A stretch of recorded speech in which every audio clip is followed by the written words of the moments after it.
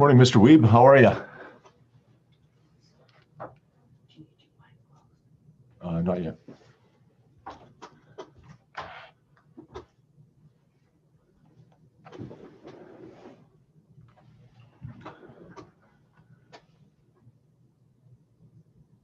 Morning, Miss Vespa. Good morning, Mr. Chair. How are you today? Good, thank you. Did you have a nice Easter weekend? I did, thank you. Oh, good. It was busy, but good. I was just going to let you know that we're going to have a new reporter joining us for the afternoon portion. It's a lot to write argument for that length of time. So absolutely. Donna Gerbrandt is our offline reporter at the moment, and she'll be writing this afternoon. Okay. Oh, thanks for letting me know. Okay. It's been great having you. Thank you. Thank you. Hello, Mr. Chair. I was just in the washroom, so I had to run back. No problem, Mr. Weeb. How are you? Good. How are you doing? Pretty good, thanks. How are we looking on the sign-ins?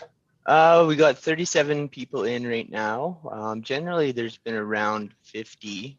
So I'm not too sure where the discrepancy is with that. If there's going to be less people today, or if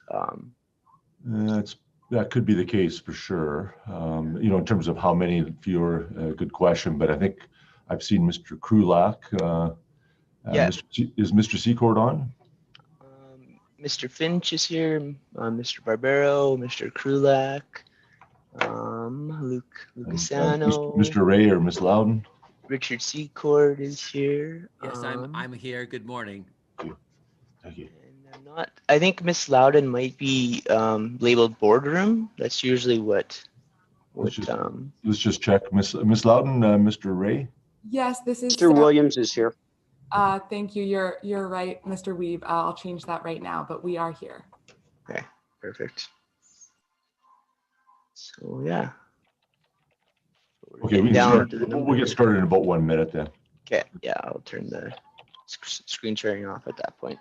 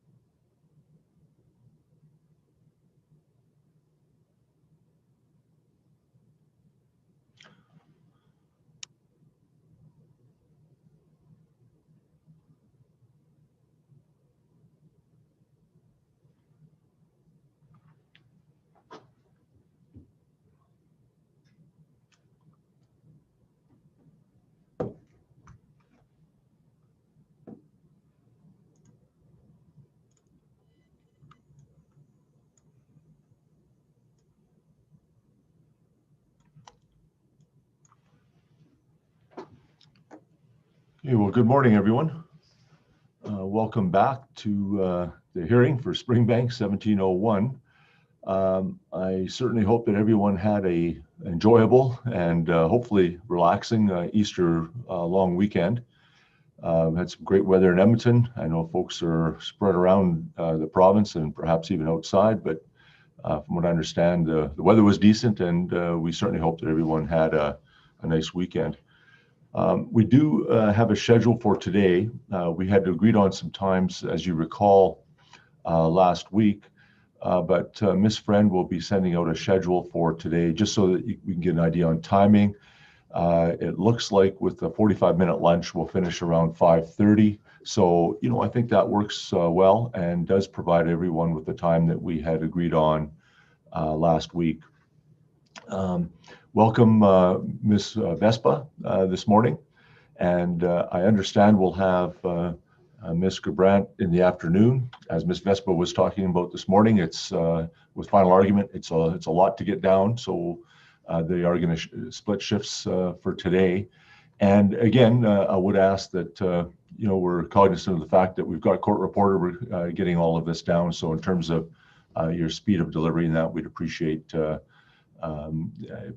being cognizant of the fact that Ms. Vespa is doing her best to keep up and get all of this down. So now we do have a few preliminary matters for this morning. And I think primarily from Alberta Transportation, there were some outstanding undertakings, which I believe have been cleared up and filed, but we need to get those on the record and numbered with some exhibits. So let's start off with that. I'm hoping we get any prelim matters done by 8:15, but let's start off with the undertakings. Mr. Krulak? Yes, Mr. Chairman, I can address that. We submitted responses to undertakings 34, 44, and 46 through 59 on Saturday, April 3rd, which was submitted to the board and distributed to all parties. If we could have that marked, please. Yes, Ms. Friend? Yes, that will be exhibit number 407. And Mr. Chairman, I just have two other matters to speak to. We also submitted on April 4th some brief revisions to the transcripts from the second week of the hearing, and if we could have that marked as well, please. Yes, and were those sent to other councils? They were. And any objections? Hearing none. Okay. And This is Laura. Sorry, that will be number 408. thank you, Ms. Friend. And lastly, sir, we have just submitted to Ms. Friend, it just went out a few moments ago as we were still making some revisions, the text of our final argument, which also has attached or references to the evidence, which as Mr. Fitch and I present the oral argument, will not make reference to exhibit numbers or page numbers, but perhaps that might be marked, and that might be of assistance to Ms. Vespa in capturing our comments as we go through it. Indeed. Ms. Vespa, does that work for you? Great. Thank you very much, Mr. Krulak. If we assign exhibit 409 to that. 409. Thank you, Mr. Kennedy. Thank you.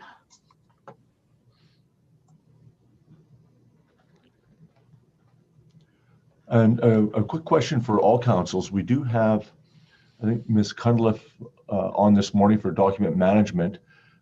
We didn't really expect that there'd be documents that you may want up or exhibits. But it's no problem if you do. I just want to check with folks. Was there any intent on bringing up documents, whether they're perhaps printed copy of final argument or other documents for this morning? And Alberta Transportation, Mr. Krulak, you folks would be up first, but were you intending on having any documents up? No, sir, we aren't. Okay, thank you. And Richard Secord here. We weren't intending to pull up any documents, but like Mr. Krulak, once we hear his argument, we will be providing Ms. Friend with an outline of our speaking notes. So there might be something that I might want out of that document perhaps, but other than that, I don't expect to need the document managers, or we'll be keeping them very busy. Thank you. Right. Okay. Thank you. And Mr. Cassano and Ms. Senek. Good morning, sir. Our approach will be similar to Mr. Secord and Mr. Krulak. We will not need any documents. We will also provide a copy of argument to the court reporters. And during the course of argument, we will not be referring to exhibit numbers. Okay, thank you. And Ms. Senek, would it be similar for City of Calgary? Similar for the City of Calgary, yes, thank you. Okay, thank you. And we can deal with this afternoon's later on, but thank you very much. Just wanted to give a heads up to document managers so they can probably attend to some other stuff that they've got on the go as well. So thanks, Ms. Cunliffe. It sounds like you are, for the most part, going to be off the hook this morning. But thank you for your participation in the hearing and all the work that you've done over the last couple of weeks. Okay, so any other preliminary matters from other parties? Yes, sir. Thank you very much. Sir, we have 3 minor transcript corrections that Mr. Bruni will circulate to all council this morning. And at some point later today, I will ask that they be marked as an exhibit, but at this point, not all council have seen them. I sent them very early to Mr. Secord and Mr. Krulak this morning, but of course that needs a wider distribution. Okay, well, thank you. We can deal with that perhaps either after lunch or at the quickly after a break in the afternoon. Thank you, sir. All right, thank you. Any other matters?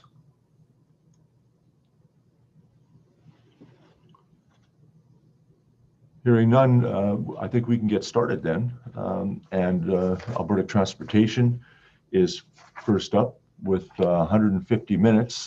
So that would take us to, what is that, 10:30? Well, just 10:45, I think, but we're starting a bit earlier than 8:15 start, but I can give you a bit of a heads up as we get a little closer. Mr. Krulak, we've got a little ways to go before then. So Mr. Krulak, Mr. Fitch, Mr. Barbero, the floor is yours.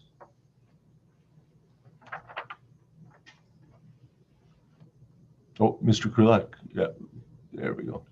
Perfect, okay, thank you. I'm sure Mr. Secord wouldn't object if I remained on mute for the entire morning.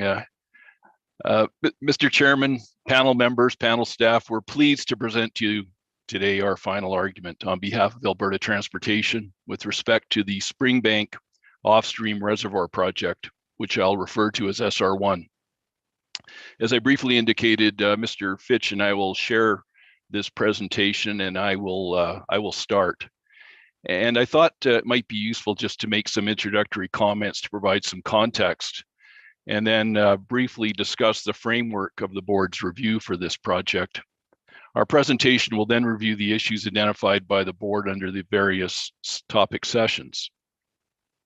I like to situate these oral remarks within the context of the very large record that exists in these proceedings. In particular, the positions of all parties, including Alberta Transportation, have already been set out in writing in several documents which form part of the record and have been marked as exhibits. In the case of Alberta Transportation, we filed a comprehensive reply submission to the written submissions of the interveners who opposed the project. Alberta's Transportation's reply submissions consist of 3 main documents. The Exhibit 325, the actual reply, the Appendix A through I of that reply, which is Exhibit 327, which responds to various components of the SCLG's evidence and experts. And lastly, Appendices J through M, which is Exhibit 324, which responds to various aspects of the evidence of the Stony Nakota Nations. When the board is considering this, we would advise that our oral submissions that we're making this morning are really supplemental to the written submissions that in the reply. And we will simply be intending this morning to take into account the testimony and evidence that the board has heard over the last 2 weeks. Other materials Alberta Transportation asks the board to consider as part of our submissions are the various opening statements that were made by Mr. Hebert and other members of our witness panels. There were openings for each of the 5 main topic sessions, which all were exhibited.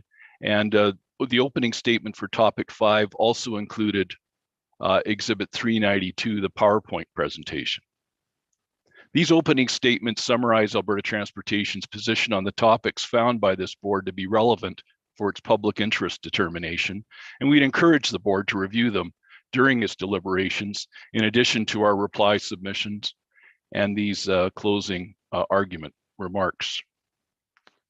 In this presentation, we respectfully submit that the evidence clearly supports the conclusion that there is a serious need for this project to be built as soon as possible, that this project is in the public interest for the people of Alberta, and that the potential impacts of this project have been identified and Alberta Transportation is committed to implement numerous mitigation measures such that with few exceptions, the project will not cause significant adverse environmental effects.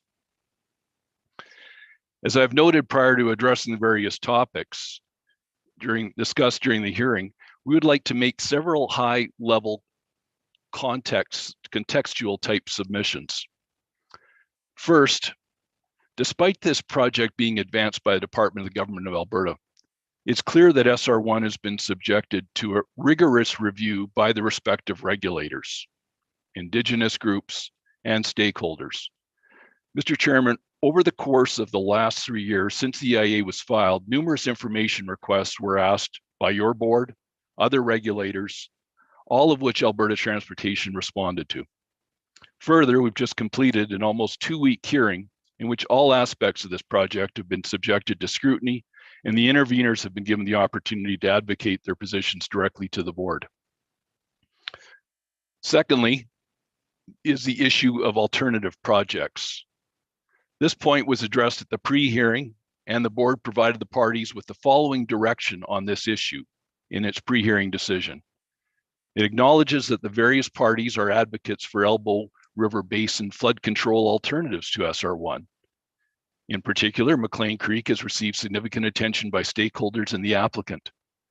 The board's mandate is limited to determining whether the reviewable project, in this case SR1, is in the public interest.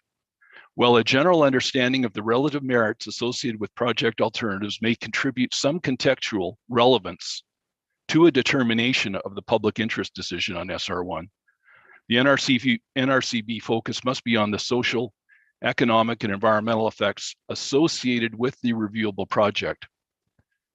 The board went on to say that it would entertain submissions on how the proponent's considerations of alternatives is relevant to a public interest determination of SR1. However, the board does not find merit in the expenditure of significant time and resources assessing projects that are not a reviewable project under the NRCBA. Now, despite that direction, an alternative project, MC1, was referred to numerous times by certain interveners, in particular the SCLG. We reiterate that there is only one project under review, only one project that is being advanced, and only one project that has been subjected to the regulatory scrutiny, which I've just referred to, and that project is SR1. It's for that reason that Alberta Transportation did not engage in debate during the hearing in response to comments or conjecture about MC1, for which there is no fulsome record of review before this board, which would include a hearing from parties who might be opposed to constructing an in-stream dam on the Elbow River in a popular recreation area in Kananaskis country. That said, in his opening statement on the first day of the hearing, Mr. Hebert, the project's executive director and Alberta Transportation's lead witness, identified the attributes of SR1 which led to its selection, including it is an off-stream dam and less sensitive than an in-stream dam to the impacts from sediment and debris. It will capture more floodwaters due to the location further downstream. It's closer to operation, response teams and access roads. It has less environmental impact. It has less impact on the Elbow River. It's less vulnerable to damage during extreme weather, including catastrophic failure during construction. It has less impact on social and recreational values, and it has less impact on commercial and tourism values. It has a positive economic impact, and it is many years closer to being built and functioning than any alternative project. This project has received express support from the City of Calgary, Earlton Community Association, the Calgary Rivers Communities Action Group, Flood Free Calgary, which, as you may have heard, includes members such as the Calgary Economic Development, Calgary Chamber of Commerce, and the Calgary Stampede, among others. In addition, a number of Indigenous groups in Rocky View County who raised initial concerns about SR1 did not maintain any objections to this project advancing. Now, in reviewing the framework for review, we note that the NRCB is conducting the review of this project pursuant to its jurisdiction under the NRCBA. The purpose of the Act is to provide an impartial process to review projects that will or may affect the natural resources of Alberta in order to determine whether, in the board's opinion, the projects are in the public interest, having regard to the social and economic effects of the projects and the effect of the projects on the environment. In previous decisions, the board has confirmed that it does not have a fixed formula to determining whether a reviewable project is in the public interest. In its recent Cougar Creek decision, the board noted that there is no fixed objective test, but to make the determination, the board balances the economic, environmental, and social interests in the context and time period for which they arise. In the board's view, for a project to be in the public interest, the board must be convinced that the identified project benefits the region and the province and is consistent with any applicable Alberta Land Stewardship Act regional plan without generating unacceptable economic, social, or environmental impacts. Clearly, SR1 is a reviewable project under the Act because it is a water management project as defined. And Alberta Transportation was required to prepare an environmental impact assessment under the Environmental Protection Enhancement Act. On February 5th, 2015, Alberta Environment and Parks, AEP, issued final terms of reference for the EIA, and those terms of reference were comprehensive and included diverse issues such as dam safety, air quality, hydrogeology, hydrology, surface water quality, vegetation, water, wildlife, and biodiversity, terrain, soils, historic resources, traditional ecological knowledge, public health and safety, socioeconomic impacts, mitigation measures, and residual effects. As the board's aware, the EIA was submitted on November 7, 2017 with a revised EIA submitted in March of 2018. As I've already noted, extensive information requests were then submitted by Alberta Transportation to AEP and the Impact Assessment Agency of Canada, IAC, and to this board. I'd like to just briefly speak to some of the other approvals required for this project. The project will require provincial approvals under the Water Act and the Public Lands Act.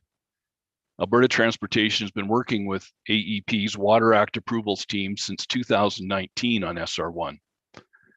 It requires the following approvals under the Water Act: approval to conduct project activities that affect aquatic environment, requires a temporary diversion license, requires approval to disturb wetlands under the Alberta Wetlands Policy, and it requires the acceptance by AEP's Director of Dam Safety of the dam design, consequence rating, and emergency management plan to ensure the project is designed, constructed, operated, and maintained safely.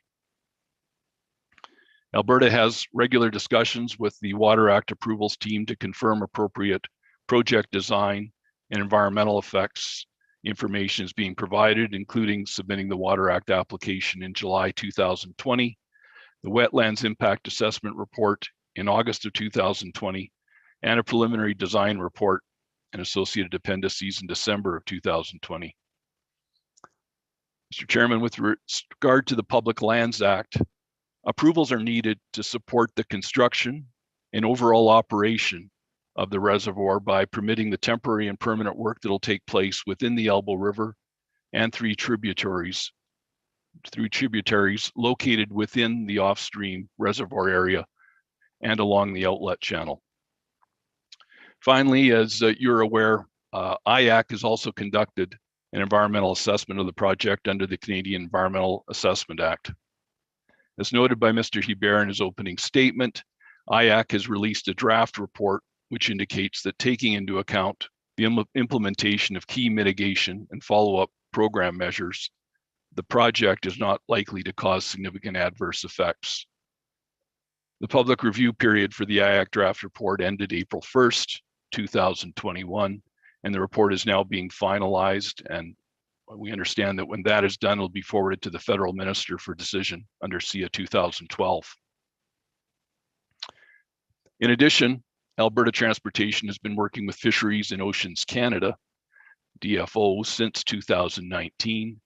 Alberta Transportation is applying for an authorization under the Federal Fisheries Act for undertakings or activities that may result in harmful alteration, disruption, or destruction of fish habitat or the death of fish. Alberta Transportation is also applying for authorization under the Federal Species at Risk Act for potential effects to bull trout. Alberta Transportation understands that under Section 74 of the Species at Risk Act, activities resulting in prohibited effects on listed aquatic species at risk, such as bull trout, can be authorized under the other federal legislation, including the Fisheries Act. Our further understanding is that if SR1 receives authorization from DFO, the issued Fisheries Act authorization will also serve as a species at risk permit. Alberta Transportation has had and continues to have ongoing and regular discussions with DFO to understand the potential fish offsetting requirements for SR1. Next, sir, I'd like to turn to project need and justification. In the aftermath of the devastating flood of 2013 of the Elbow River, the government of Alberta made flood mitigation on the Elbow River a matter of the highest priority. The proposed project is the government's direct response to the 2013 flood, which resulted in the loss of human life and significant economic and personal cost to members of the public, corporations, municipalities, and the province itself. As Mr. Hebert said in his opening statement at the commencement of the hearing, the sole purpose of SR1 is to deliver the important public benefit of flood mitigation on the Elbow River. In tandem with the recent upgrades to the Glenmore Reservoir, SR1 will operate to reduce overland flooding below the reservoir to levels that will not result in damage to property. With regard to the need for the project, at the hearing we heard evidence from Mr. Hebert, the City of Calgary, CRAG and FFC regarding the extensive social, environmental, and economic costs and impacts caused by the 2013 flood. Identified the 5 fatalities, the over $5 billion in damages, the displacement of 88,000 Calgarians, damage to approximately 14,500 homes, flooding of 4,000 businesses, and Calgary's downtown core being left inaccessible for days due to power outages, damaged access routes, and public safety risks due to pooled water on roadways and pathways. As stated by Mr. Hebert, the 2013 flood was a terrible event that will always be remembered by those that had to live through it. Mr. Chairman, the need for this project is beyond question. It has now been almost 8 years since the 2013 flood. It's predicted that a flood of sub-magnitude is expected on the Elbow River every 8 to 10 years. The project is needed, and it is needed now. The next aspect to address is the social and economic project costs and benefits. The project will provide considerable social and economic benefits by substantially reducing the flood hazard on the Elbow River in the City of Calgary and other downstream communities. The project will reduce the effects of extreme future flood events on infrastructure, properties, and the people in the City of Calgary and downstream communities. As stated in Table 17.6 of the EIA, it is estimated that $1.5 billion is at risk due to future flooding on the Elbow River of the same magnitude as the 2013 flood without flood protection. Put that another way, SR1 will result in flood damage avoidance benefits for a design flood on the Elbow River of almost $1.5 billion. The resulting economic effects of a disaster of this magnitude are far-reaching and have implications for all Albertans. And by mitigating the risk of future costly expenses related to flood damages and recovery, this project will benefit all Albertans. David Soul of IBI explained the process by which damages were divided between the Elbow and Bow River. As Mr. Soul said, an object-based model calculated damages for each individual building, and they were then able to delineate whether the damage to a building was from the Elbow or the Bow River. Based on that analysis, the flooding risk from the Elbow River system alone was calculated at 1.5 billion. As I've stated, without SR1, there will be severe impacts from unmitigated flooding, and the City of Calgary's evidence was clear. The city is unable to mitigate a 2013 size flood event on the Bow River on its own. This project will also result in a number of short-term and long-term positive economic impacts to Rocky View, County, Springbank, and Indigenous groups, including employment and business opportunities during project construction, and the economic benefits of flood protection, both directly to Springbank and Rocky View County, and indirectly due to the reduced flood risk to the City of Calgary. The economic benefits for the project are detailed in Exhibits 38 and 56, the employment and economy volumes of the EIA. Additionally, during a flood event, the project will either avoid or greatly reduce the generalized economic costs that will be borne by all Alberta taxpayers, such as government expenditures on flood cleanup. Further, while SR1 does not provide a direct storage component for water, we heard evidence that it does improve water security on the Elbow River. In oral evidence, Mr. Wood explained that currently the Glenmore Reservoir is operated in the spring for a certain degree of flood control through the drawing down of the reservoir in preparation for the flood season. However, if no flood water arrives, this could result in water deficits later in the year. Therefore, by reducing the flood risk on the Elbow River, the Glenmore Reservoir is able to operate more effectively as a water supply facility. This is another benefit of SR1. And as I've said, in any event, the application before the board is for a flood mitigation project to avoid the critical need to address the critical need for flood mitigation on the Elbow River. It's not an application for a drought management project. As was noted in the evidence of Mr. Frigo for the City of Calgary, the Elbow River watershed would not warrant an investment in a drought management project. In response to the repeated submissions of the SCLG and others that alternatives such as MC1 would provide greater benefits than SR1, Alberta Transportation reiterates that the wisdom of selecting SR1 over other alternatives is not the issue before the board. Regardless, Alberta Transportation submits that the evidence supports SR1 is best suited to provide timely, reliable, and effective flood mitigation on the Elbow River. I'll address the project costs in a moment, but with respect to social costs, the costs of the project and the local community after construction, I just want to say the impacts associated with this project are temporary and would occur periodically, some only every 100 years. As indicated in Alberta Transportation's filed materials and confirmed by Dave Brescia in oral evidence, he said, over the last 100 years of record, the project would only have operated 10 times, and almost every single one of those flood events would have been at the small size of flood in the sort of a 1 in 10 year size of flood. In most years, SR1 will not be in use, and the land in the reservoir, which will be Crown land, will be available for use by First Nations and the public. This is not a project where there will be impacts such as a facility generating emissions and effluent experienced by the local community 24 hours a day, 7 days a week. Instead, after construction is completed, there will be limited and mitigative impacts during the infrequent flood operations. Alberta Transportation reiterates that if SR1 is not approved, there will continue to be serious impacts from unmitigated flooding on local and downstream residents and businesses, with the accompanying health and safety risks, public and private expense, and personal and social effects.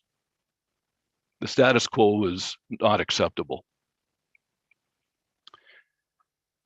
Now, with respect to project costs, we heard in Mr. Hebert's opening statement that the current budget for SR1 in the Government of Alberta's capital plan is $432 million. Alberta Transportation submits that SR1 is a sound investment of public resources in necessary and critical infrastructure. This is demonstrated by the substantial positive benefits that SR1 will provide through the mitigation of impacts of future flooding on the Elbow River, on public safety, infrastructure, and the lives and livelihoods of downstream residents and property owners. It's also demonstrated by the fact that SR1 will result, in the case of another 2013 type flood, in avoided damages of $1.5 billion. As noted by Mr. Hebert, the cost estimates for SR1 are being closely monitored to ensure this flood mitigation project can be delivered in a timely and effective manner. Final costs will be based on final design and a competitive construction tender, completion of land acquisition, and any conditions set by the regulators. Alberta's Transportation submits that there is little value in comparing the current estimated costs of SR1 to the early estimates of other projects which were never advanced to the same degree of engineering, design, and stakeholder consultation and engagement. The increases in cost for SR1 aren't that unusual based on having been several design changes made to as the project progressed with additional field work, engineering, and design work itself. This is a normal evolution of an infrastructure project, as detailed design provides additional certainty and understanding of the project construction conditions. For example, in the 3.5 years between March 31st, 2017, the interim design report, and the September 25th, 2020 preliminary design report, there were notable changes to the project, which caused changes to the project's cost estimates, including the inclusion of the debris deflection barrier, the relocation of the low-level outlet, and the addition of riprap to the diversion channel. With regard to land acquisition costs, Alberta Transportation prepared the land acquisition program, and as noted, landowners for whom Alberta Transportation must acquire land are entitled to be fully and fairly compensated as per the Expropriation Act. They're entitled to hire appraisers, legal counsel, all at Alberta Transportation's expense, and are entitled to compensation based on the fair market value of their lands that includes disturbance damages and damages for injurious affection. The evidence is that since negotiations with SR1 landowners began, Alberta Transportation has obtained a substantial number of appraisals, as have landowners. And through this process, Alberta Transportation has gained a better understanding of the anticipated land acquisition costs, which have increased from the initial estimates. These changes to the project costs reflect that Alberta Transportation has been responsive to the concerns raised and has been and remains prepared to address them in the project plans.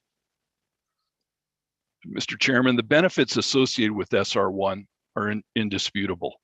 It will have a substantial effect on reducing not only the real economic costs, but the emotional toll that has affected downstream residents and businesses. As such, Alberta Transportation submits that the benefits of SR1 clearly and substantially outweigh the costs. Next, I'd like to address the alternatives considered. Section 7.1 of the terms of reference in the EIA require Alberta Transportation to describe the project alternatives considered for flood mitigation. With respect to that, Alberta Transportation went to considerable lengths to consider alternatives, including carrying out a scoping level assessment and benefit cost analysis of an in-stream project on the Elbow River at the confluence of McLean Creek. The outcome of Alberta's Transportation's alternative assessments was that SR1 was selected. It is submitted that the decision to select SR1 over other alternatives was justified, much for the reasons as summarized by Mr. Hebert, which I referred to. Further, as I stated in my introductory remarks, Alberta Transportation submits that the selection has been made and the government's decision to select SR1 over other alternatives is not a matter before the board. And as the board has noted earlier, its mandate is limited to determining whether the reviewable project, in this case SR1, is in the public interest. Again, notwithstanding that the board's clear direction, many interveners have spent much of their time and their testimony arguing the benefits of SR1, the benefits of MC1 as compared to SR1. They argue MC1 could provide a suite of other benefits such as recreation, drought management, and a water source for firefighting. Indeed, noting in particular Ms. Hunter's submissions were almost entirely aimed at arguing that MC1 should have been selected over SR1, and that it was flawed decision-making which resulted in SR1 being selected, as she reviewed a detailed timeline. However, as previously noted, the board is being asked to review SR1 to determine if it is in the public interest, not whether MC1 ought to have been chosen. It would be impossible to compare the two projects at this point, given the extensive assessments and work done on SR1 since it was selected. Alberta Transportation submits that the argument that MC1 could provide a suite of other benefits, such as described, is simply wrong.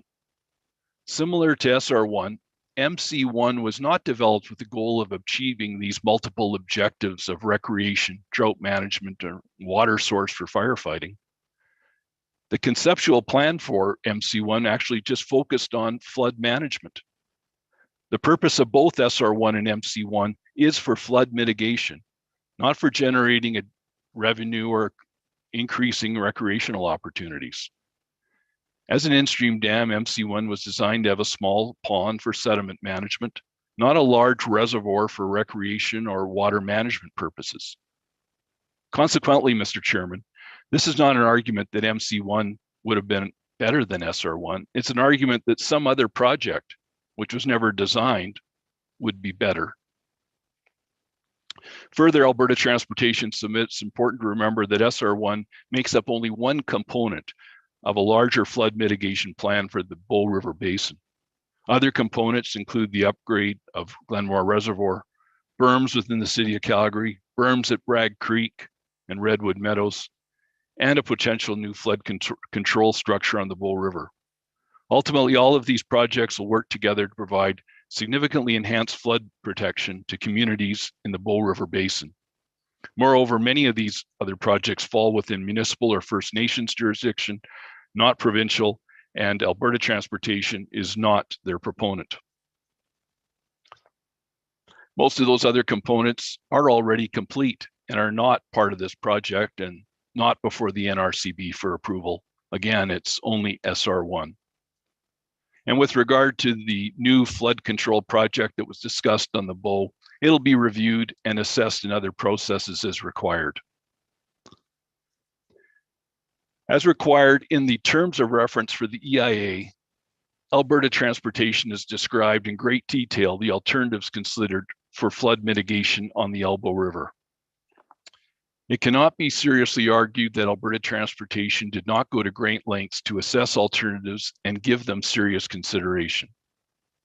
Alberta Transportation accepts that the board's public interest mandates requires it to consider whether alternatives to the project were adequately assessed. And Mr. Chairman, we submit that they were. Next, I'd like to speak to the Crown engagement with the public. Alberta Transportation submits that its engagement with the public on SR1 was appropriate and meets the expectations concerning public consultation. Through its engagement program, Alberta Transportation explained the social, economic, and environmental effects of the project to potentially affected persons, such as landowners from whom Alberta Transportation must acquire land, and members of the larger Springbank community. It made extensive and sincere efforts to resolve the concerns that have been expressed by stakeholders.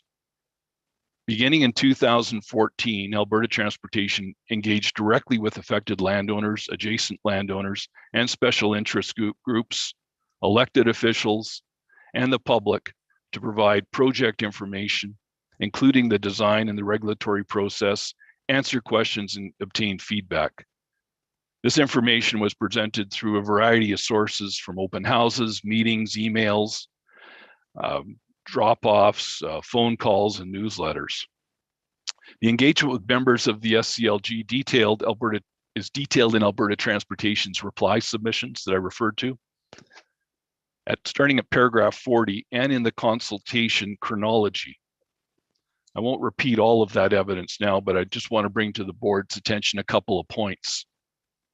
As members of the SCLG complained the landowners were not consulted early enough, we've heard evidence that as early as July 18th, 2014, representatives of AT, Alberta Transportation, and Alberta Environment met with a number of local landowners, including several who are now members of the SCLG or interveners. At this meeting, the landowners were advised SR1 had been selected for detailed engineering and design, and confirmed also that both MC1 and the Calgary tunnel options were moving forward for continued study. With regard to MC1, that included advancement of the conceptual design and scoping level assessment and benefit cost analysis. On March 3rd, 2015, representatives of Alberta Transportation and Environment again met with local landowners, including several members of the SCLG. Purpose of that meeting was to provide an update on the project and the continued review of others. Alberta Transportation advised that the next step involved carrying out the EIA, and later that month it held 2 open houses and also provided a community group, Don't Dam Springbank, a group in opposition, with a table near the entrance of each of those open houses. In May of 2016, 2 more open houses were held, and on October 26, 2016, Alberta Transportation representatives met with Mrs. Robinson for a walking tour of her property, and she provided a history of her ranch and pointed out archaeological sites. In 2017 and 18, there were 6 more open houses, as well as a technical briefing for landowners on the federal environmental impact assessment that was held in November of 2017 at the McDougall Center. Towards the end of 2018, senior Alberta Transportation representatives met with several persons who are now members of the SCLG, including Dr. Klepecki, Karen Massey, Karen Hunter, and Mary Robinson. A total of 4 project updates were issued to stakeholders since the summer of 2019, each of which invited anyone with questions or comments about the project to contact Alberta Transportation. And as of the date of the board's pre-hearing conference, a total of 12 open houses and 2 community information sessions were held at locations in or near the local community. We heard in Mr. Hebert's opening statement that he personally has spoken to numerous landowners in the project area, and whenever requested has met with them to better understand their concerns. And as stated by Mr. Hebert, Alberta Transportation will continue to engage with stakeholders after the approval of the project, if it is granted by this board.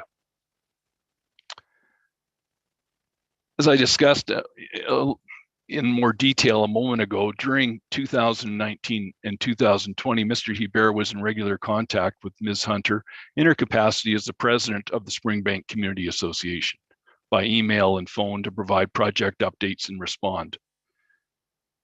Mr. Chairman, it's submitted that the mere fact that some stakeholders have unresolved concerns does not mean that Alberta Transportation's engagement and consultation on the project was not adequate. It engaged with local stakeholders, including members of the SCLG, in good faith. Unfortunately, it's just sometimes not possible to resolve all conflicts.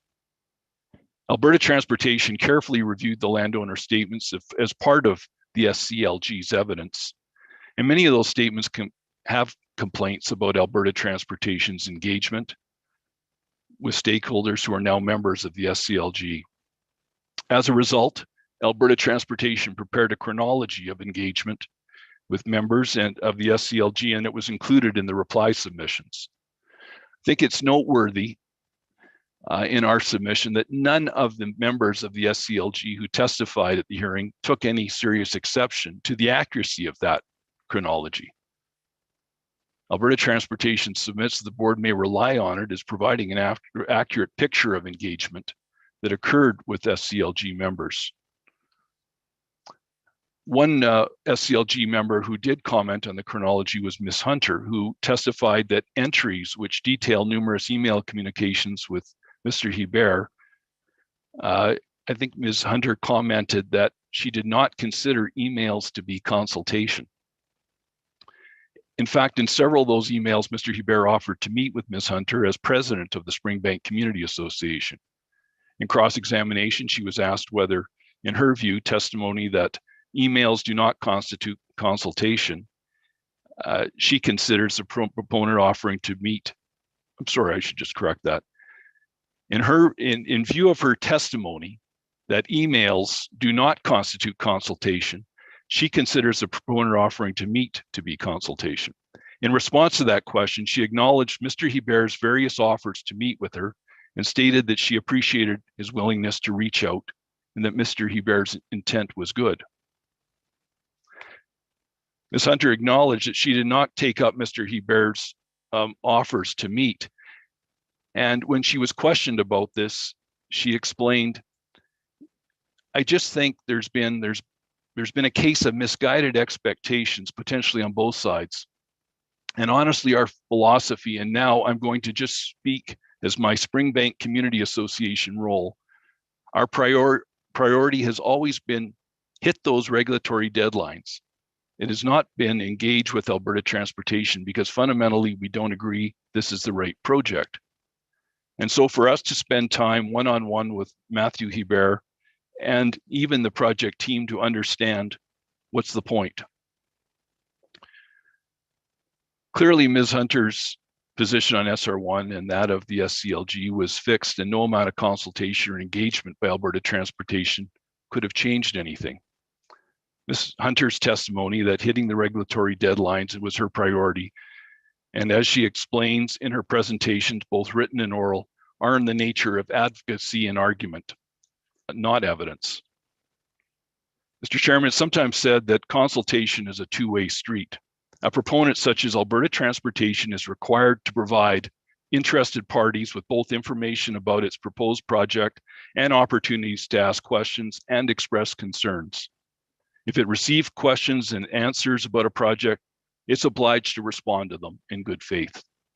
Alberta Transportation fulfilled those obligations, but a proponent cannot force someone to like a project, and it cannot force someone to engage with them. That said, Mr. Chairman, as you know, Alberta Transportation is committed to appointing a community liaison, a representative from Alberta Transportation during construction and from AEP during operations, who will serve as that point of ongoing contact with stakeholders. The community liaison will primarily communicate through the local representation for Indigenous groups, community associations, local businesses, government administration, and local government officials. Any complaints received during project construction will be directed by the community liaison to the construction contractor.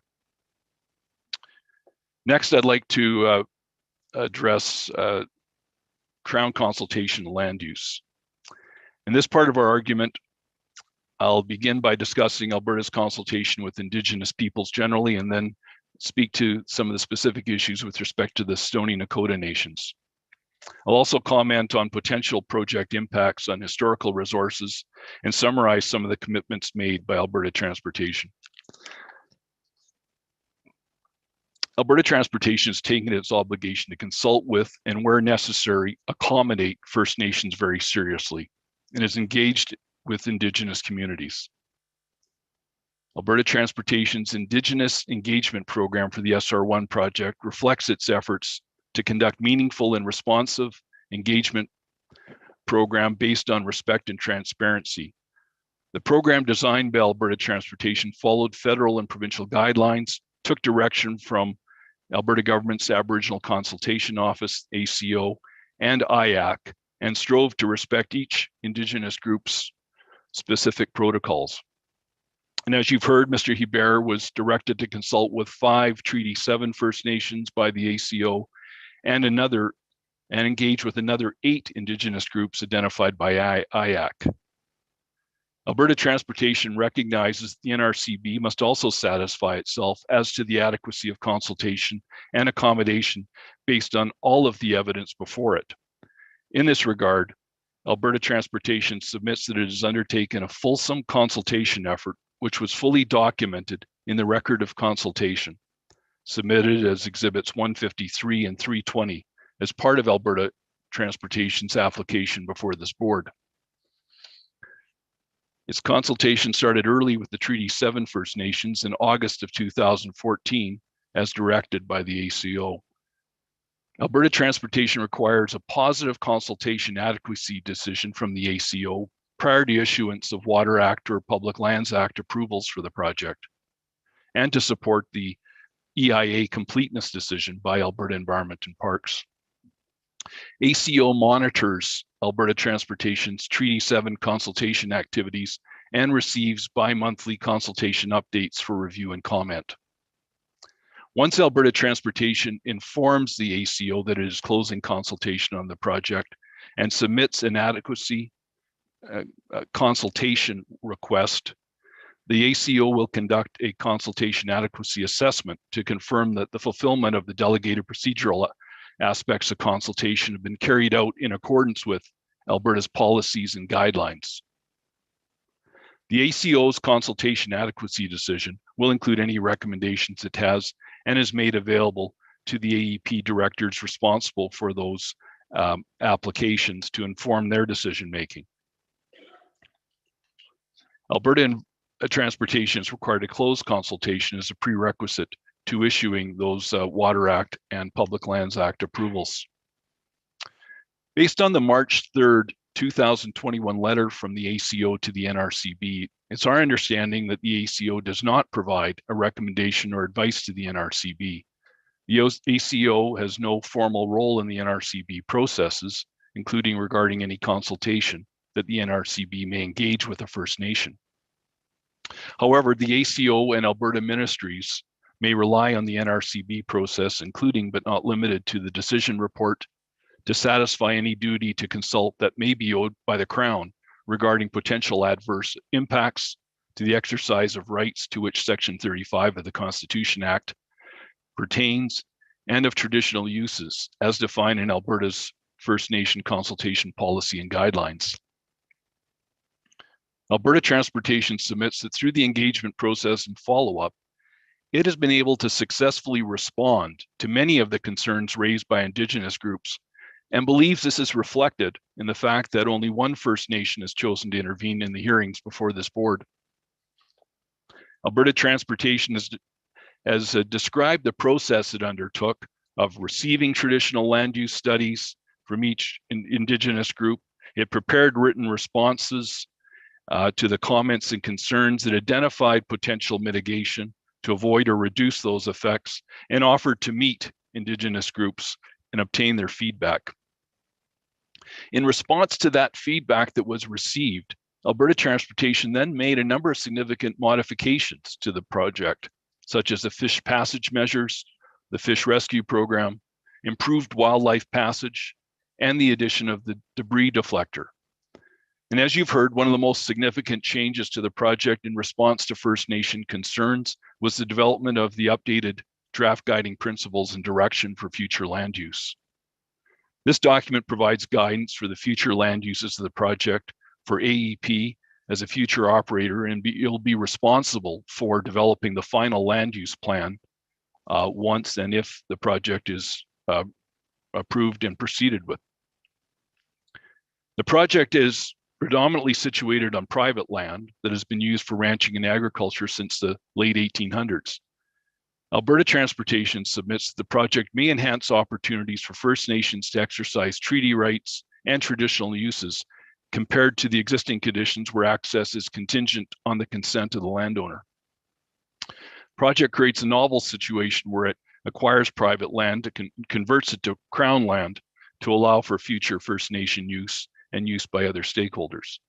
This includes the practice of treaty rights and traditional uses among a number of secondary uses to the actual flood mitigation activities. The draft guiding principles calls for the additional engagement to ensure all interested parties have an opportunity to express any concerns or interests they have in its finalization, which would occur after all project approvals are obtained. It is the intention that the final land use plan will be developed with meaningful consideration of input received by First Nations and other users. The government of Alberta is interested in using an iterative and collaborative approach in the development of the land use plan. It anticipates that land use issues pertaining to First Nations can be reasonably addressed through the First Nations Land Use Advisory Committee that has been proposed. In addition, you've also heard that Alberta Transportation has committed to meaningful Indigenous participation in the construction of SR1, if it is approved, through training, employment, and contracting opportunities. Alberta Transportation developed a draft Indigenous participation plan and has shared it with Indigenous groups since November of 2019. And since that time, it's advanced the draft and met with Indigenous groups hosting business readiness workshops and has obtained information on businesses and contractors from those First Nations that could participate in construction opportunities. It may be useful in the board's consideration of the adequacy of consultation to consider some of the comments of Dr. Buchanan, who has extensive experience in this issue, and commented that the record demonstrated that Alberta Transportation conducted robust and meaningful consultation as he reviewed the thousands of entries of meetings, workshops, site visits, correspondence, funding for traditional use studies, and ongoing updates. Relevant project information was shared in a timely manner and in an accessible format. Alberta Transportation met with individual Indigenous groups in an earnest effort to obtain their perspectives on the project, its effects, and their specific concerns and recommendations for mitigation. Dr. Buchanan also noted that Alberta Transportation took an exceptional step in sharing the draft traditional land and resource use effects assessment with Indigenous groups prior to filing the EIA in March of 2018, and offering to hold workshops with Indigenous groups to obtain their input on proposed mitigation measures and discuss how project-specific concerns have been addressed in the EIA. Alberta Transportation submits that all of these efforts reflect meaningful attempts to ensure that there has been adequate consultation and engagement. And further, as you've heard from Mr. Hebert, those commitments do not end with this hearing, as there will be continued engagement proposed going forward. Now, I'd like to speak to some of the concerns raised by the Stony Nakota Nations in these proceedings. Alberta Transportation has closely reviewed the written submissions and evidence provided by the SNN. It notes that the SNN did not take any issue with the consultation record as it pertained to them, and extracts from the record of consultation were included in Appendix J to Alberta Transportation's reply submissions.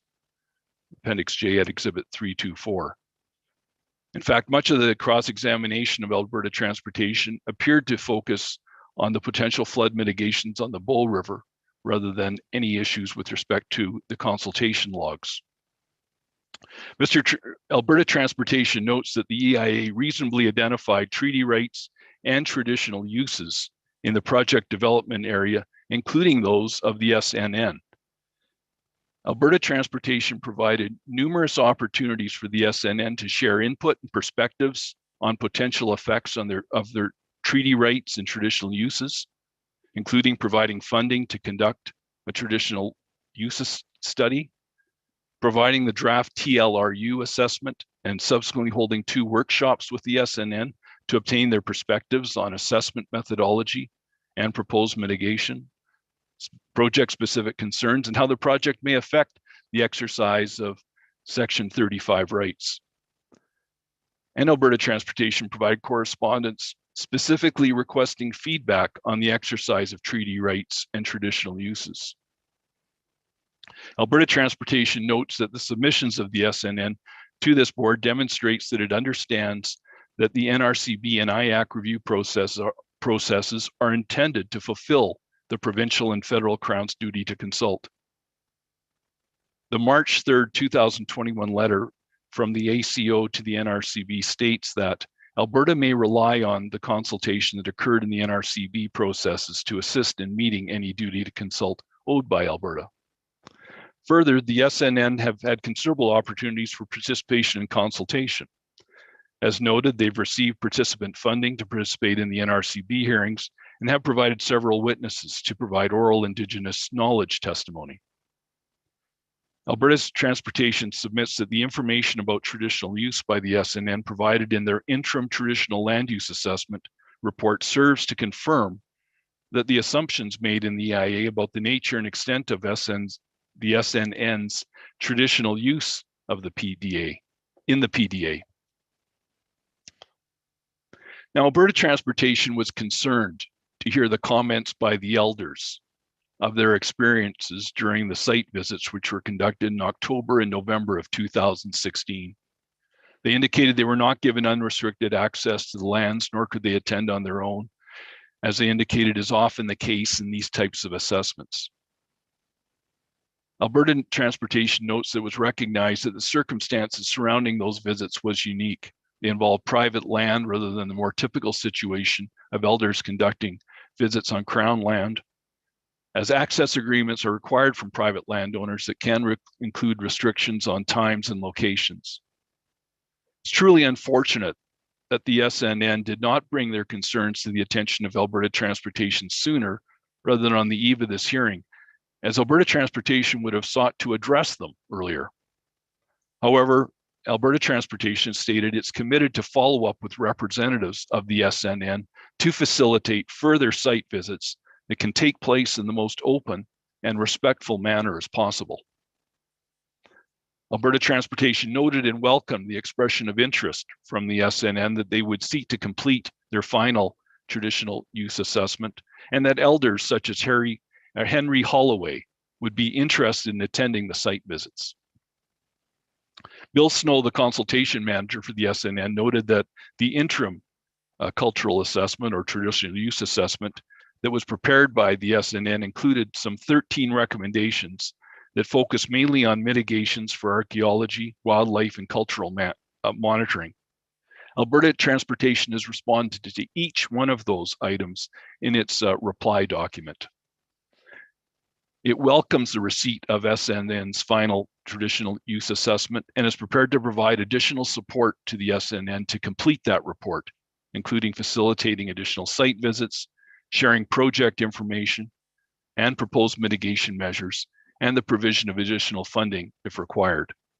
Alberta Transportation notes that there are still funds remaining from the budget approved by Alberta Transportation for the original visits and the TLU report since 2016.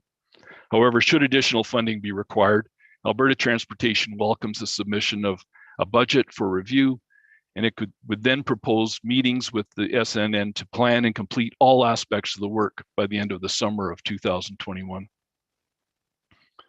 Alberta Transportation further committed that upon receipt of the final TLUA, it would review that report and provide its written response, and that response would consider the concerns and potential project effects identified by the SNN, noting whether those potential effects have been assessed in the EIA and identifying proposed mitigations to serve to reduce or avoid those effects.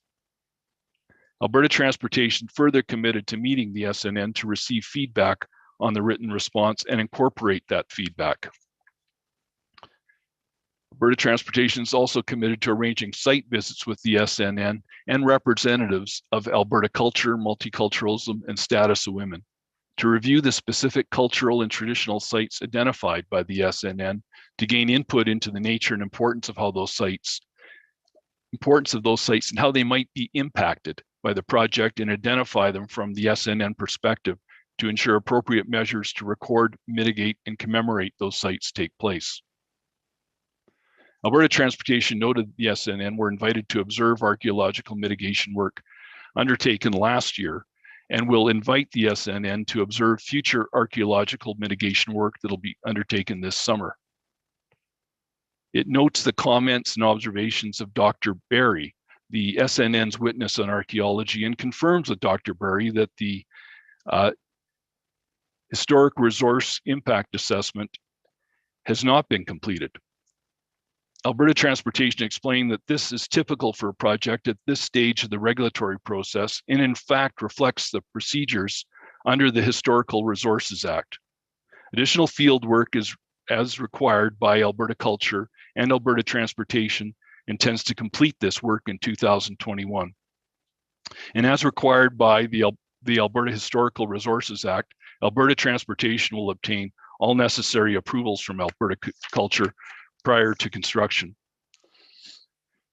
In response to Dr. Perry's comments that the EIA was not inclusive of SNN's perspectives and protocols on land management, Alberta Transportation notes that it is required to conduct work pursuant to the guidance and requirements by Alberta Culture.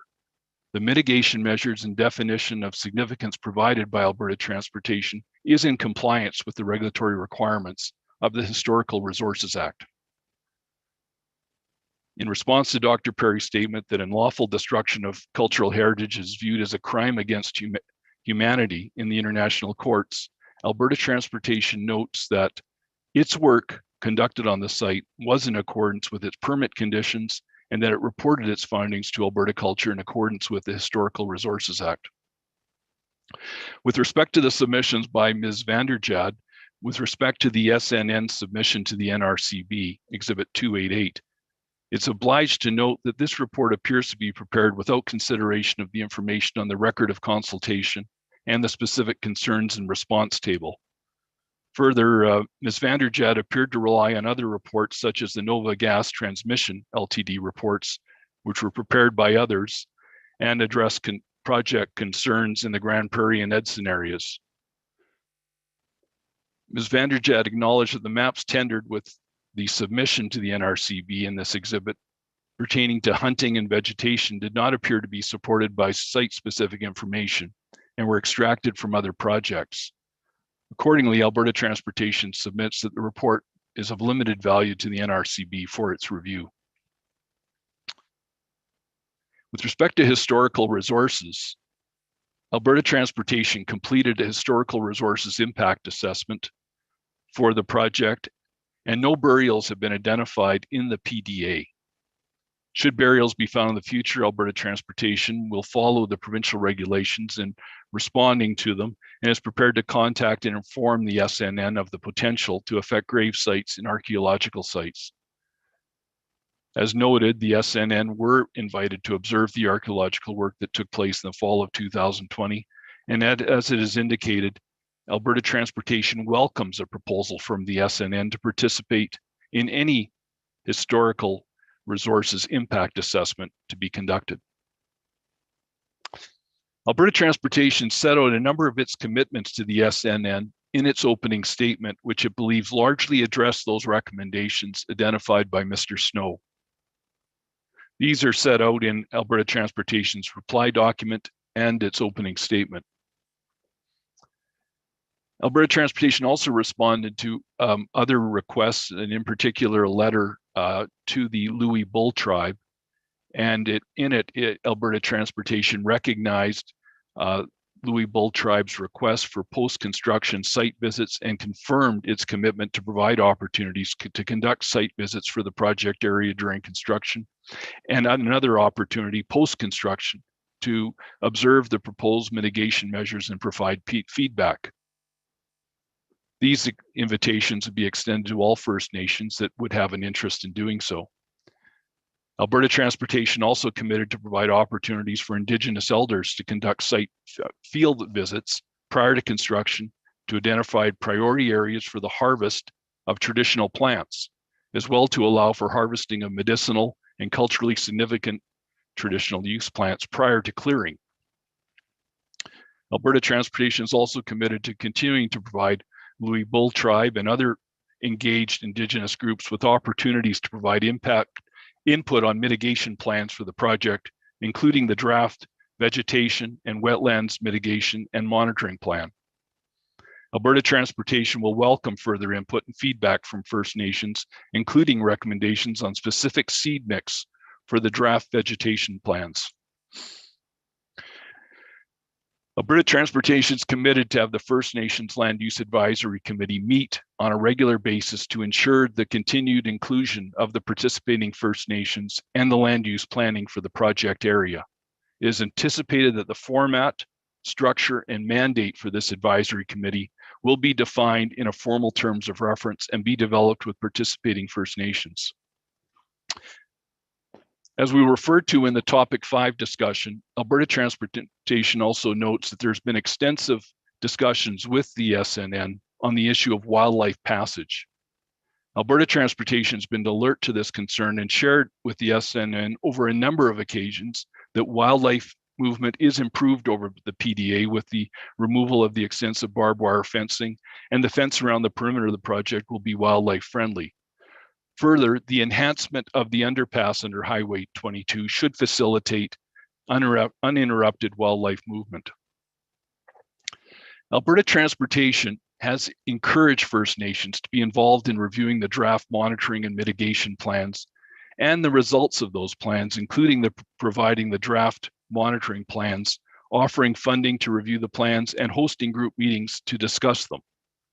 It welcomes continued input, and these draft plans at this time include, as I said, wildlife mitigation and monitoring, groundwater monitoring, surface water monitoring plan, vegetation and wetlands mitigation and monitoring and revegetation plan, the fish rescue and fish health monitoring and mitigation programs, as well as the air quality and management program.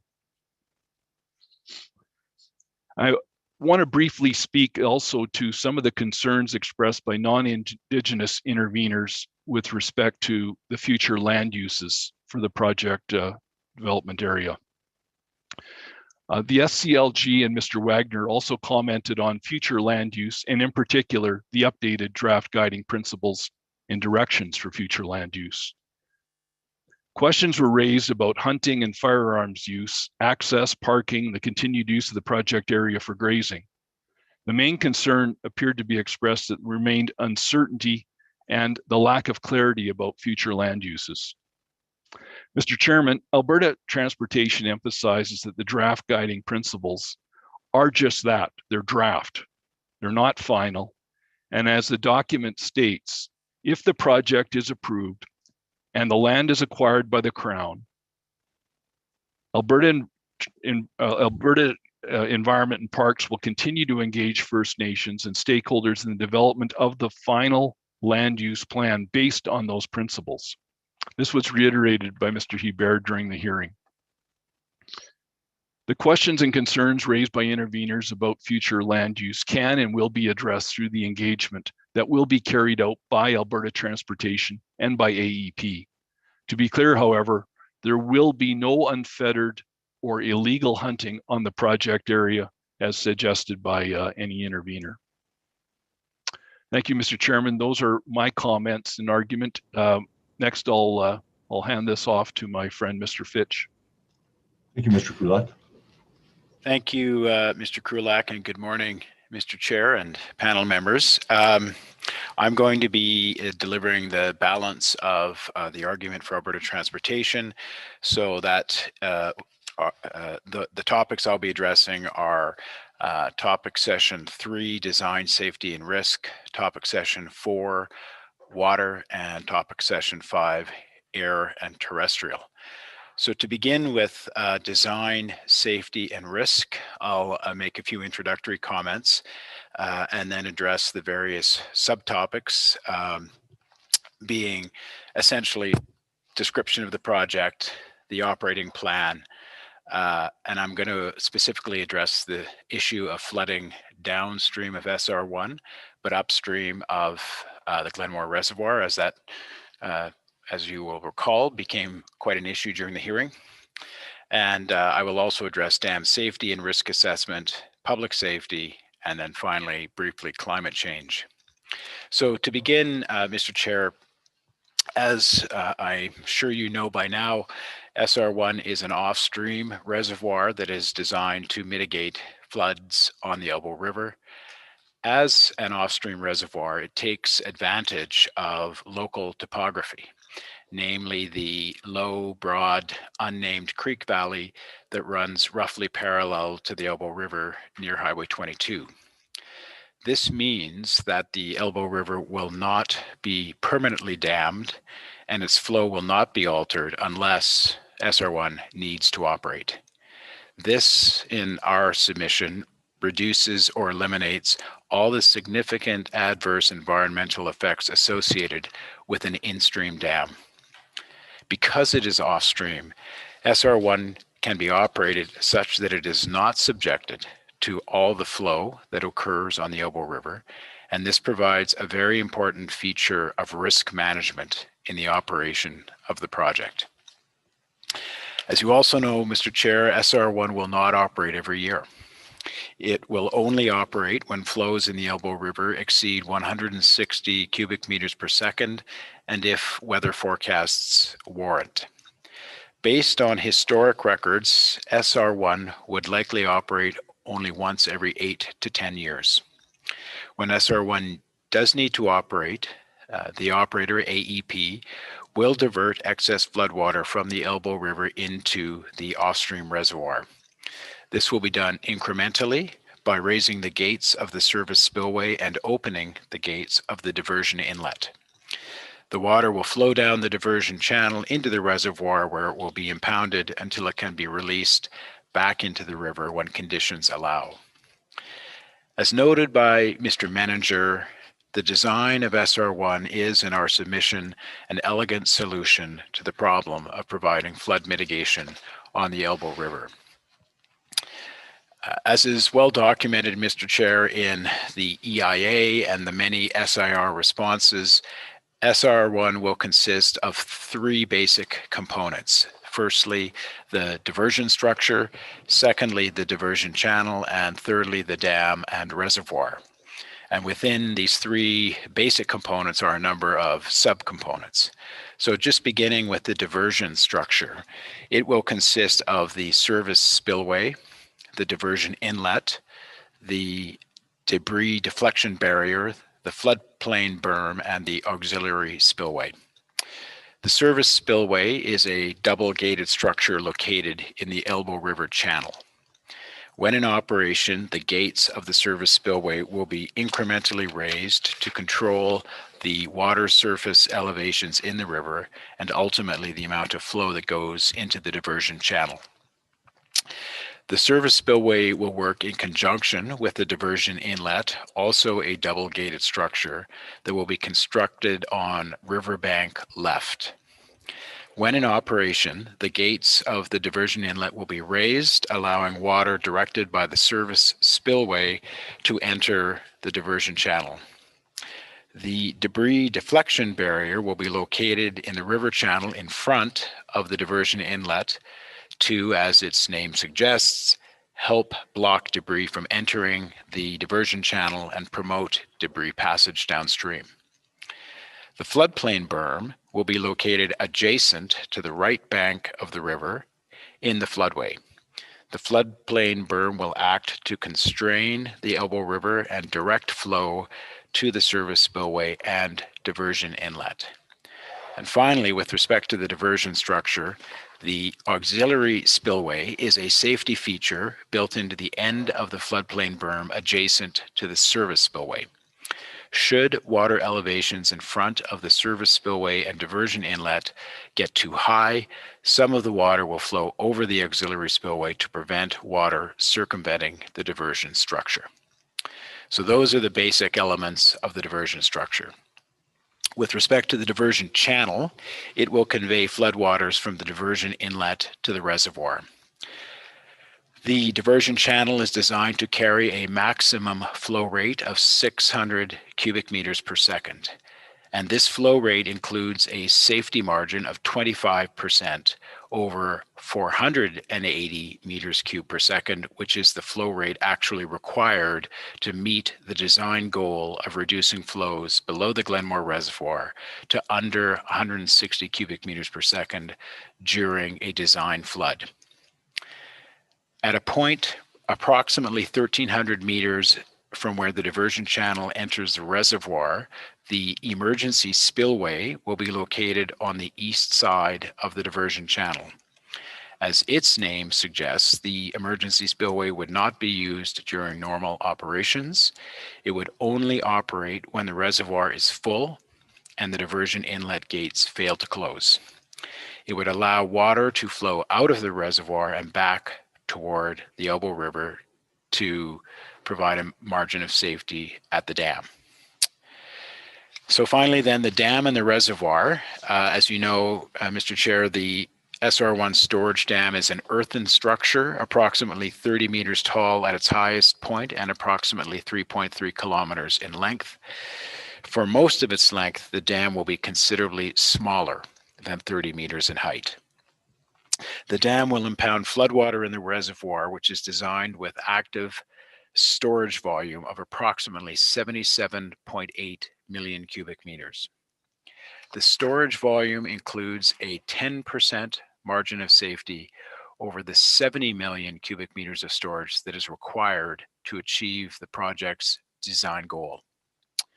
The floodwater that is stored in the reservoir will be released through the low-level outlet works at the bottom of the dam, and from there it will run along the course of the unnamed creek and back to the Elbow River. The maximum flow rate through the low-level outlet is 27 cubic meters per second. In a design flood, the low-level outlet will be able to drain the reservoir in approximately 40 days. With respect to the operating plan for SR1, this is also clearly documented in the EIA, and it bears repeating that SR1 will not operate in most years. And this is what is referred to in the EIA as dry operation. Dry operation of SR1 will consist mainly of routine maintenance.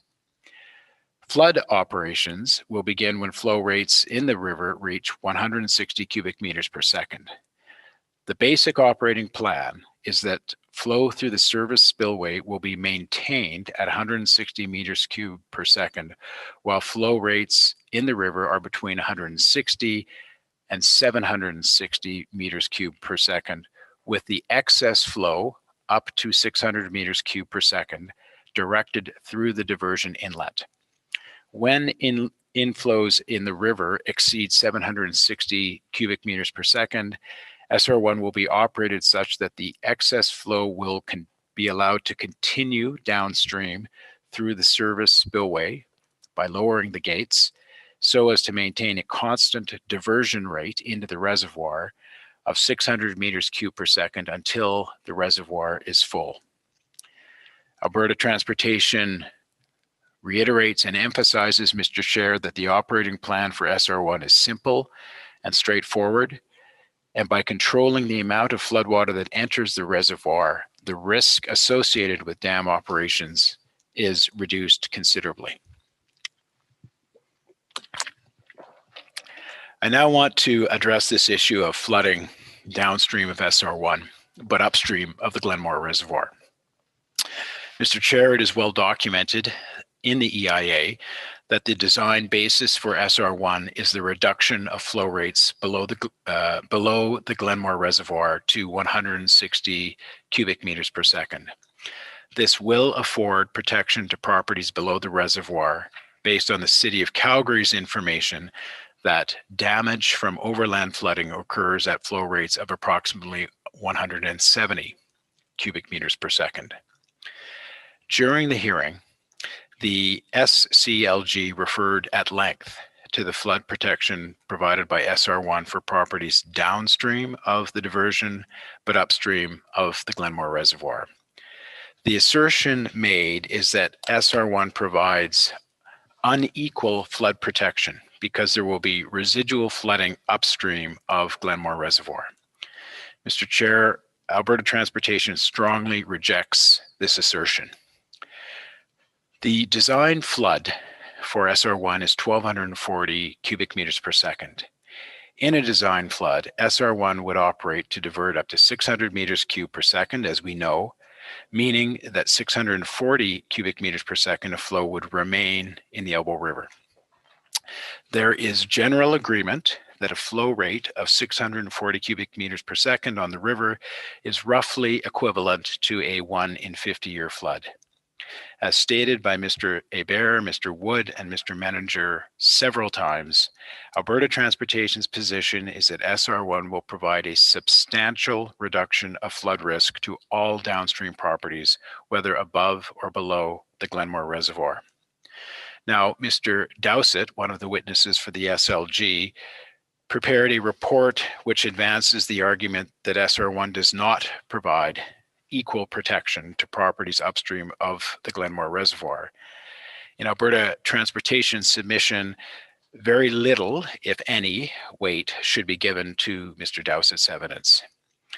First, he was a member of the SCLG, then he was not. First, he submitted a PowerPoint presentation, then it was withdrawn. And while Mr. Dowsett had a long and successful career in the field of hazard and risk assessment, it all related to pipelines and wells and oil and gas facilities. And as he acknowledged, Mr. Dowsett has no background in dam safety or in assessing the hazards of overland flooding. Nevertheless, Alberta Transportation accepts that Mr. Dowsett's evidence was well-intentioned, and we will briefly address that evidence now. In my cross-examination of Mr. Dowsett, I referred to the land use bylaw of Rocky View County, which I had provided to the board and Mr. Secord as an aid to cross-examination. Now, that aid to cross was not entered into evidence, but the land use bylaw is obviously a legal authority, and I'm going to refer to it now. So, and we've provided in the written version of our remarks, Mr. Chair, the actual reference to where you can find the land use bylaw online. So Part 5 of the land use bylaw for Rocky View County sets out general regulations that are applicable to all development within the county. Within Part 5 is a subsection titled Parcels and Setbacks, and within that subsection, sections 195 to 203 deal with development within within flood hazard areas and flood fringe areas.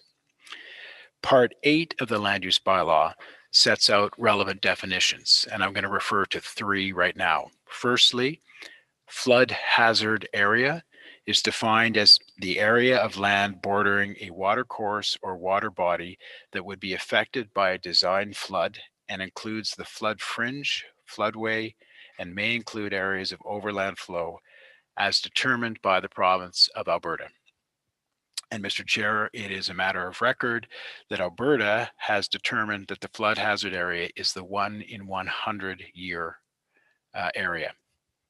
So returning to the definitions in the Rocky View County Land Use Bylaw, the next one I'm going to refer to is the definition of floodway, which is defined to mean the portion of the flood hazard area where the flows are deepest, fastest, and most destructive as determined by the province of Alberta. The floodway typically involves the main channel of a watercourse and a portion of the adjacent overbank area. And then finally, the last definition I'll refer the board to is for flood fringe, which is defined to mean the portion of the flood hazard area outside of the floodway as determined by the province of Alberta. Water in the flood fringe is generally shallower and flows slower than in the floodway. So, Mr. Chair, with those 3 definitions in mind, Alberta Transportation would now like to direct you to the following what we say are the following key sections in the land use bylaw. Firstly, section 195 provides that all development in a flood hazard area is discretionary, which of course means there are no permitted uses. Secondly, section 196 provides that no development is allowed in a floodway except for maintenance and repairs of existing or grandfathered development. Section 200 provides additional development restrictions specifically to properties along the Elbow River, including that no development shall take place in the floodway. And then finally, sections 201 to 203 deal with the flood fringe area, and they provide that development in the flood fringe may be approved if, in effect, a property is flood proofed. So for example, the bylaw says that the first floor of all buildings must be located at or above the 1 in 100 year flood level plus ½ meter of freeboard. Now, Mr. Chair, we submit that these provisions in the land use bylaw are important because what they show us is that SR1 will limit residual flooding upstream of the Glenmore Reservoir to those areas where, according to the county's own land use bylaw, development is not supposed to occur, or if there is existing development, it's supposed to be flood-proofed. To be clear, Mr. Chairman, Alberta Transportation acknowledges and confirms that the design basis for SR1 was to ensure that flow rates below Glenmore Reservoir do not exceed 170 cubic meters per second. That said, Alberta Transportation strongly also submits that by reducing downstream flows during any major flood by up to 600 meters cubed per second, SR1 does provide a substantial reduction of flood risk above Glenmore Reservoir. Mr. Chairman, if SR1 were on the landscape in 2013, it could have cut flows through that reach of the river by nearly half. Turning now to dam safety and risk management. As noted by Mr. Hebert, the design of SR1 to protect public safety is of the highest priority to Alberta Transportation. The SR1 storage dam has been designated as an extreme consequence facility. And while this sounds ominous, in fact, what it means is that the dam must be designed to the highest level of safety because of its location in proximity to local population centers. The designer of record for SR1 is Mr. John Menninger of Stantec. Mr. Menninger was supported by a team of licensed professional engineers with expertise in geotechnical, hydrotechnical, and structural engineering when he was preparing the design of SR1. The design of SR1 was also subjected to an experienced independent review board that has been retained by Alberta Transportation to provide an independent set of eyes on the design. And finally, the design of SR1 will ultimately have to be approved by AEP's Director of Dam Safety.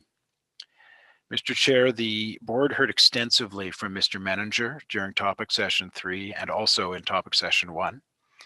Alberta Transportation submits that Mr. Menninger was a highly credible witness, and the board can have a high degree of confidence in his evidence and by extension in the design of SR1. Mr. Menninger was cross-examined for several hours by very able counsel, Mr. Secord, on the issues of design and risk. And Alberta Transportation submits that Mr. Menninger's evidence was clear and entirely unimpeached by that cross-examination. Now, Mr. Secord's cross-examination was largely based on evidence and input from the engineering consultant retained by the SCLG, Austin Engineering. Austin prepared a report which was filed in this proceeding as Exhibit 256. Importantly, Austin does not say in its report and did not say in its testimony at the hearing that SR1 has been designed such that it cannot operate safely. Instead, all Austin did was provide some recommendations, 24 recommendations, to improve safety. As part of Alberta Transportation's reply submissions, Stantec provided a detailed response to Austin's report and each of those 24 recommendations. Now, before discussing this part of the evidence, Alberta Transportation notes that it does not take issue with the qualifications of the two witnesses from Austin, Mr. Austin himself and Ms. Keys. However, we do note that their experience is primarily in BC, not Alberta.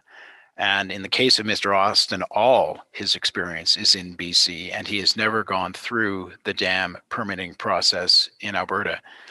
Mr. Austin also fairly acknowledged that the first time he reviewed the Alberta Dam and Canal Safety Directive in detail was when he prepared his report for the SCLG.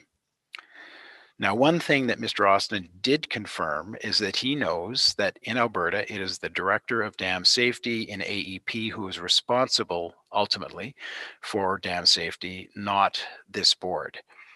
Alberta Transportation submits, therefore, that to the extent this board believes that any of Austin's recommendations may have merit, your job is to bring those recommendations to the attention of the Director of Dam Safety in your report, and then the director can consider what, if anything, he or she wants to do about them.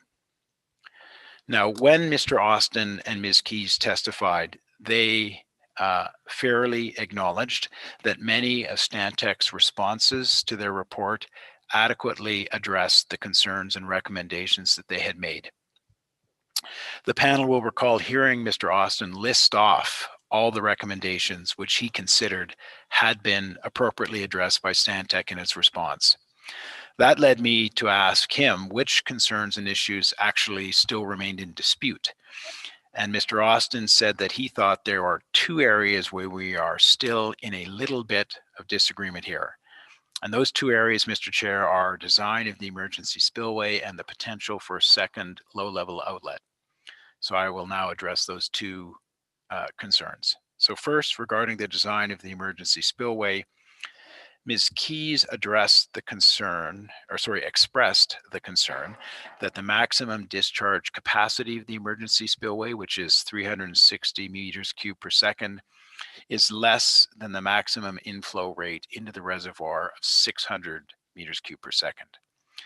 In the Austin report, Ms. Keys asserted that this does not meet the requirements of the Canadian Dam Association dam safety guidelines, which she characterized as requiring that the spillway of the dam must be able to discharge the in-stream design flood, or IDF, while maintaining minimum freeboard.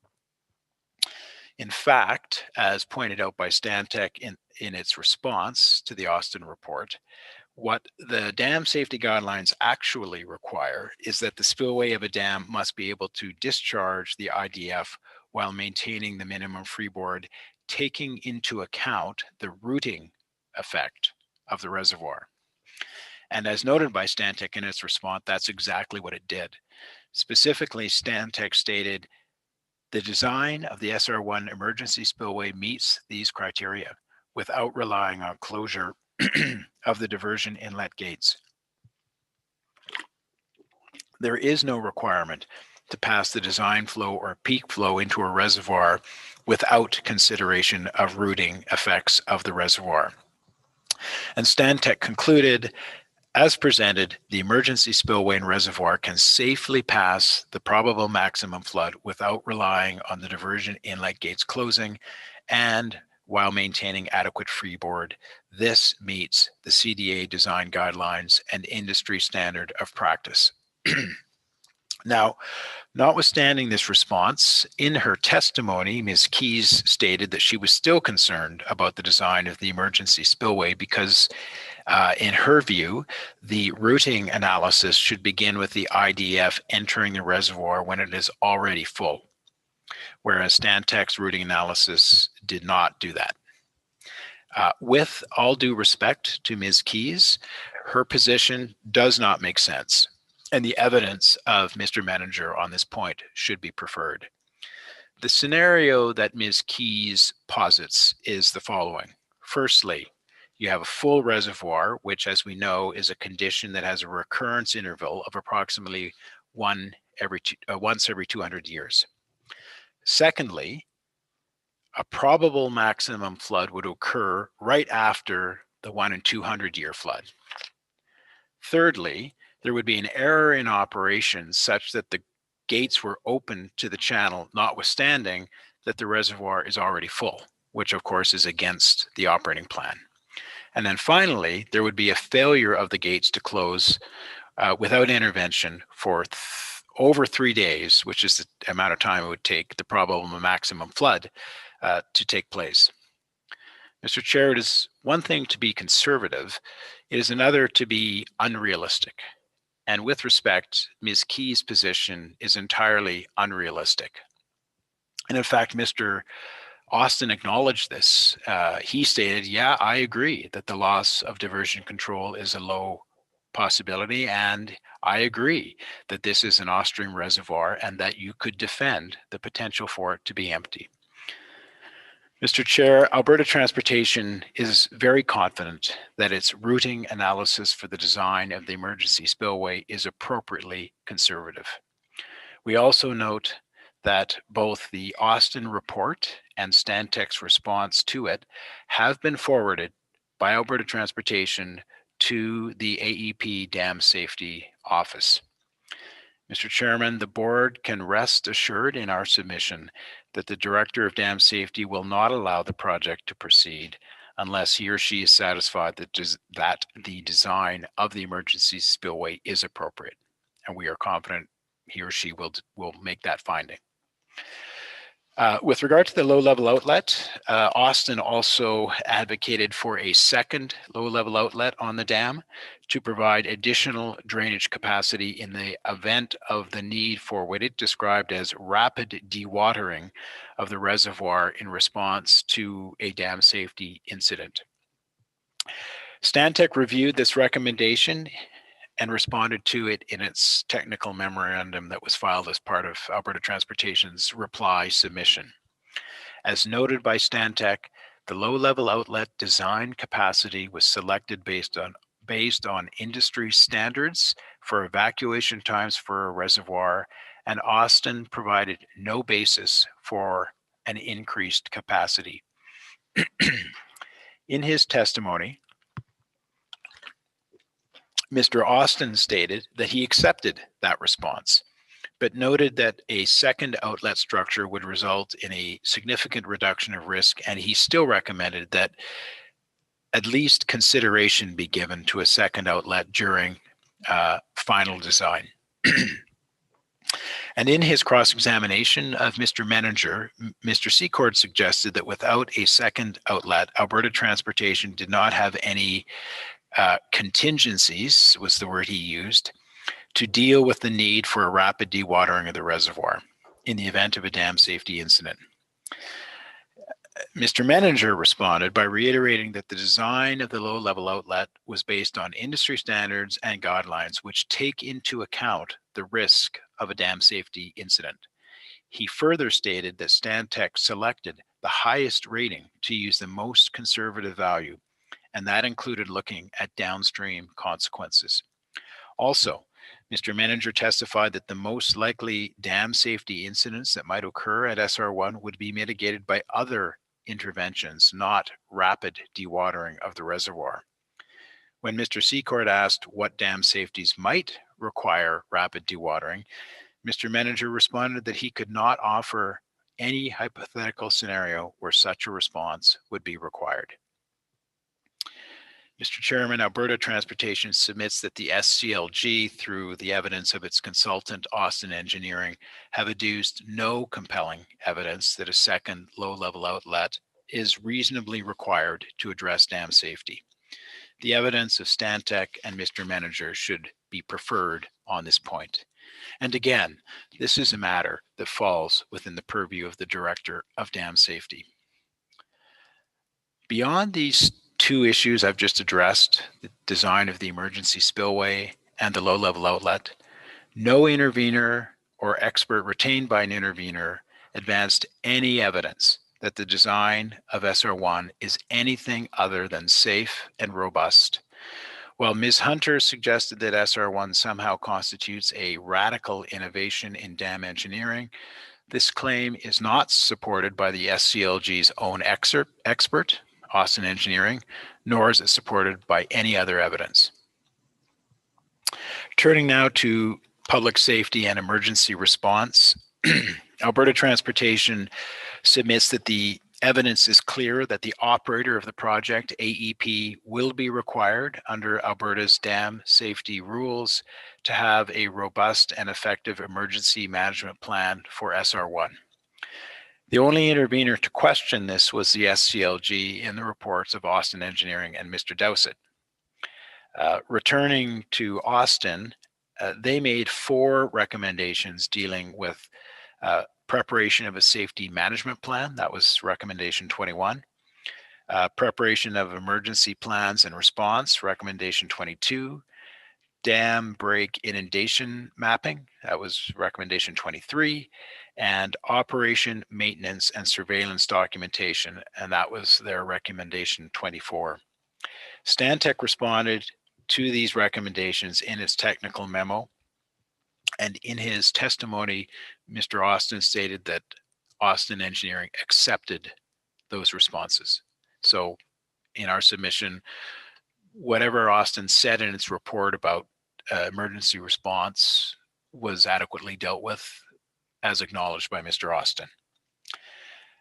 Further, we note that while Austin has considerable experience in dam safety and several of their recommendations were fine, detailed review of dam commissioning, operations and maintenance manuals, emergency response and safety management, again, are all within the scope of dam safety review under the Water Act and the Alberta Dam and Canal Safety Directive.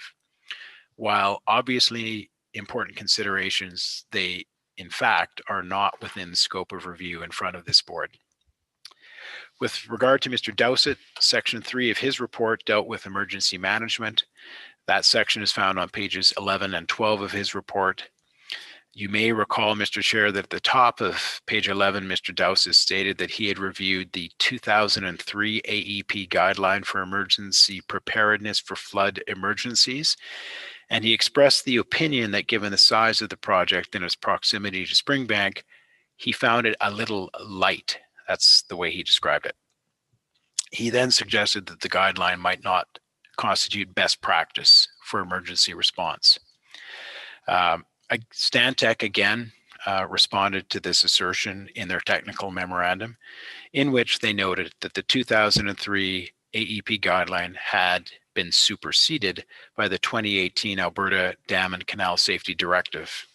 And the panel will recall that in his testimony, Mr. Dowsett stated that he had, since reading Stantec's memo, reviewed the 2018 Safety Directive and determined that it is, quote, comprehensive and does represent best practice, end quote.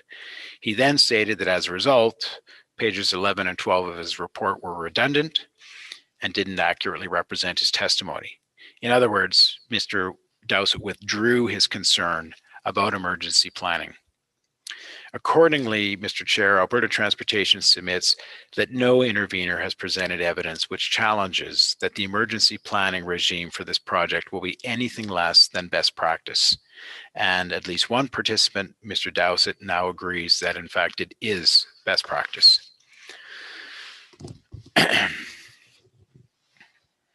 So in terms of what that process is, as is explained in Exhibit 327, the Alberta Dam and Canal Safety Directive, which has the legal force of a regulation made under the Water Act and the Water Ministerial Regulation, stipulates that SR1 will require an emergency management plan. An emergency management plan is comprised of an emergency preparedness plan, an emergency response plan, and a flood action plan. All these documents have not yet been prepared for SR1. The responsibility to prepare such documents is that of the operator, AEP, and the timing of preparation does not occur until construction procurement is complete and the project is closer to the commissioning phase. This is because the plans require information on equipment models, construction records, and other details of the facility that are just not known at this time. AEP will begin preparation of the emergency management plan following regulatory approval of SR1 and in parallel with the construction process.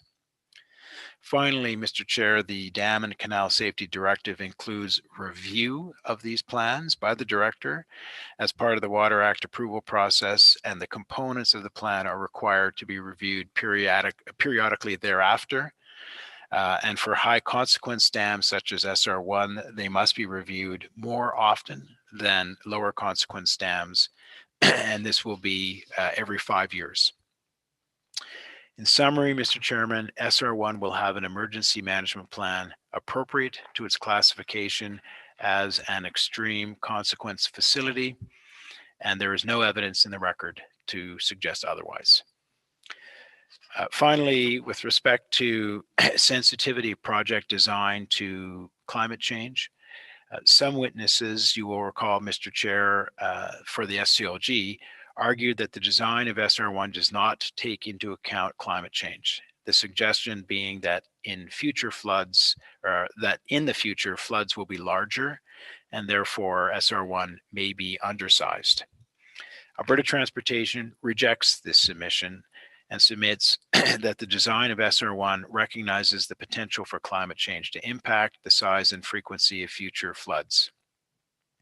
In this regard, we note the following. First, notwithstanding that the Alberta standard for flood risk is the 1 in 100 year flood, the project was increased in scale from 1 in 100 to the 2013 design flood, which is slightly more than 1 in 200 years.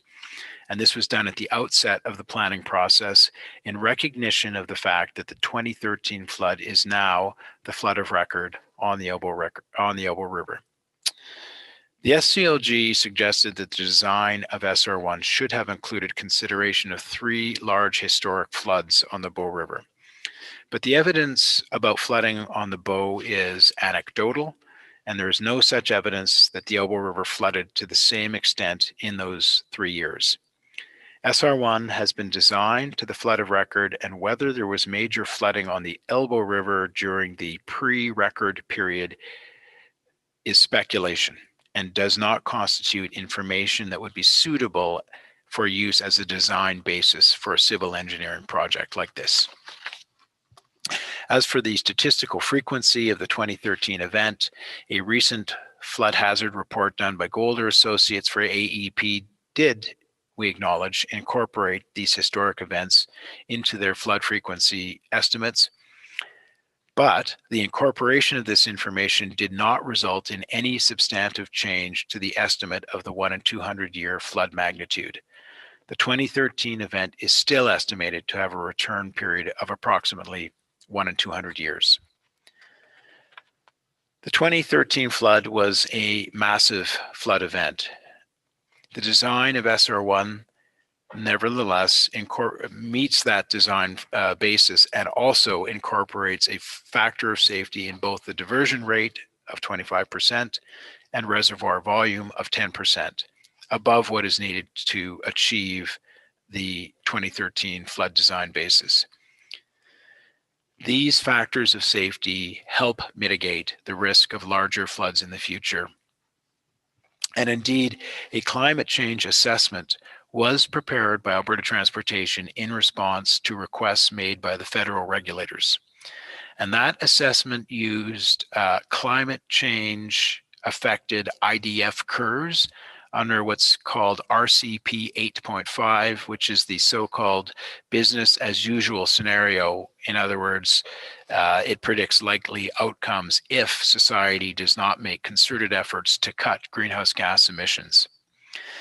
That assessment confirmed that projections of climate change impacts up until 2050 resulted in a 12% increase in the 200-year flood, which is well within the 25% factor of safety added to SR1. Finally, Mr. Chair, Alberta Transportation notes that the benefits of SR1 for flood damage reduction are based on, of course, current flood risk. And therefore, if floods do become more frequent, the benefits of SR1 will also increase. Turning now to topic session 6 and water. Mr. Chairman, you will recall Mr. Brescia testifying about the comprehensive consideration given by Alberta Transportation to all aspects of project-related water concerns. These considerations commenced with preparation of the EIA and carried forward through extensive SIRs and the rest of the regulatory process. And you will also recall Mr. Brescia concluding that this is work that continues. As this proceeding has amply demonstrated, the environmental assessment process is complex and involved. It addresses both project-related and cumulative environmental effects and follows a standardized framework for each valued component.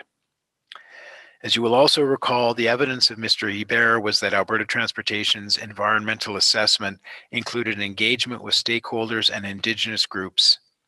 Indeed, such engagement was key to the development of many of the mitigation and monitoring plans that have been prepared for the project. I will now address in turn each of the key water issues associated with the project. And Mr. Chair, as you know, these are hydrology, surface water quality, fish and fish habitat, and hydrogeology. Alberta Transportation submits that the work carried out by our subject matter experts in each of these key areas has resulted in a full and careful consideration of the project's expected impacts. These impacts are, in the final analysis, well understood, for the most part temporary, and will be mitigated and monitored for. So starting with hydrology, Mr. Chair, you will recall that Dr. David Lutze spoke to the issues of hydrology, including the movement of water at the surface, water quantity, geomorphology, and sediment transport. Dr. Lutze also commented on the issue of climate change.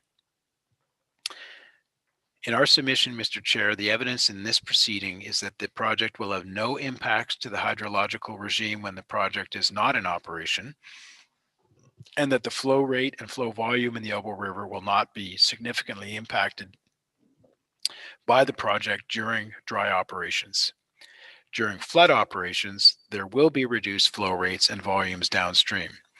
There will also be changes to suspended sediment transport, with sediment being removed from the river, transported to the reservoir, and deposited. Given these changes in flow associated with operations, there will also be some minor changes to the Elbow River channel between the outlet and the Glenmore Reservoir over the long term. As I have already noted, Mr. Chair, the SCLG spent some time cross-examining on the issue of climate change, and I've addressed some of that in topic session 3. I'll just now briefly address some of the other points that were specifically referred to during topic session 4. Firstly, you will recall that Alberta Transportation's witnesses pointed to current research, which calls into question the generalizations made by the SCLG's expert, Dr. Fennell, on the implications of climate change on the project. Alberta Transportation's witnesses also disputed the value of using so-called paleo records in the form of tree rings as a predictive measure of future peak flows. While noting that tree ring data is interesting, Dr. Lutze testified that such data is not relevant to estimating peak flow events, as it does not allow for sufficiently accurate extrapolation and application to prospective floods. Additionally, the validity of the use of such paleo information is uncertain given future climate change scenarios. I've already briefly touched on the argument about historic floods. I'll just add to that simply applying flood events on one river, the Bow, to the Elbow, to another river, the Elbow, is a highly uncertain exercise. And moreover, the records that do exist call into question whether this method is valid. One need only look at the 1932 flood event on the Elbow River, which did not register as a flood event on the Bow River. What the SCLG and Dr. Klepacki failed to appreciate is that to take this approach introduces still more uncertainty and removes precision from the data and detailed engineering work that's required for a project like SR1. The SCLG also suggested that changes in climate will result in greater occurrences of severe weather conditions manifested in alternating periods of drought and record floods. Again, Dr. Lutze was unequivocal in his view that such assertions cannot be made with any certainty. And moreover, that the research he has looked at actually suggests the opposite, that peak flows associated with climate change are not expected to increase to levels beyond the design flood at Calgary or along the project portions of the Elbow River. As was also noted by Dr. Lutze, the impacts of climate change on future events is just not fully understood. Current research, which Dr. Klepacki and Dr. Fennell did not seem to be aware of, suggests that in the project area, climate change will not result in increased flood events or extreme variability. Simply put, the SCLG's arguments on climate change and its implications for the project are speculative. There is no credible evidence supporting the assertion that SR1 has been under-designed. Structures like SR1 cannot be designed on the basis of uncertain and anecdotal data. With respect to surface water quality, Alberta Transportation undertook an assessment of the project's impacts to various water parameters, including temperature, oxygen, and total suspended sediment, or TSS. Alberta Transportation's uncontroverted evidence is that changes to water quality, if realized, are manageable and will be monitored for. With regard to TSS specifically, Alberta Transportation notes that that project operation would only occur when TSS is already high, owing to the presence of an ongoing flood event.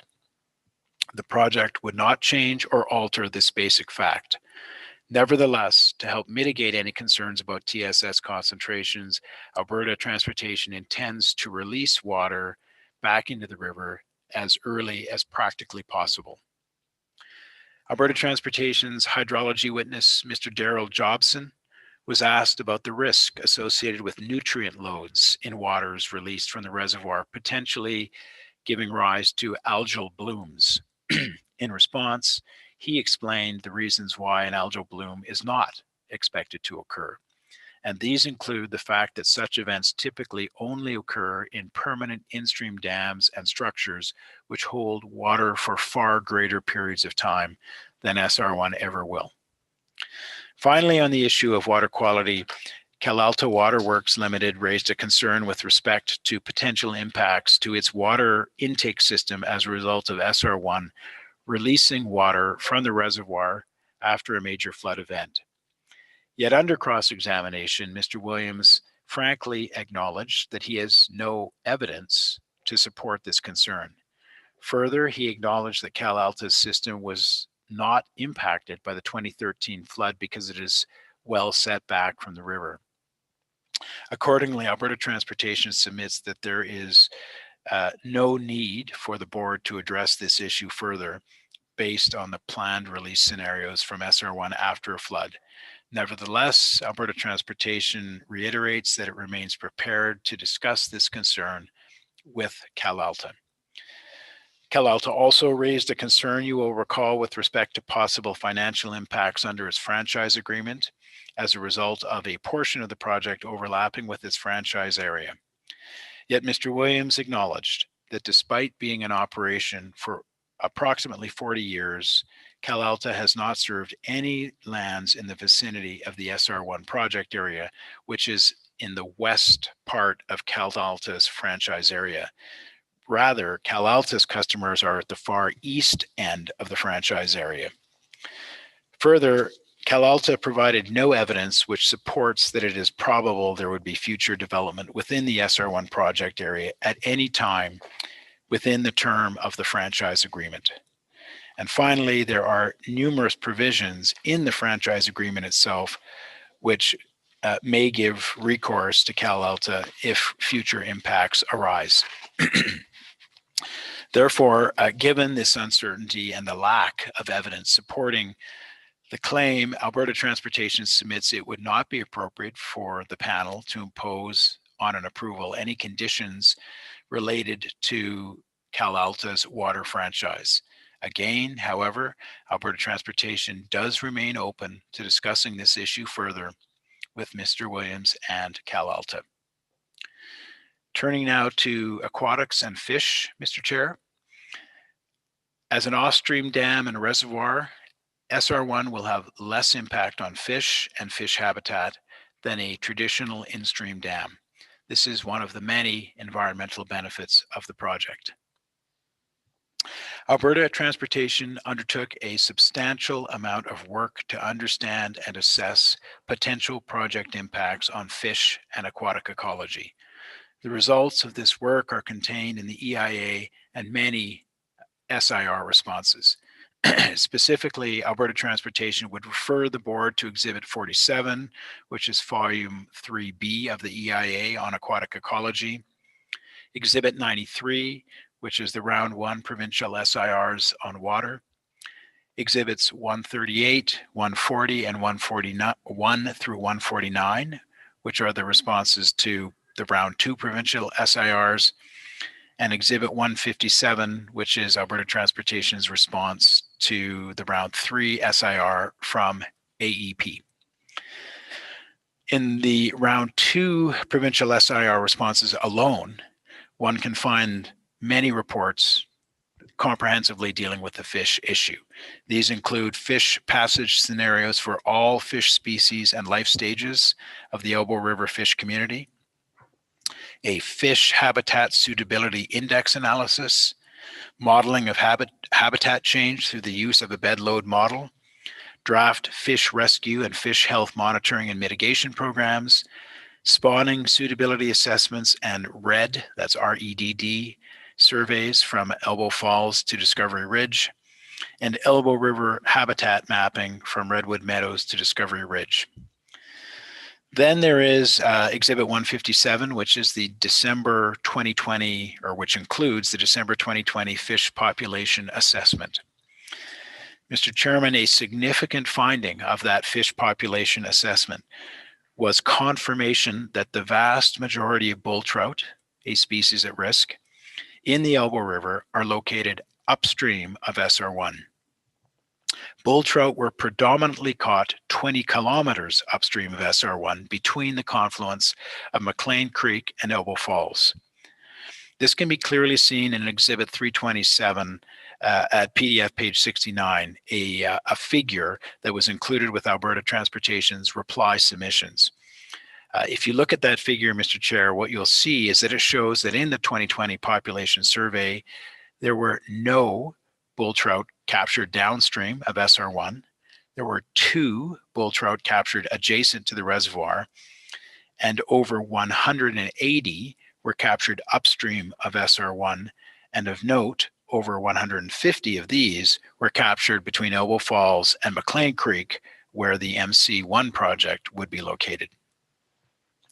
Now, the SCLG retained Mr. Alan Locke, a respected fisheries biologist who worked with AEP for many years, to conduct a technical review of the scientific and technical data, assumptions, and methods used by the proponent in their environmental assessment to evaluate impacts to fish and fish habitat. In his report, Mr. Locke made several complimentary comments about the work done by Alberta Transportation. He noted that the level of effort conducted by the proponent adequately addresses much of the inherent uncertainty in understanding the impact to fish and fish habitat. He noted that his review determined that the proponent describes in sufficient detail the methods and analysis undertaken to assess impacts to fish and fish habitat. He noted that the level of effort conducted for this project adequately addresses much of the inherent uncertainty in the field of aquatic ecology, and that the work appropriately acknowledges the uncertainty typical for these types of studies. He noted that overall, the EIA report and the SIR responses are thorough and address required fish, fish habitat, and aquatic ecosystem technical data collection and analysis. With regard to fish passage at the diversion structure, he noted that the proposed structures are effective at providing passage for fish and in fact are far superior to a classic fishway. And finally, with regard to the draft fish rescue plan, Mr. Locke characterized it as a reasonable plan outline containing good steps moving towards a final plan. Notwithstanding all these many favorable comments, Mr. Locke did make a couple of recommendations for further analysis and investigation in terms of alternative designs to further reduce project impacts to fish and fish habitat. On behalf of Alberta Transportation, Stantec reviewed Mr. Locke's report and his recommendations and prepared a technical memo in response.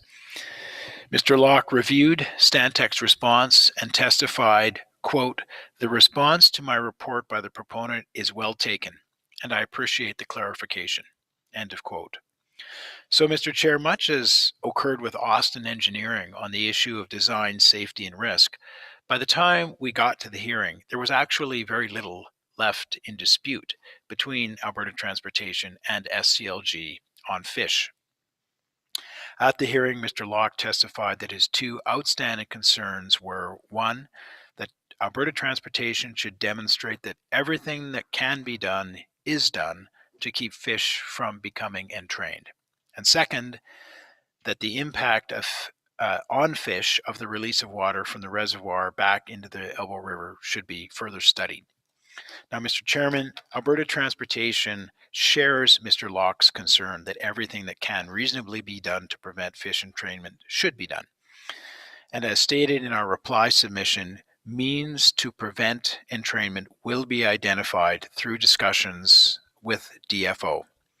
As well, Alberta Transportation is open to considering other suggestions, such as Mr. Locke's, that a sound device be installed to deter fish from entering the diversion channel. With regard to the impact on fish of the release of water from the reservoir back into the river, Alberta Transportation appreciates Mr. Locke's comments about the use of environmental flow science to determine impacts on the river of different flow rates from the reservoir. However, as Mr. Locke acknowledged in cross-examination, his criterion of no more than a 10% increase in the instantaneous flow in the Elbow River is a late release scenario. In fact, it is a very late release scenario.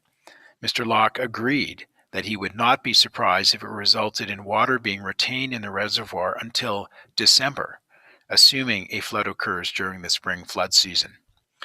He also acknowledged that DFO is strongly in favor of an early release scenario. So Alberta Transportation submits that while Mr. Locke's suggestion related to release scenarios was well-intentioned, the early release and late release scenarios provided by Alberta Transportation are appropriate bookends for an assessment. And further, it seems clear that the early release scenario is strongly favored for by DFO. In sum, Mr. Chair, there actually is very little disagreement between the experts on fish. The evidence is clear that Alberta Transportation's assessment of fish and fish habitat and potential project effects on fish and fish habitat was robust. And further, that assessment demonstrates that the project, with appropriate mitigations and offsetting in place as will be determined by DFO, will not result in significant adverse effects to fish and fish habitat, including bull trout. Lastly, on water, I will discuss hydrogeology. Mr. Chair, it is no understatement to say that the SCLG focused the bulk of their cross-examination in topic 4 on the issue of hydrogeology. Alberta Transportation submits, however, that the evidence of our lead witness on hydrogeology, Mr. Dan Yoshasaka, was not impeached, notwithstanding Mr. Secord's sustained cross-examination. And Mr. Yoshasaka's evidence should be preferred over that of Dr. Fennell, who on multiple occasions stepped into the role of an advocate against the project and into several areas in which he did not have expertise. All this in support of his argument that an alternative to SR1, namely MC1, which he did not even assess, was better.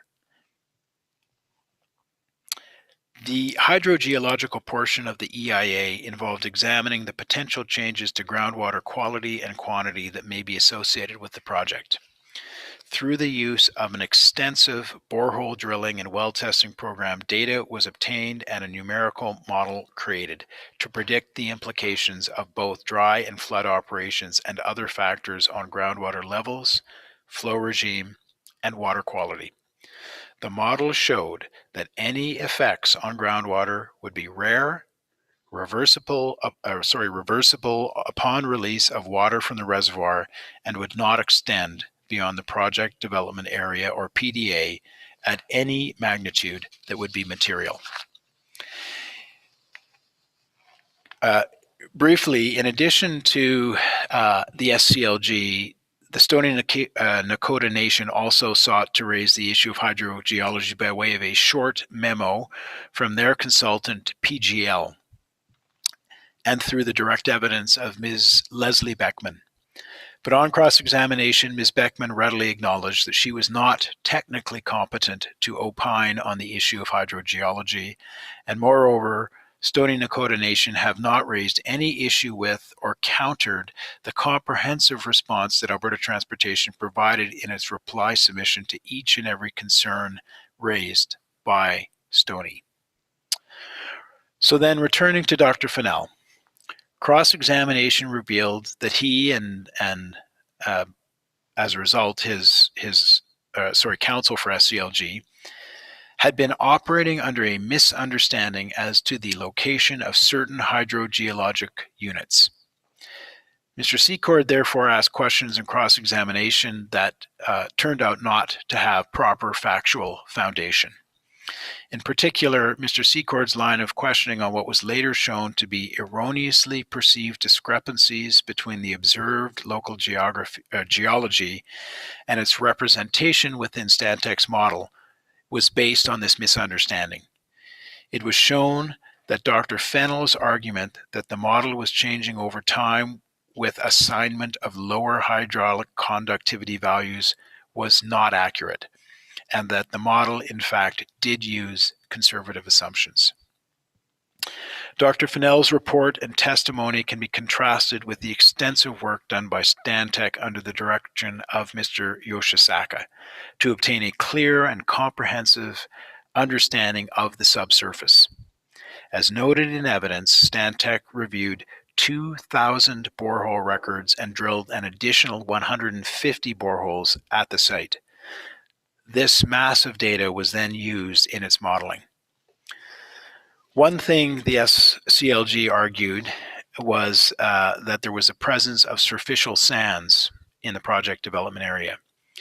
Mr. Chair, Mr. Yoshisaka dispelled this notion by noting repeatedly that in fact his model did account for sand. The SCLG's attempt to discredit the accuracy of Stantec's model vis-a-vis surficial sand was based on a region-wide and outdated academic paper. The paper was clearly at odds with the reality of the project site as demonstrated by the drilling program. Further, the very text on which Dr. Fennell relied to support his theory of the presence of surficial sand, in fact, indicates that sand is located below the glacial till. In short, Dr. Fennell relied on a paper from the 1980s and disputed the results of in-depth and detailed drilling program results undertaken by Stantec. Dr. Fennell also raised the issue of model bias, which refers to the presence of differences between modeled and observed values. Mr. Yoshisaka disputed this claim and effectively testified that Stantec's model does not display any systemic bias. He pointed to the table in his report which plotted the so-called residuals, and the absence of residuals far above or below the zero line serves to establish the absence of systemic bias. And this was further evidenced by the table and line showing what was called perfect fit in Exhibit 110, Figure 4-14, which again confirmed the observed models and, that the observed values and the modeled values closely tracked. Mr. Yoshisaka's evidence was supported by that of Mr. Dan Back, who provided comment on issues of the geotechnical performance of the soil formations at the site. Mr. Back noted, as did Mr. Yoshisaka, that two separate models were prepared, one for impacts to groundwater and one for geotechnical purposes. This is an important distinction as it appeared, based on evidence given under cross-examination, that Dr. Fennell confused these two models. It was also established in cross-examination that Dr. Fennell is not a geotechnical engineer, a point that he readily admitted. During his cross-examination, Mr. Secord sought to raise concerns regarding the presence of swelling clays. suggesting that there would be impact to these clays in periods of prolonged drought. In response, Mr. Back noted that he and his team undertook a number of sophisticated laboratory tests under various conditions to determine how these clays would perform under load. Mr. Back testified that upon reaching a solid understanding of the way in which the clays would respond under multiple conditions, his team was able to compute and understand at what point shear slip might occur. This information was then used in the design process. In short, once the point at which a shear slip could occur was determined, factors of safety were applied and a design established which, in the words of Mr. Back, will make sure that we never get close to that value. There was also some discussion, Mr. Chair, about seepage of water from the reservoir. And Alberta Transportation's position remains that seepage will be in the approximate amount of 426 cubic meters per day. This is based on an assessment of the K value or conductivity factor assigned to the underlying layers. Dr. Fennell's counter narrative that seepage would be in the range of 100,000 meters cubed per day is not credible. First, as Mr. Yoshisaka described, a sensitivity was applied to the model which assumed that the permeability of some of the units making up the underlying hydraulic conductive conditions was greater than measured value by a factor of 1,000.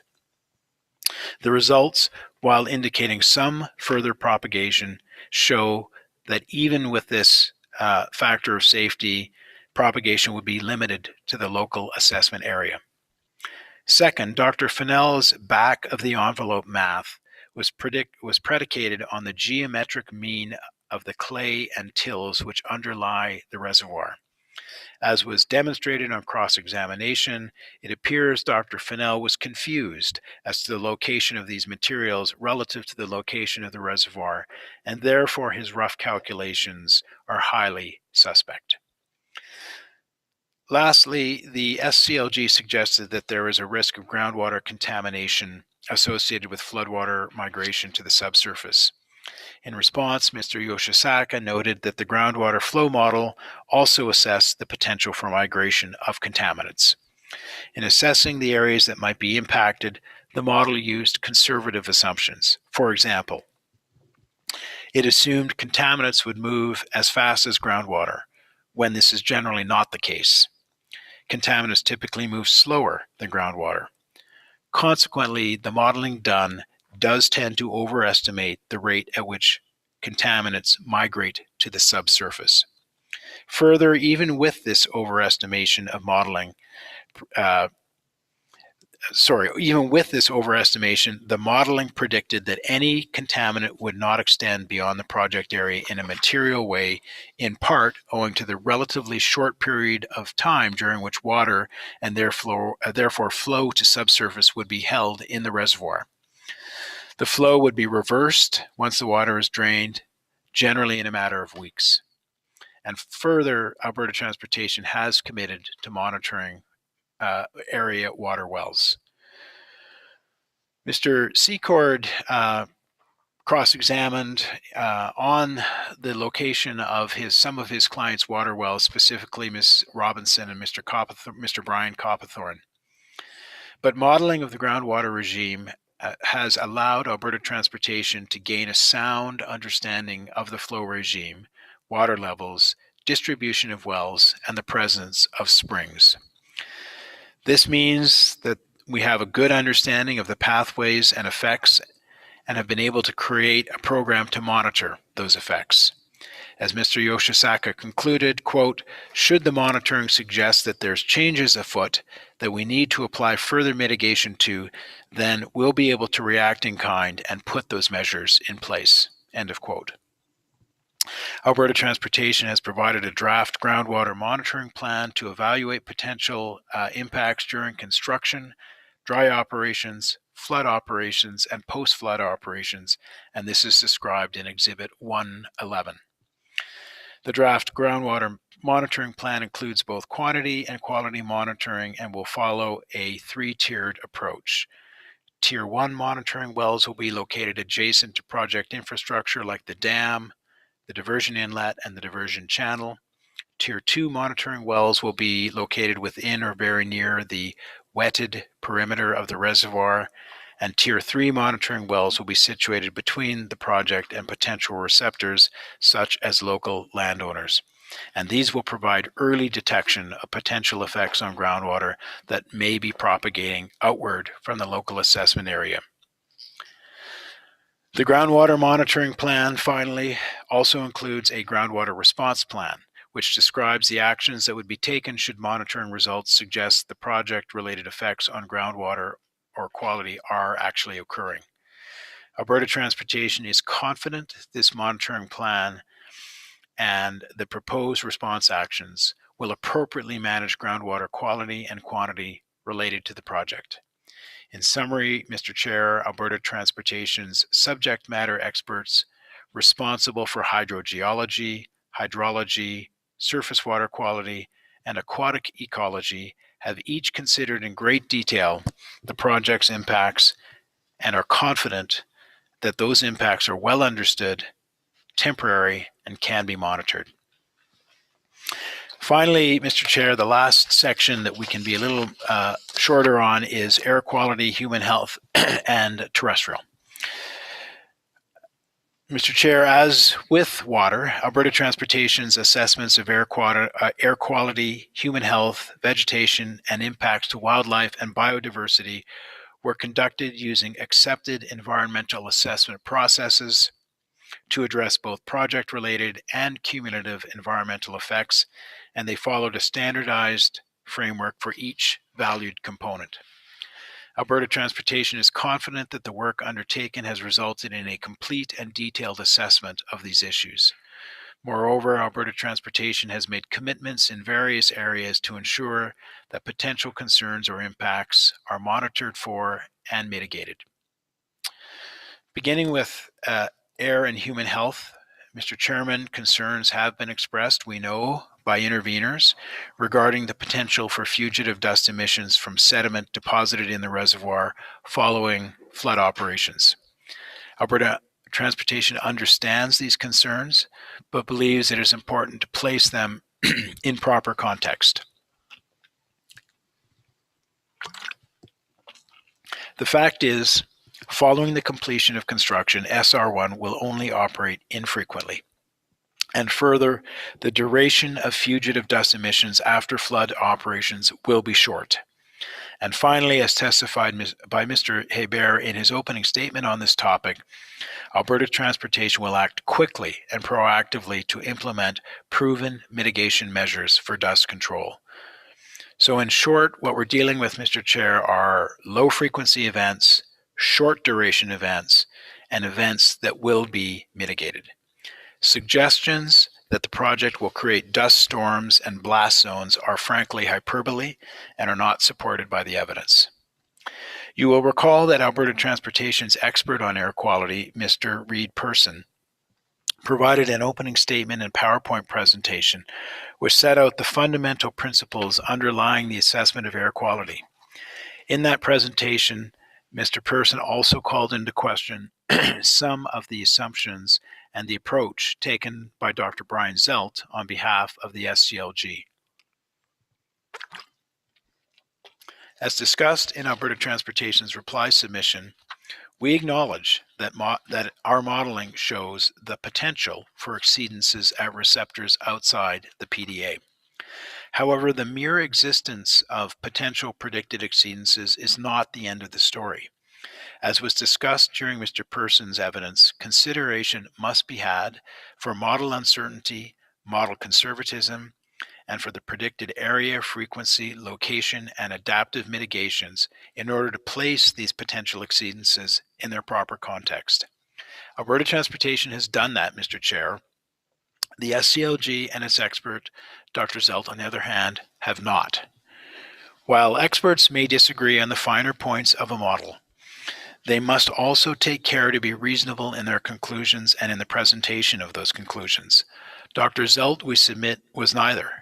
Instead, he chose, in essence, to add layer upon layer of the most conservative assumptions, such that his predictions are simply not representative of anticipated events and only serve to needlessly alarm.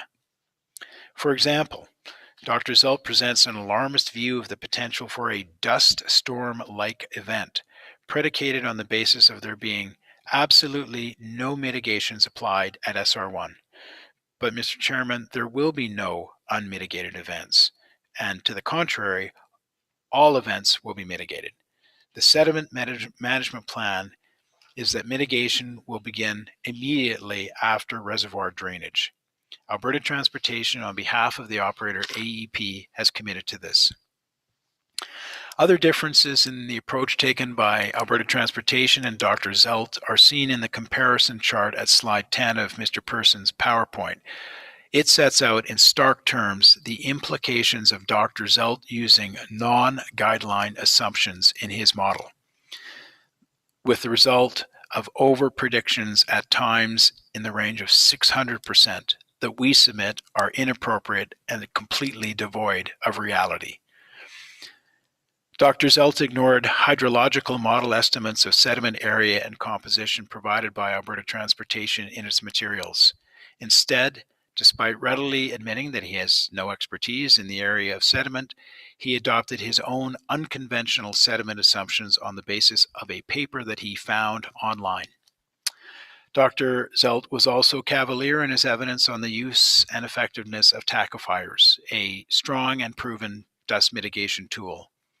When asked by panel member Sorochi, Alberta Transportation lead vegetation ecologist Mr. DiCarlo testified that tackifier efficacy was in the range of 3 to 18 months post-application, subject to environmental factors, and that reapplication was an option. Dr. Zelt, by contrast, who has no expertise in the area, disagreed with Mr. DiCarlo on the strength of a phone call that he said he had with a local supplier. Neither the particulars of the call nor any analysis or actual consideration of the issue was included in Dr. Zelt's report. Moreover, Dr. Zelt acknowledged under cross-examination that he was not familiar with the discussion in the EIA pertaining to tackifier application on the basis of a weight per hectare formula, depending upon the environmental conditions present. Perhaps had Dr. Zelt actually read that material, he would not have had to resort to making a phone call to a supplier to learn about tackifiers. In short, Mr. Chair, the evidence of Alberta Transportation must be favored over that of Dr. Zelt. We also note that no party other than Alberta Transportation led evidence regarding implications to human health associated with fugitive dust. And you will recall, Mr. Chair, that Ms. Noble of Stantec spoke to this issue.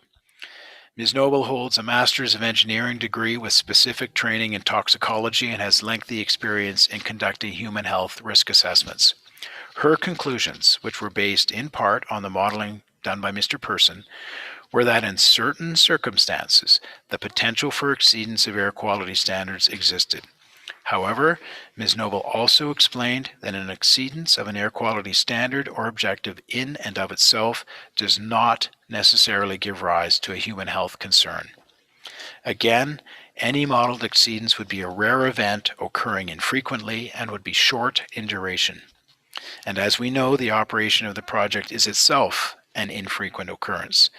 And so too are the meteorological events and conditions that could give rise to air quality exceedances.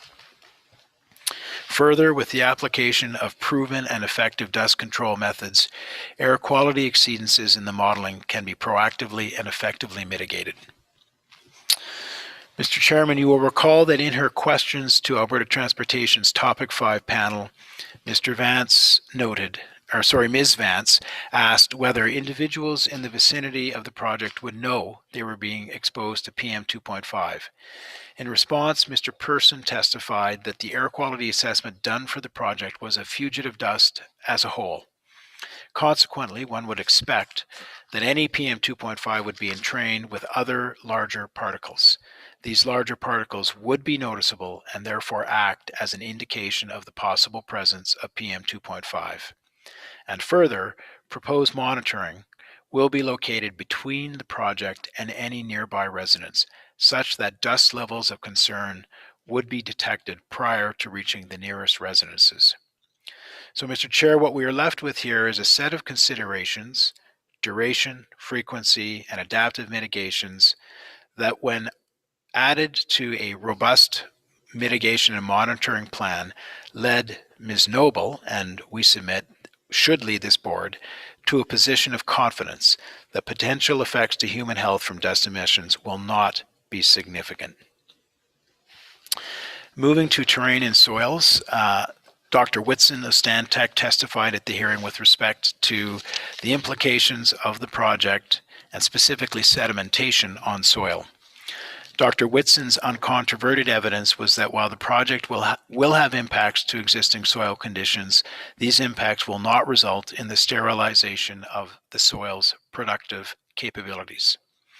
Dr. Whitson also commented in his testimony on the change in textural distribution that was identified in the revised sediment modeling. And you will recall that the revised sediment modeling indicated a greater presence of silt and clay particles and less sand than had been originally modeled.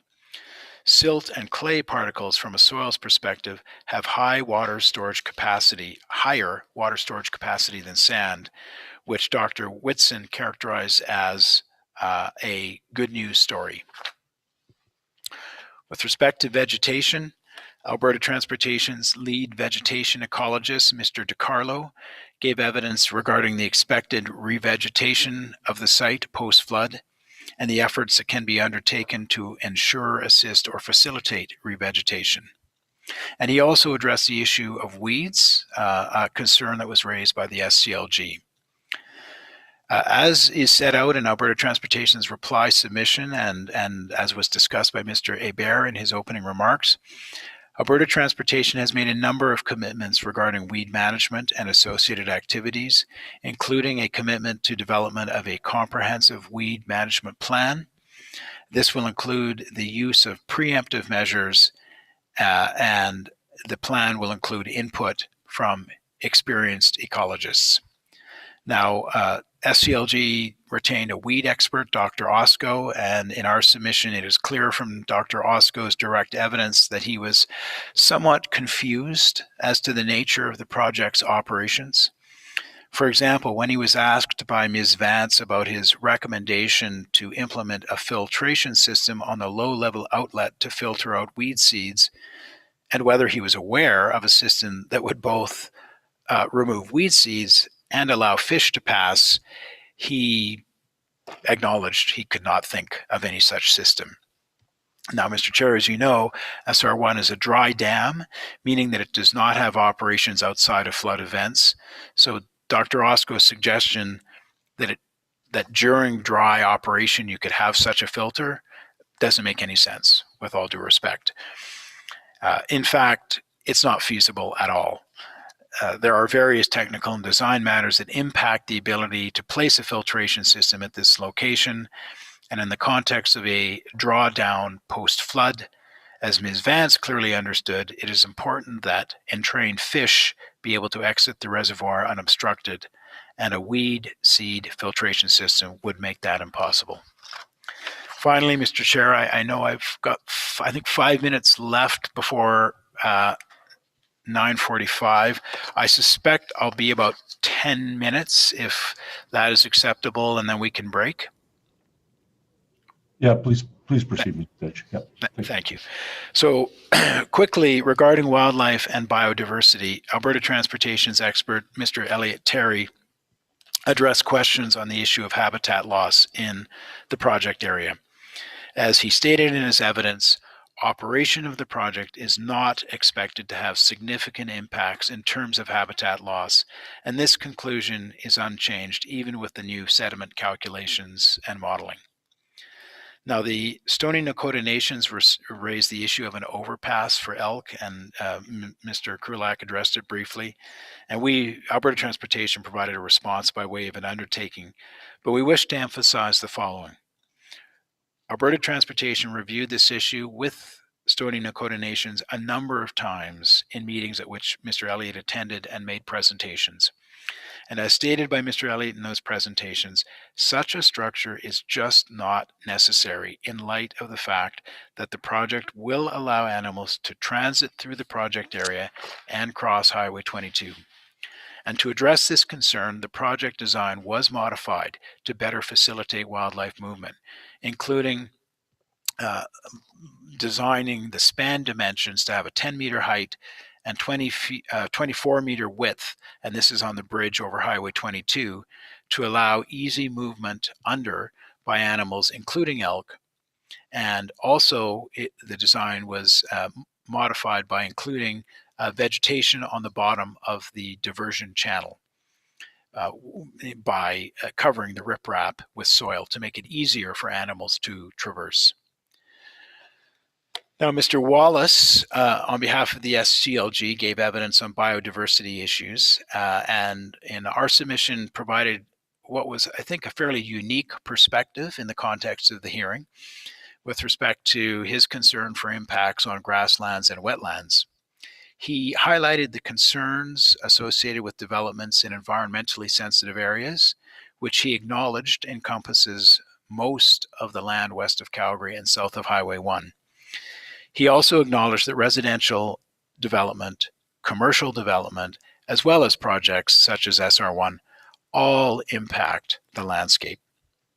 Further, Mr. Wallace testified about the consequence of undertaking flood mitigation projects. He testified about the ecological benefits of flooding to the ecosystem, in particular to riparian areas which rely on periodic high water in order to flourish. In effect, Mr. Wallace argued against flood mitigation because of its environmental impacts. And while Alberta Transportation understands these concerns, we submit that the need for flood mitigation is too important and some environmental impacts must be accepted in order to achieve this critical objective. We also reiterate that the selection of an off-stream structure like SR1 will result in fewer of the environmental impacts on the Obo River, which Mr. Wallace is concerned about, than an in-stream dam would.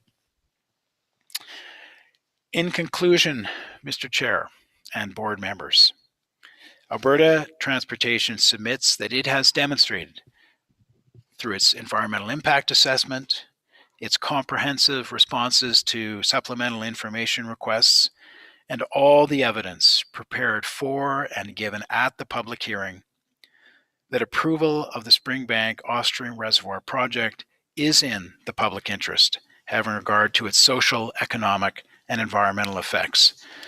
Therefore, we respectfully request that the board recommend that the Lieutenant Governor and Council issue an approval of the project, subject, of course, to appropriate conditions.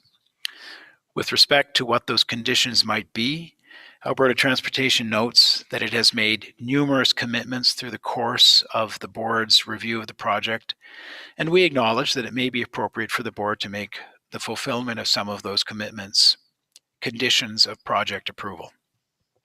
We would just like now to highlight a few of what we consider to be our key commitments, and those include the development of a land use plan for the project, as well as 7 environmental monitoring plans, plus a commitment to the development of an additional 7 plans prior to construction. These plans will be developed considering input from federal and provincial regulators, as well as Indigenous groups and other stakeholders. Alberta Transportation is committed to regular and transparent communications with directly impacted and adjacent landowners and residents of the Springbank community. This includes numerous commitments that have been made to work with adjacent landowners on topics of concern such as land use, air quality, impacts on water wells, shelter belts, traffic, historical resources, and project operations, among others.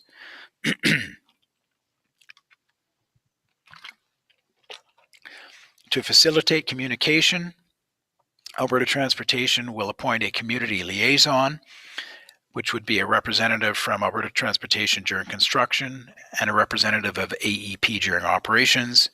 And this person will serve as a point of contact with stakeholders. who can primarily communicate through the community liaison and through local representation for Indigenous groups, community associations, local businesses, and local government officials. Finally, Mr. Chair, Alberta Transportation is committed to continue working with Stony Nakota Nations to ensure that it can continue to participate not only in the monitoring and identification of areas of cultural significance, but also as a participant in the construction of the project as part of the broader Indigenous participation plan. Mr. Chair, before I conclude, I would be remiss if I did not, on behalf of Alberta Transportation, thank the board staff, the court reporters, the technical support staff for their extraordinary efforts in presenting a remarkably smooth and efficient virtual hearing. More importantly, the hearing was well run, fair, and conducted in an appropriately civil tone. And for that, we would like also to thank the other participants, including in particular our friends Mr. Secord and Ms. Okoye, Mr. Ray and Ms. Loudon, Mr. Cusano and Mr. Bruni, Mr. Mercer, Ms. Senek and Ms. Munkittrick, and last but not least, Mr. Kennedy and Ms. Vance. Mr. Chair, that concludes the closing remarks of Alberta Transportation. Thank you very much. Thank you, Mr. Fitch, and also Mr. Krulak, and appreciate those comments. I know the staff will as well, so thank you very much for those. Let's return back. It is time for our break, and let's return back at 11:05. And that'll be with Mr. Cusano. Thank you, sir. Thank you, and see you soon.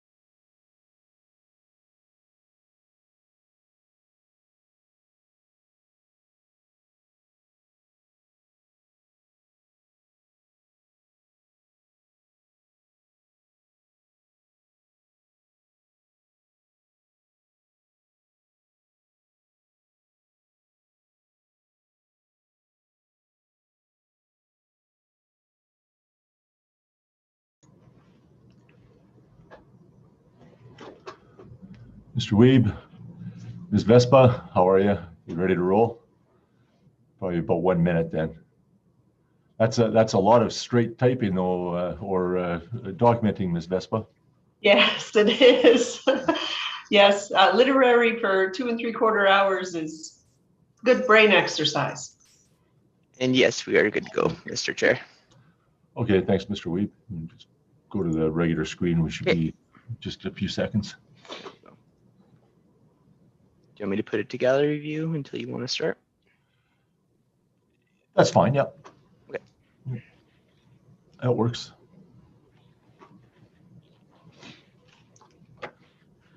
Oh, Mr. Kassan, there you are. Okay, perfect. So I see that you're ready. And it'll be you delivering the argument? Yes, sir. Okay. Yeah. Okay, well, I think we can start then. Calgary River Communities Action Group, represented by Mr. Cassano. Got probably until just about 11:45. So please proceed. We should be well within that time frame, sir. Thank you very much. Good morning, Mr. Chair and board members. As you know, our counsel to the Calgary River Communities Action Group, or the Action Group, and Flood Free Calgary, or FFC. Our clients wish to thank the board for the opportunity to participate in this critical hearing as it relates to flood mitigation for the city of Calgary, and to share the views and experiences of its members. We hope that these views and experiences will be of assistance to the board in its public interest inquiry. As noted earlier this morning, we will provide the court reporter with a copy of this argument, which will contain the evidentiary references and headings for transcript purposes.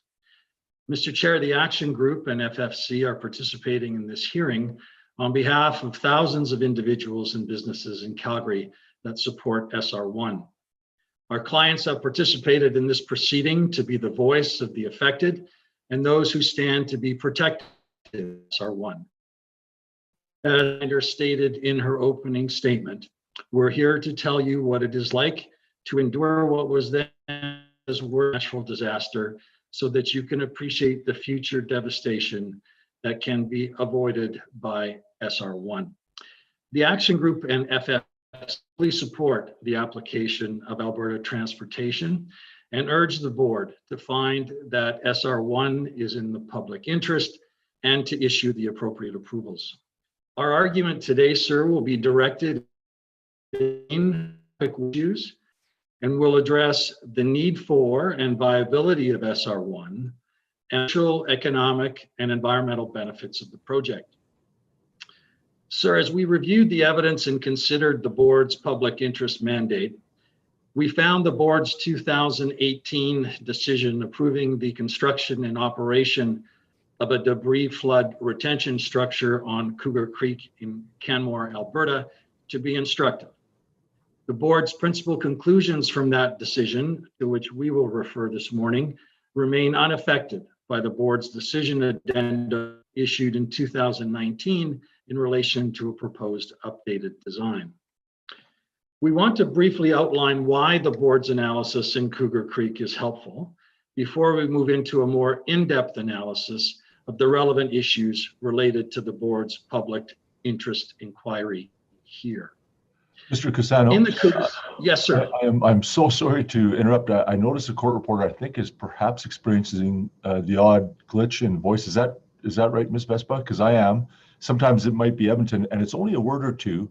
And so therefore, if you're going to be submitting your remarks, and then you could perhaps have a quick review of transcripts, we could proceed. It's not a lot, but I did notice a couple times Ms. Vespa is kind of reaching in as well, just to get the broken up word. Ms. Vespa, would that work then? It doesn't seem to be very extended, so. Yes, I think I'll be able to figure out if I've received the document. Okay, thank you. And Mr. Cassano, it's not that it's a lot, so don't worry about it. You're coming through very clearly. It's just the odd time there's a little bit of a garble and we lose maybe one or two words. And so I just wanted to check that with the court reporter. So thanks a lot. Please proceed. And if it's anything more extended, I'll let you know. Please do, sir. Thank you very much. Yeah, thank you. I don't seem to have any issues on my end here, but as mentioned, feel free to interrupt if it's getting worse, sir. Please. Okay, thank you. So then, sir, returning to my initial discussion of the decision in Cougar Creek. In Cougar Creek, the board first considered whether the project was justifiable in terms of need and viability. The board was convinced there that the project was justified because the proposed high debris retention structure, spillway, and diversion tunnel was needed and would work as intended to mitigate future debris of severe magnitude 2013 flood.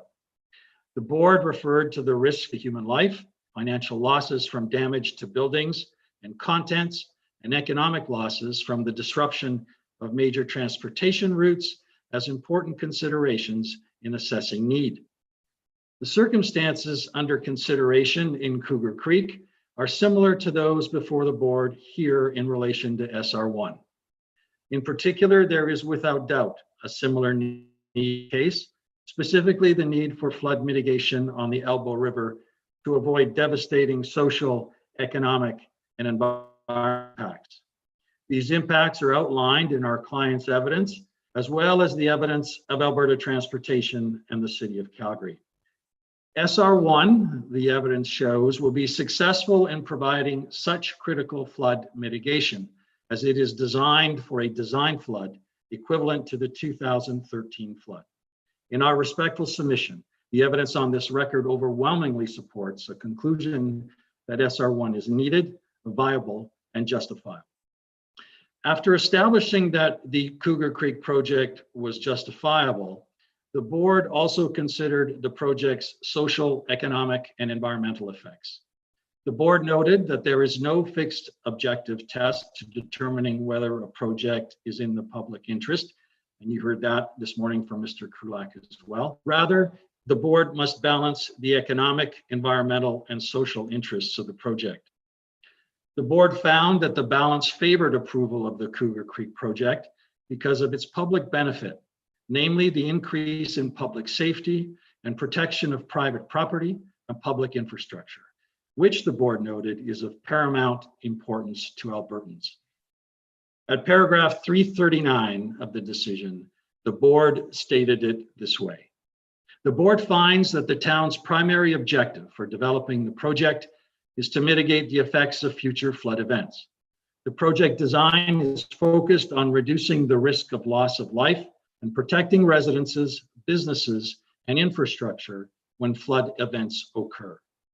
The board finds that the mitigation of potential economic losses is a key consideration that favors approval of the project.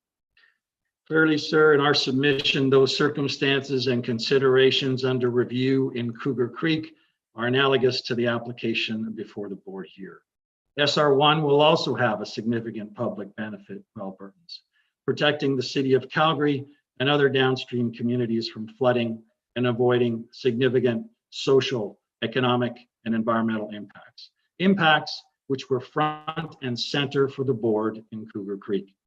And it is important to note that compensation for or mitigation of any local area impacts has occurred or will occur, and any such impacts are limited and temporary in nature, such that the balance, in our respectful view, clearly favors SR1 being in the public interest.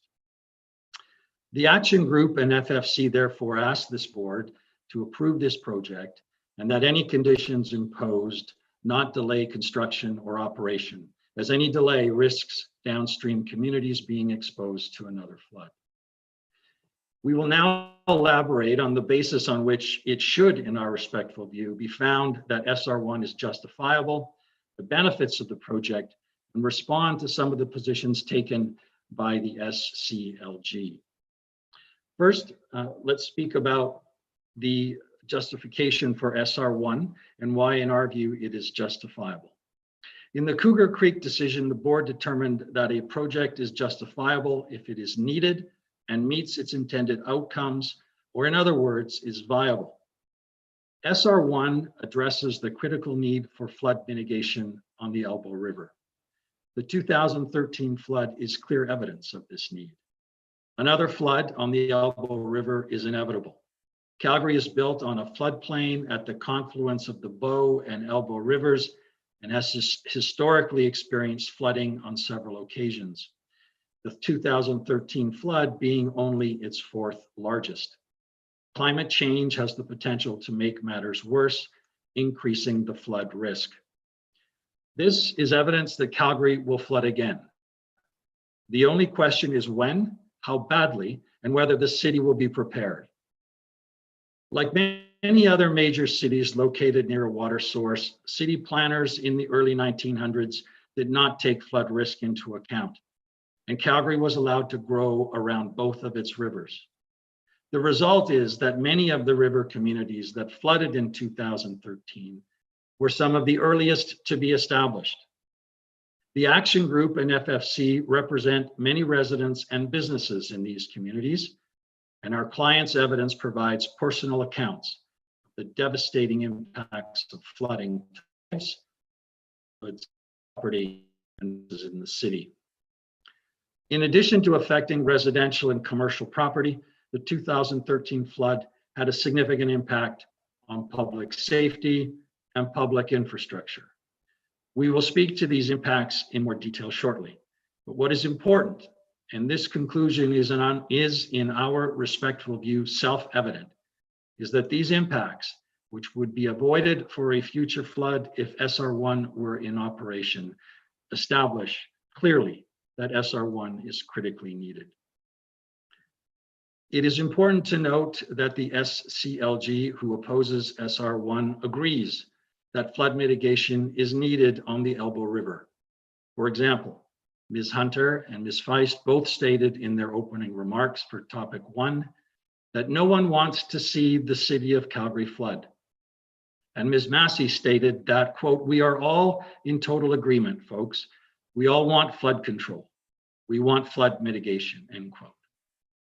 And in fairness, Mr. Chairman, there are of course matters on which the SCLG joins issue with Alberta Transportation, and those matters are of course for the SCLG and Alberta Transportation to address. SR1 is not only needed, but it is viable.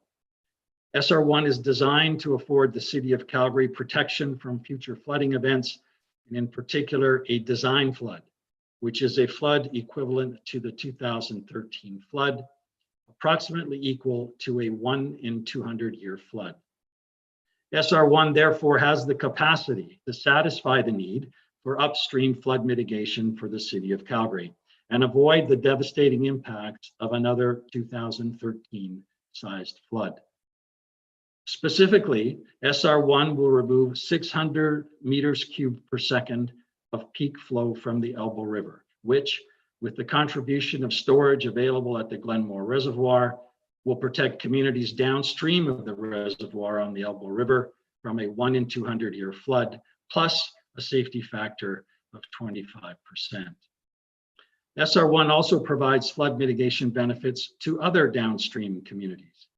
Particularly, SR1 will significantly reduce the flood risk for communities between SR1 and the Glenmore Reservoir by reducing the peak flow of a 2013 sized event in half, from 1,240 meters cubed per second to 640 meters cubed per second, and a 1 in 100 year flood event to a flow rate as low as 165 meters cubed per second.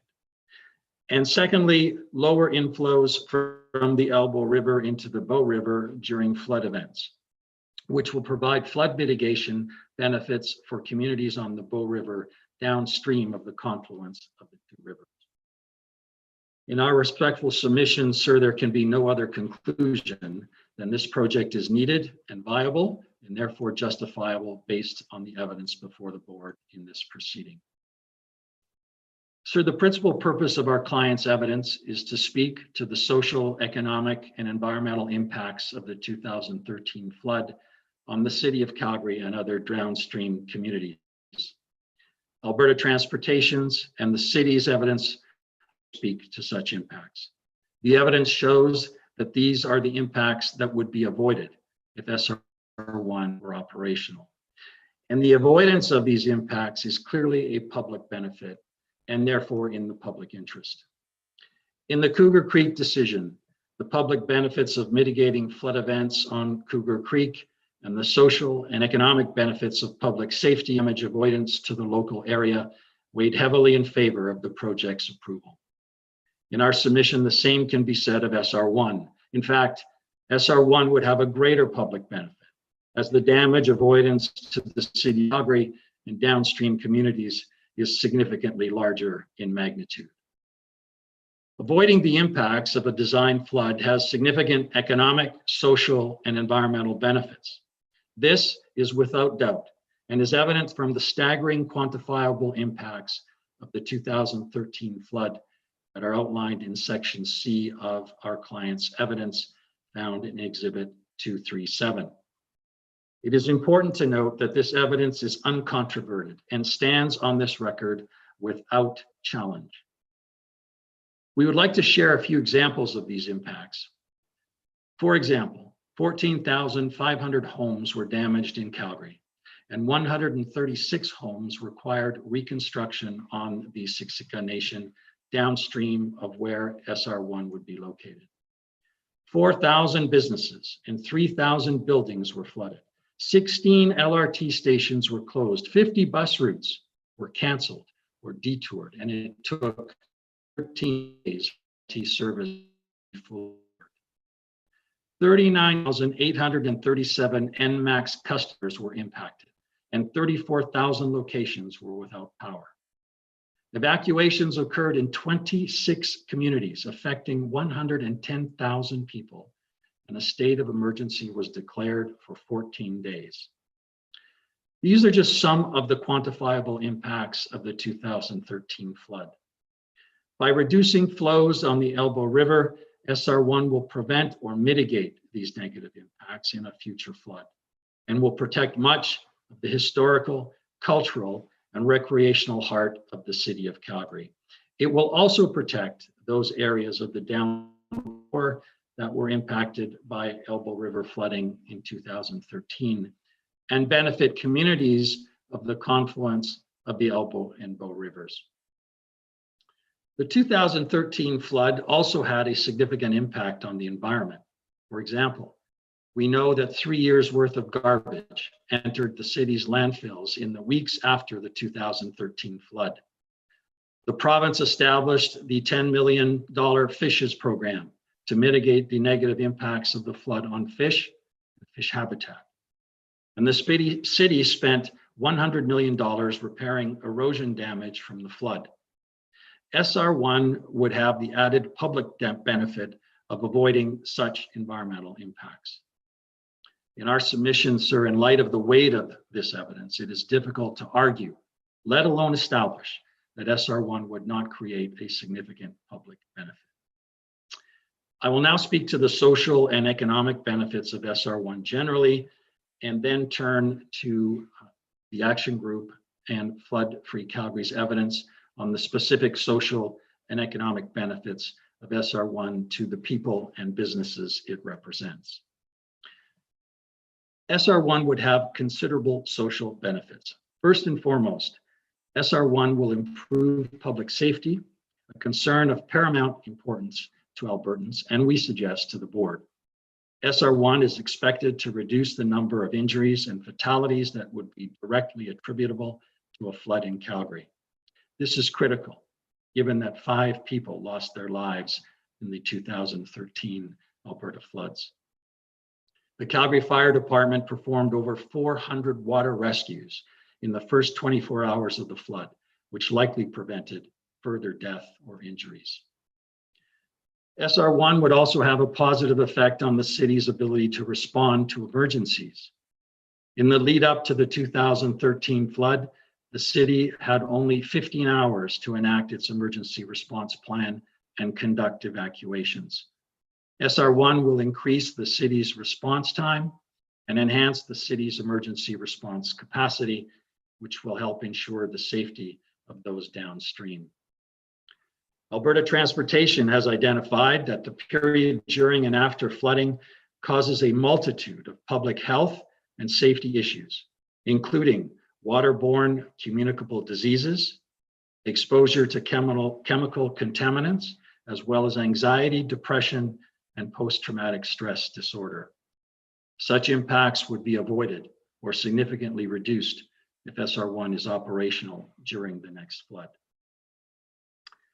In addition to the significant social benefits of SR1, SR1 has a clear economic benefit. This is evident when considering the financial damage numbers from the 2013 flood, the estimates for which range between $4.875 and $6 billion. In addition, it is estimated that 5.1 million working hours were lost in Southern Alberta during the 2013 flood.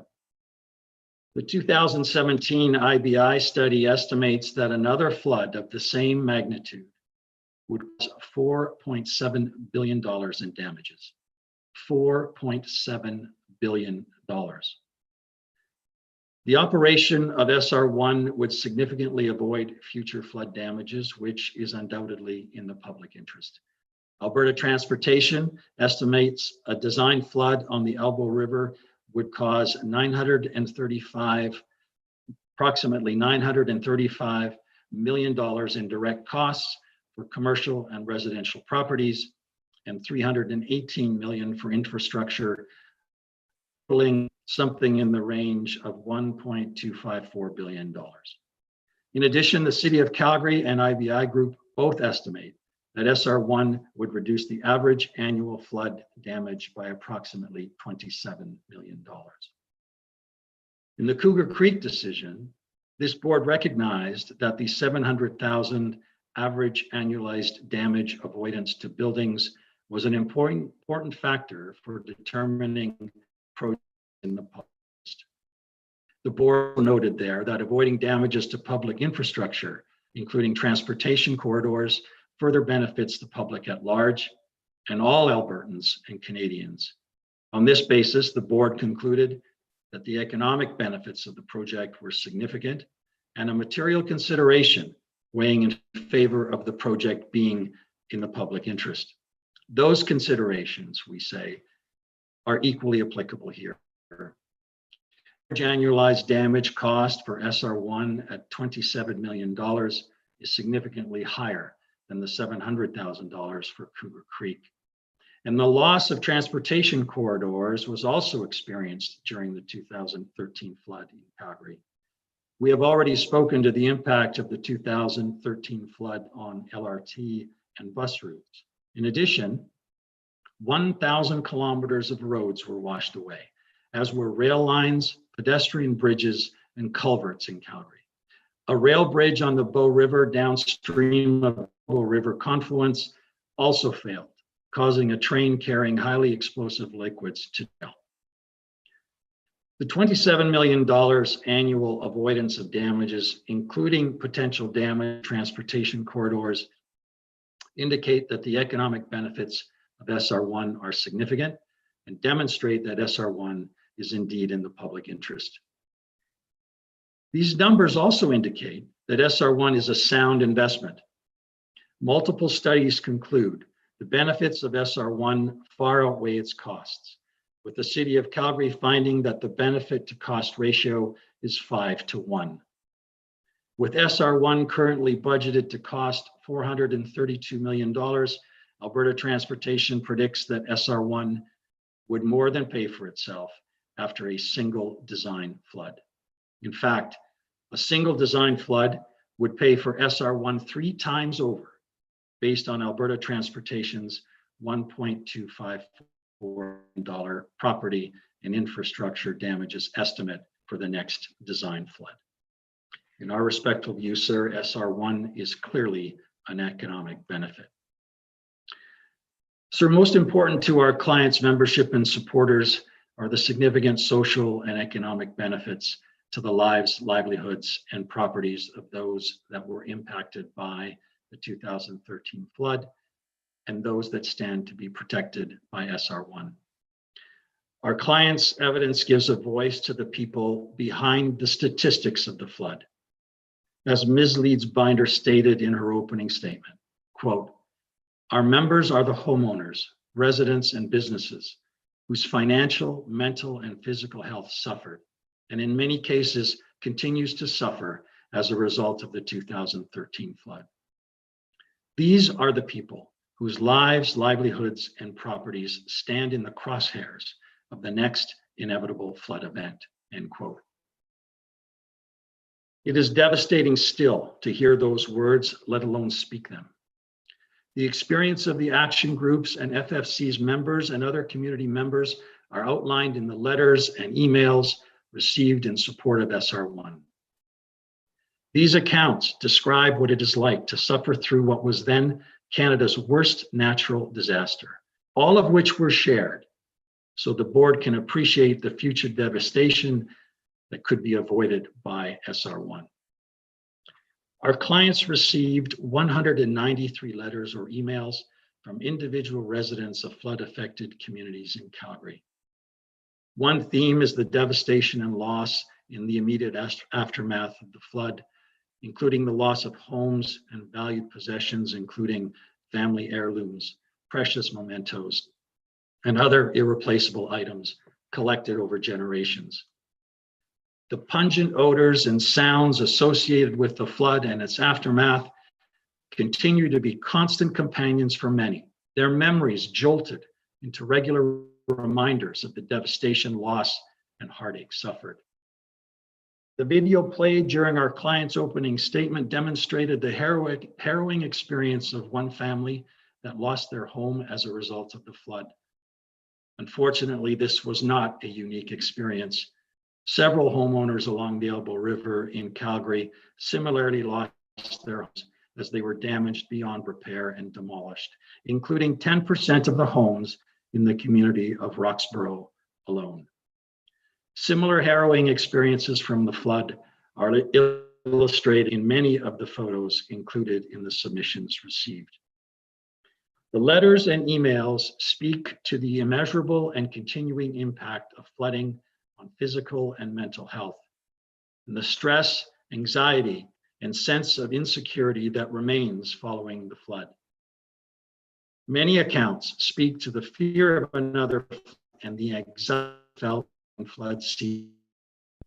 The added security that SR1 would provide to landowners, residents, and businesses affected by the 2013 flood, or to those who now reside or work in the flood impacted area, cannot be understated. This is an important social benefit of flood mitigation, and the board recognized in the Cougar Creek decision. How could it be argued otherwise in the face of the evidence on this record? Indeed, in our respectful view, it cannot.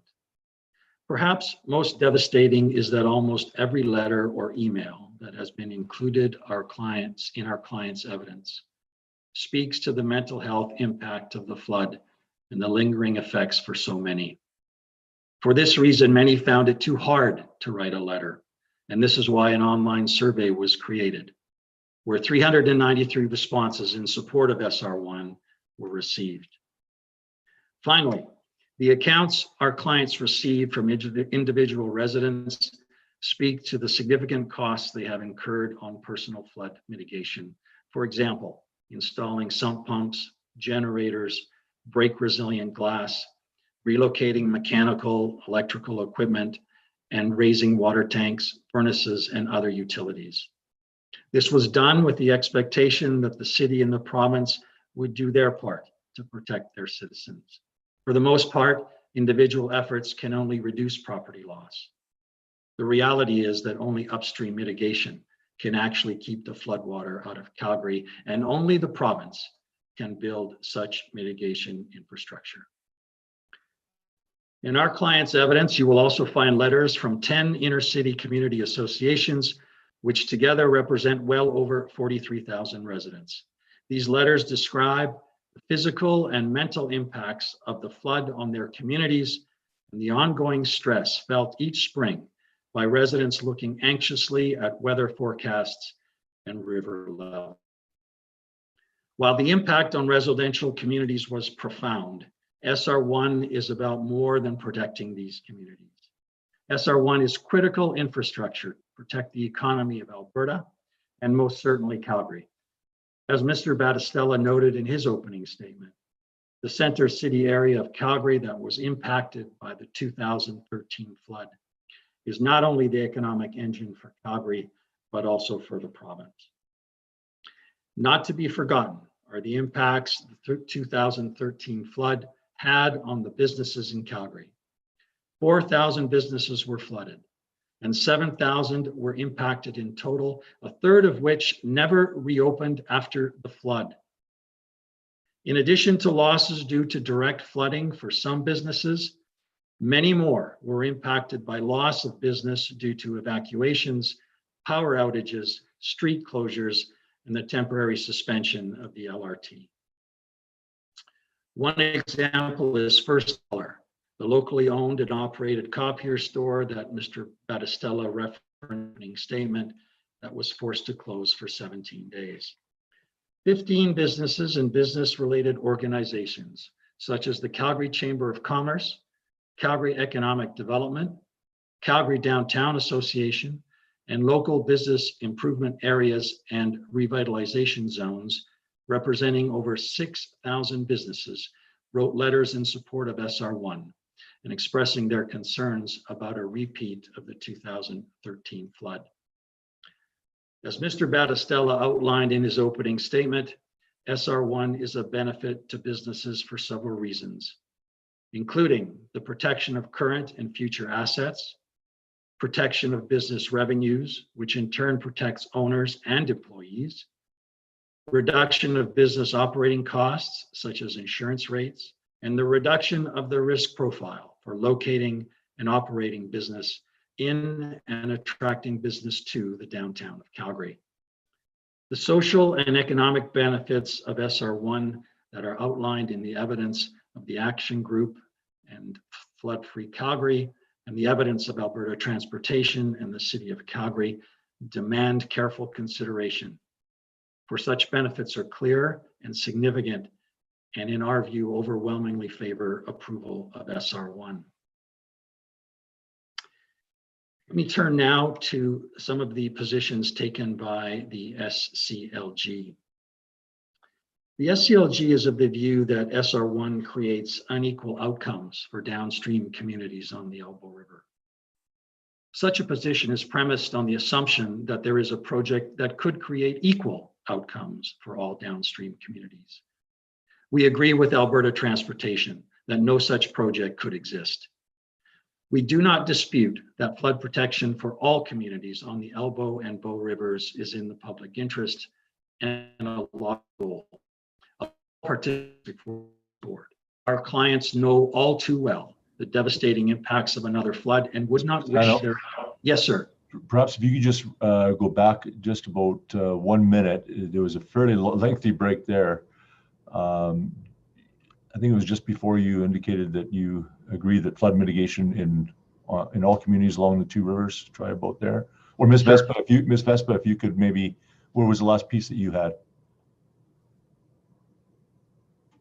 We do not dispute that flood protection for all communities on the Elbow and Bow Rivers is in the public interest and... Perfect. Thank you, Ms. Vespa. And thank you, sir. We do not dispute that flood protection for all communities on the Elbow and Bow Rivers is in the public interest and a laudable goal. Of all participants before this board, our clients know all too well the devastating impacts of another flood and would not wish their experiences on any community. However, SR1 is the only project before this board, and this project is not intended to be everything for everyone, nor could it be.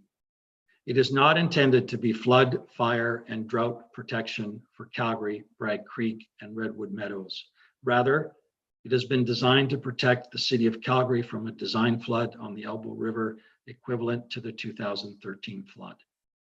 And here it is worth noting that our reference to the city is a reference to not only the lives and property of downstream residents, but to businesses, livelihoods, and the economy of the province writ large, as we outlined earlier. SR1 is clearly needed in our view and must be built.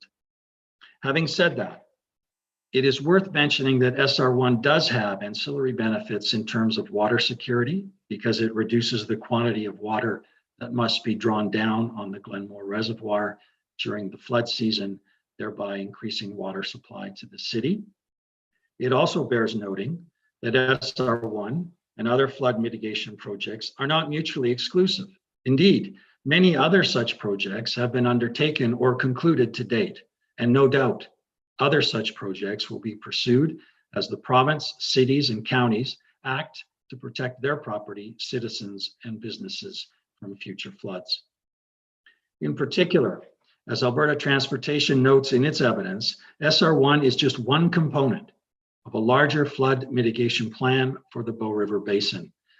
Other components include a potential new flood control structure on the Bow River, upgrades to the Glenmore Reservoir, and berms within the city of Calgary, Bragg Creek, and Redwood Meadows.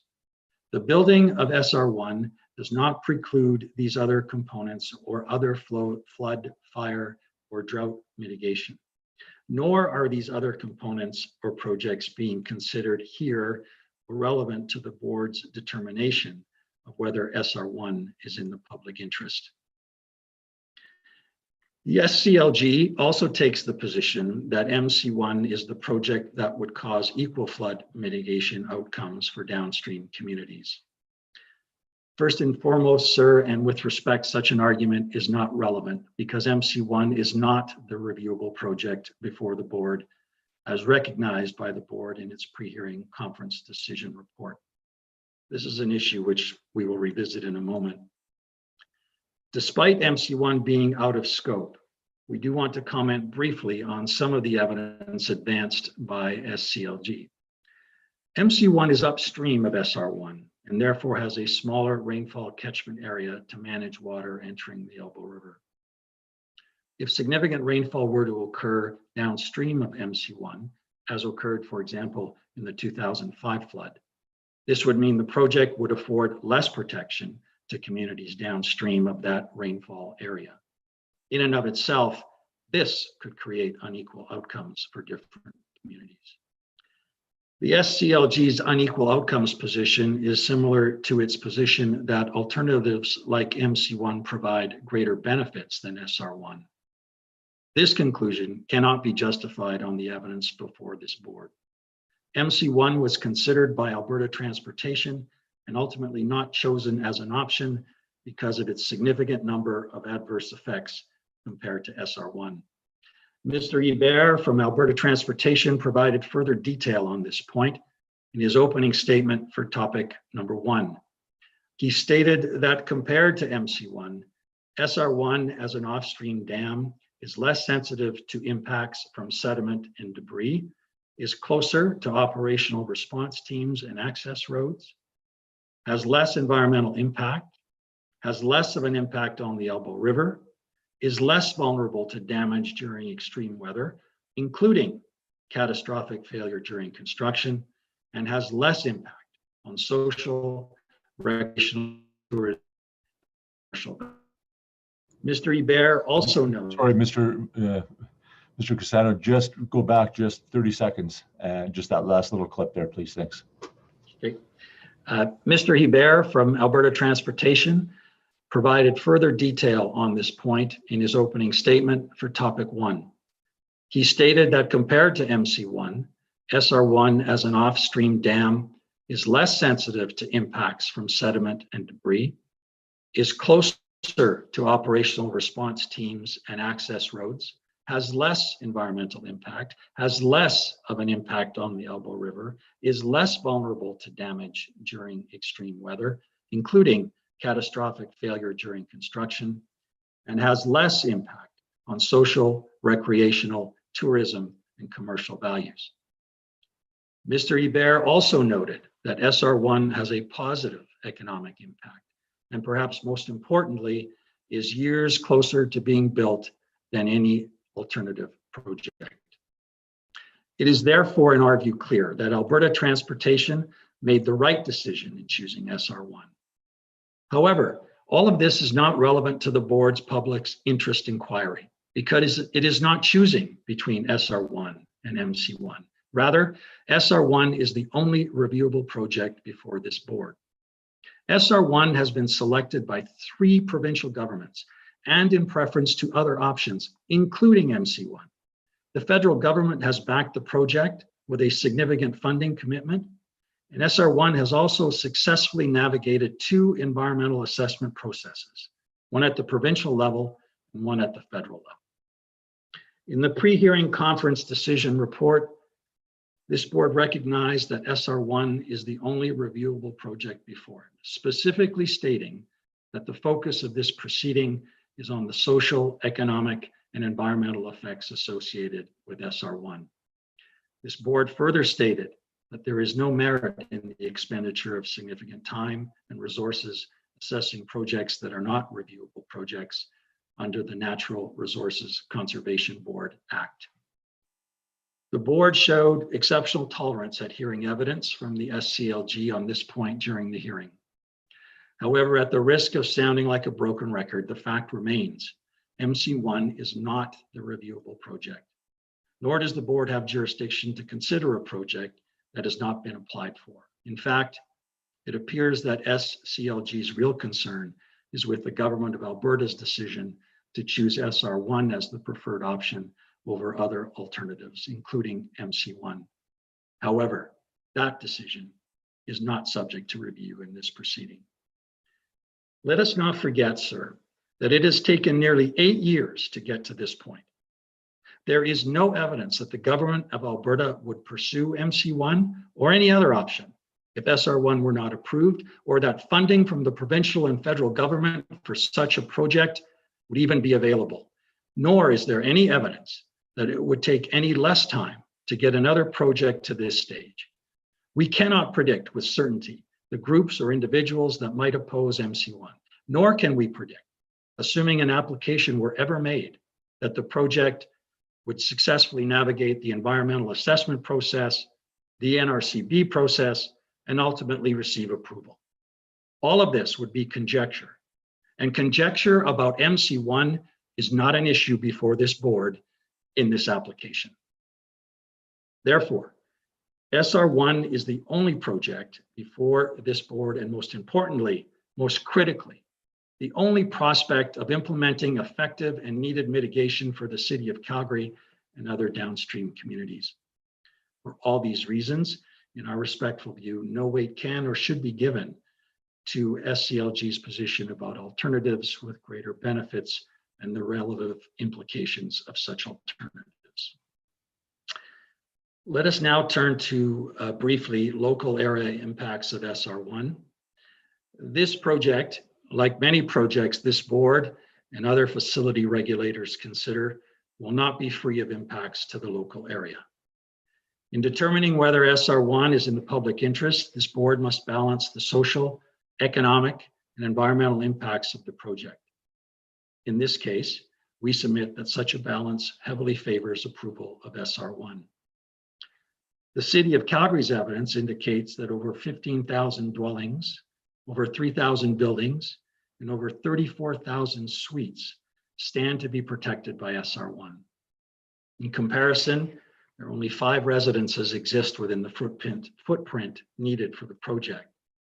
The impacts to the local area from the operation of SR1 will be limited and temporary in nature. In most years, SR1 will not be operational, and when it is operational, it will only contain for a short period of time, days, months. Furthermore, the Impact Assessment Agency of Canada, in its draft environmental assessment report, has concluded that SR1 is not likely to cause significant adverse environmental effects when taking into account the implementation of key mitigation and follow-up program measures by Alberta Transportation. And any local impacts of SR1 are heavily outweighed by the significant benefits to the City of Calgary and other downstream communities from the reduced risk of flooding and the avoidance of the devastating social, economic, and environmental impacts of a flood. SR1, as we have noted, is designed for a 1 in 200 year flood plus a safety factor of 25%. This stands in stark contrast to the City of Calgary and other downstream communities that are not designed to endure flooding to any degree. Furthermore, SR1 local area impacts can be mitigated, whereas the impacts of a future 2013 sized flood on Calgary cannot be fully mitigated without upstream mitigation. In terms of the mitigation of impacts of SR1, Alberta Transportation has consulted with impacted parties and has worked and is working to address and, where possible, mitigate those impacts. Alberta Transportation has proposed numerous mitigation measures and has promised to continue to listen to the concerns of residents and accommodate where possible to achieve further mitigation of any impacts. In some circumstances where impacts could not be addressed through mitigation, such as for landowners whose lands are needed for the project, Alberta Transportation has offered compensation. And to date, Alberta Transportation has acquired approximately 25% of the lands in the project area through voluntary purchases, and is in the process of negotiating agreements with 3 additional landowners, which would increase this number to 43%. In the City of Calgary, the city has taken significant steps in terms of local mitigation measures to reduce the potential exposure of flooding, but local mitigation is simply not sufficient to protect the city from a 2013 size flood. Only the province of Alberta can protect the city in southern Alberta from such a flood. The social, economic, and environmental benefits of SR1 heavily outweigh any such impacts to the local area of the project. As the board stated in the Cougar Creek decision, public safety, protecting private property, and public infrastructure are of paramount importance to Albertans. And like the Cougar Creek project, these goals will be achieved by SR1 and should weigh heavily in favor of the project's approval. In conclusion, sir, it is important to emphasize the public benefit of this project, a project that is fully supported by all 3 levels of government. SR1 will increase public safety, protect private property and infrastructure, and protect the well-being of people and businesses in the City of Calgary and other downstream communities. A project of such public benefit is in the best interests of all Albertans. It is inevitable that the catastrophic impacts of the 2013 flood will be repeated if SR1 is not approved. We therefore ask the board to find SR1 is in the public interest and approve this project to avoid such impacts in the future. A decision otherwise would be, in our respectful view, in effect, a decision to leave the city vulnerable to flooding indefinitely, which cements the intolerable status quo. At this point in time, the reality is that it's SR1, a viable project with significant cost ratios, or nothing. That is the reality. Time is of the essence to ensure that SR1 is fully operational before the next major flood. On this point, the Mayor of Calgary, Naheed Nenshi, stated the following in a letter supporting SR1, quote, "If SR1 is not approved, or the province is forced to reconsider other alternatives that have already been dismissed as less effective, the flood mitigation infrastructure Calgary requires could be delayed by decades," end quote. We simply cannot afford to have the City of Calgary and other downstream communities remain unprotected. As Mr. Morris stated in his opening statement, quote, "The city will flood again. The only question is, will it be ready?" End quote. And with the approval, construction, and operation of SR1, Mr. Chair, the city and the province will indeed be ready. Sir, those are our submissions. We wish to thank you regarding the efforts of the board and board council and staff, and the court reporters, whose task no doubt is daunting at times. Also the efficiencies with which this hearing was conducted and the participation of all of the parties. Thank you, sir, and panel, very much for your time and attention. Thank you, Mr. Cassano. And thank you for the kind remarks in terms of board staff and all the help that we received in terms of conducting hearings. So thank you very much. City of Calgary is up next. Ms. Senek, are you speaking on behalf of City of Calgary? Yes, I will be. Thank you. All right. So we're at 5-2. So if you still require your 40 minutes, and that's that's what was requested and approved, so that would take you to about 22 or so. But if you don't need all that time, that's fine. You don't have to take it. But just to let you know that you'd be up around 20 to 1. So. Okay, thank you so much. Yes, I suspect I won't need the full 40 minutes that we requested. Okay, thank you. Thank you. So thank you, Mr. Chair and members of the panel. I will start by thanking Council for Alberta Transportation and for Calgary River Communities Action Group and Flood Free Calgary for their submissions. The City of Calgary supports their remarks. I'd also like to thank the board staff and panel members, court reporters, and Zoom host for their patience and assistance, and all parties for taking the time to participate in this very important hearing. Like the other parties you've heard this morning, I will submit a written copy of my submissions to the board, which contains references to the evidence, which I will not include in my oral submissions today. There has been a lot of information communicated, tested, and digested over the past 2 weeks. You've heard about the need for SR1. You've heard about the devastating impacts of the 2013 flood, the design flood for the project.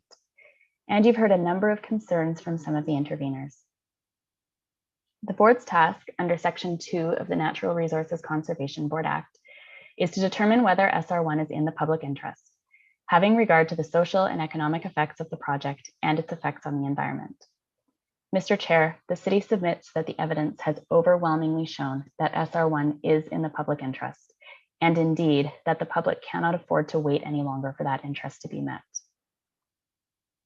The city submits that the project meets its stated purpose of reducing the effects of future extreme flood events on the City of Calgary and downstream communities. SR1 is not about protecting pockets of residences along the Elbow River. It will protect critical infrastructure and economic assets needed for the entire region and will potentially save lives. For our closing, the city will highlight the dramatic benefits SR1 offers, the conservative approach to design, safety, and risk incorporated into the project, and why the city believes that SR1 is a preferable choice to alternatives put forward. I'll begin with the project need and benefit. The City of Calgary is located at the confluence of the Bow and Elbow Rivers. Both of these rivers drain steep, high elevation mountain terrain that is subject to heavy rainfall and rapid runoff, and both lack sufficient natural storage, leaving Calgary at a unique potential for severe flooding.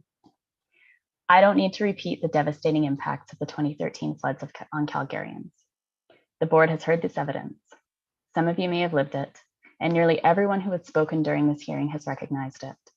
Years of technical, economic, engineering, and citizen engagement have shown that upstream storage on both rivers is greatly needed, particularly on the Elbow River.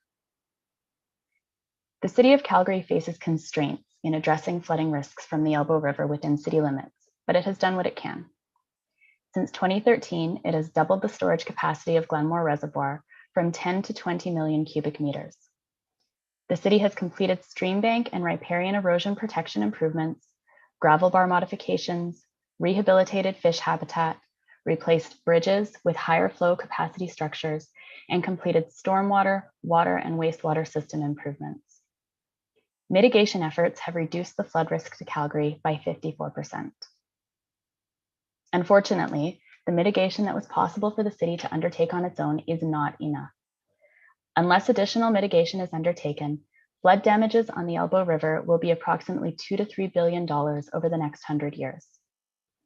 In 2014, in recognition of the city's limitations respecting flood mitigation within its boundaries, it was agreed that the province would lead the study and configuration of resilience elements outside of city limits. Nearly 8 years later, and after extensive study and careful, thoughtful design, the SR1 project is before this board. Over 1.3 million Calgarians are now relying on the completion of SR1 to protect public safety, private property, critical regional infrastructure, including wastewater treatment, road and rail networks, utilities and vital services, and Calgary's downtown core. With SR1 in place, the likelihood of another flood like that in 2013 causing widespread damage and disruption is significantly reduced. SR1 will work synergistically with other flood resilience measures in Calgary, including the Glenmore Dam itself, to virtually eliminate overland flooding in a 2013 sized flood downstream of the Glenmore Reservoir. SR1 will also have appreciable effects on events larger than the design flood. Though overland flooding cannot be eliminated in floods larger than a 1 in 200 event, the combined mitigation of SR1 and Glenmore Reservoir offers significant attenuation of larger flows. For example, after passing through SR1 and the Glenmore Reservoir, a 1 in 500 year event turns into a 1 in 29 year event. This makes SR1 an adaptive measure that offers substantial benefits should changes in climate and hydrologic regime bring more frequent or severe floods. Even those Calgarians upstream of the Glenmore Reservoir will benefit from SR1. Discovery Ridge, the only Calgary community upstream of Glenmore, was regulated at the time of development to be designed to 1 in 100 standards, meaning that it was designed to a flow rate of 883 cubic meters per second. SR1, by diverting up to 600 cubic meters per second, will increase the threshold for damages in this area to around the 1 in 350 year range. The benefits of SR1 are staggering. SR1 will avert major social, environmental, and economic impacts along the Elbow and Bow Rivers in Calgary, including about $1.2 billion in damages for a 1 in 100 flood and $1.9 billion in damages for a 1 in 200 event. The average annual damages to public and private infrastructure averted by SR1 are approximately $27 million a year. The city submits that with SR1 on the landscape, almost $3 billion in damages will be avoided for over 100 years, resulting in a 5-to-1 benefit to capital cost ratio. While the benefit cost analyses performed by Alberta Transportation have been more conservative, all benefit cost analyses have shown net benefits. It is likely as well that the net benefits are greater than those shown, given that most analyses do not account for some crucial factors that are difficult to monetize, such as the increased flood response flexibility afforded by SR1, health and safety elements, potential increased and therefore avoided damages due to climate change, and benefits that would be felt outside of the city of Calgary. While upstream mitigation on the Bow River would certainly have its own positive impacts on the flood outlook for the city of Calgary and other downstream communities, upstream mitigation on the Bow is not necessary for SR1 to provide benefits. The $27 million of average annual damages avoided by SR1 are solely attributable to SR1 and are not dependent on any additional projects on the Bow River. Furthermore, flooding on the Bow River would have a minimal impact on a mitigated Elbow River, as the topography of the riverbeds would not allow water to travel very far upstream at the confluence of the two rivers. River flooding has caused at least 7 fatalities in southern Alberta since 2005, 3 of which were in Calgary.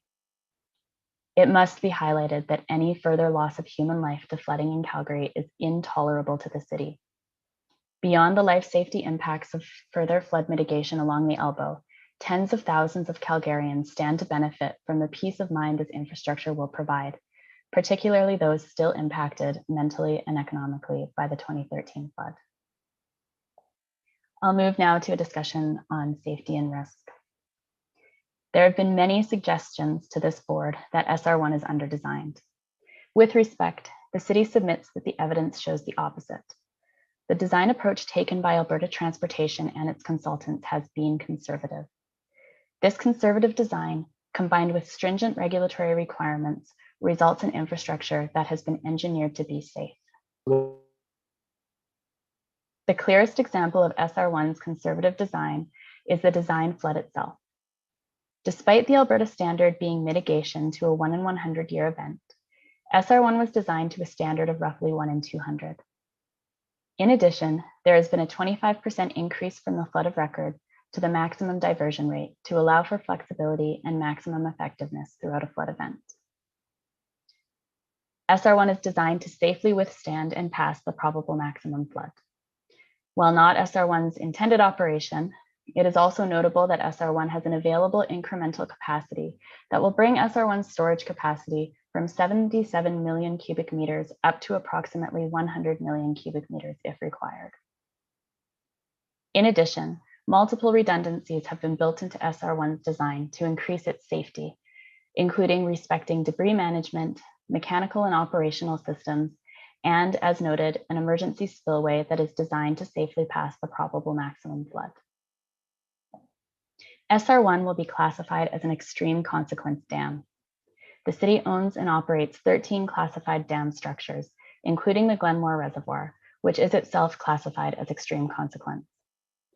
The city is therefore familiar with the stringent design, surveillance, operation, and maintenance standards such a consequence classification entails. Unlike other extreme consequence dams, SR1 will only be operating for periods of up to 40 days following a major flood and will not hold large amounts of water continuously, making the already remote chance of fair weather failure even less likely.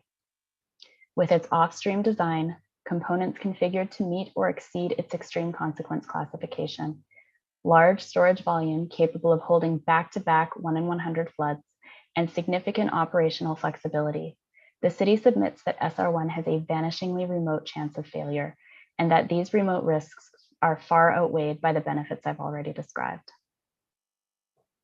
In addition, and importantly, providing this higher level of permanent flood protection on the Elbow River will provide the city with more time to respond to flood events. It will also allow the city to eliminate over 40% of the emergency actions in its emergency response plan in a 1 in 200 year event, and direct more emergency response resources during such a flood to mitigate impacts on the Bow River, where less flood mitigation infrastructure has been completed to date, increasing overall public safety and reducing damages on both rivers. With this additional emergency response capability, combined with the reduced flooding impacts discussed earlier, it is clear from the evidence, Mr. Chair, that not only is SR1 safe, but it increases public safety. I now want to touch on the alternatives. There have been numerous claims throughout this hearing that MC1 ought to have been chosen by Alberta Transportation over SR1. The city reminds the board that the board's mandate is limited to determining whether SR1 is in the public interest. However, given that this panel indicated in its pre-hearing conference decision report that a general understanding of the relative merits associated with project alternatives may be contextually relevant to the board's decision on public interest, the city presents the following submissions supporting SR1 as the superior choice to MC1. SR1 takes advantage of a natural topographic and geological feature that happens to be underlain by low permeability materials. The off-stream design of SR1 means that only intermittently, during and for relatively short periods following major floods, does it appreciably interact with the Elbow River's fluvial system. In addition, as already discussed, SR1's off-stream nature makes it less susceptible to fair weather failure, giving it an advantage over MC1 in terms of operational risk.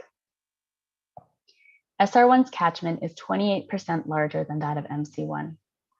The proposed position of MC1 higher in the catchment means that it would not capture rainfall events occurring lower down in the basin that could raise flows between MC1 and the Glenmore Reservoir, such as the event observed in 2005. Drought management has been frequently cited by the interveners opposed to this project as a reason that MC1 ought to have been selected over SR1 by Alberta Transportation. The city's witness was cross-examined extensively on the city's water security concerns. With respect, water security is not the purpose of SR1. Its purpose is flood mitigation. It is an added public benefit of SR1 that it does provide a modest incremental benefit for water supply. The existence of SR1 will allow the city the flexibility of not needing to draw down Glenmore Reservoir in anticipation of the flood season, allowing the city to maintain higher levels in Glenmore for its potable water needs. The city agrees that water is a precious and limited resource. The city supplies potable water to almost 25% of Alberta's population and takes water quality and supply very seriously. SR1 will not negatively impact its citizens and regional customers' access to water. The city does not anticipate any appreciable changes to the timing and availability of water in the Elbow River with SR1 in place. Further, as an off-stream structure, any potential water quality changes in the Elbow River as a result of the operation of SR1 are expected to be intermittent, of short duration, reversible, and manageable by the water treatment infrastructure at Glenmore Reservoir and the flexibility of the city's water treatment strategy. Indeed, in the event of an unmitigated flood, pipelines, utilities, and construction materials found in the urban environment are a real concern, and these would pose a real threat to water quality, a threat that would be mitigated by SR1. The city has 50 to 70-year horizon plans in place to address the financial, infrastructure, and licensing needs of the city and its regional partners, while considering the region's and basin's sustainability for all water license holders. While the modest increase in water security provided by SR1 is, as I mentioned, an added benefit, the city does not view the Elbow River as the preferable or practical source as longer-term population, hydrology, treatment, and climate dynamics unfold. The city's water license capability on the Elbow River is essentially optimized with the Glenmore Reservoir, particularly since the installation of the new gates. As stated by Frank Frigo, the Elbow is only so large of a roof. If you put a bucket at the end of that roof, you're only going to get so much water off of it, especially in times that are more, if you will, droughty. On the Elbow, there would simply not be enough water. Even a larger bucket would provide no appreciable benefit in terms of water supply. The Bow River is the preferable candidate for upstream storage, given its larger catchment, higher elevation, glacier, permanent snowfield, less seasonal variability, and higher precipitation.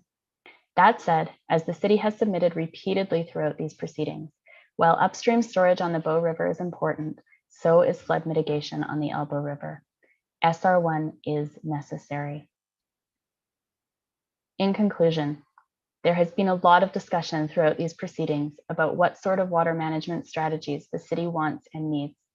To be clear, the city is before this board to very clearly and emphatically state that what the city needs today is SR1. In the city's submission, SR1 is the most important piece of proposed infrastructure in the history of the city of Calgary and the broader Calgary region. This is not a for-profit natural resources project. This is critical public investment necessary for the protection of human life and regional infrastructure. The board has seen the evidence of SR1's economic benefits. You've heard how it has been designed to stringent and conservative standards, and you've heard from the source that the project's construction and operation will not sacrifice water quality or security. If this project is completed, the residents of Calgary will finally have protection from one of the greatest threats currently facing the city. SR1 is very much in the public interest, and the city urges this board to recommend its approval. And those are the City of Calgary's submissions. Thank you. Thank you, Ms. Senek. Much appreciated.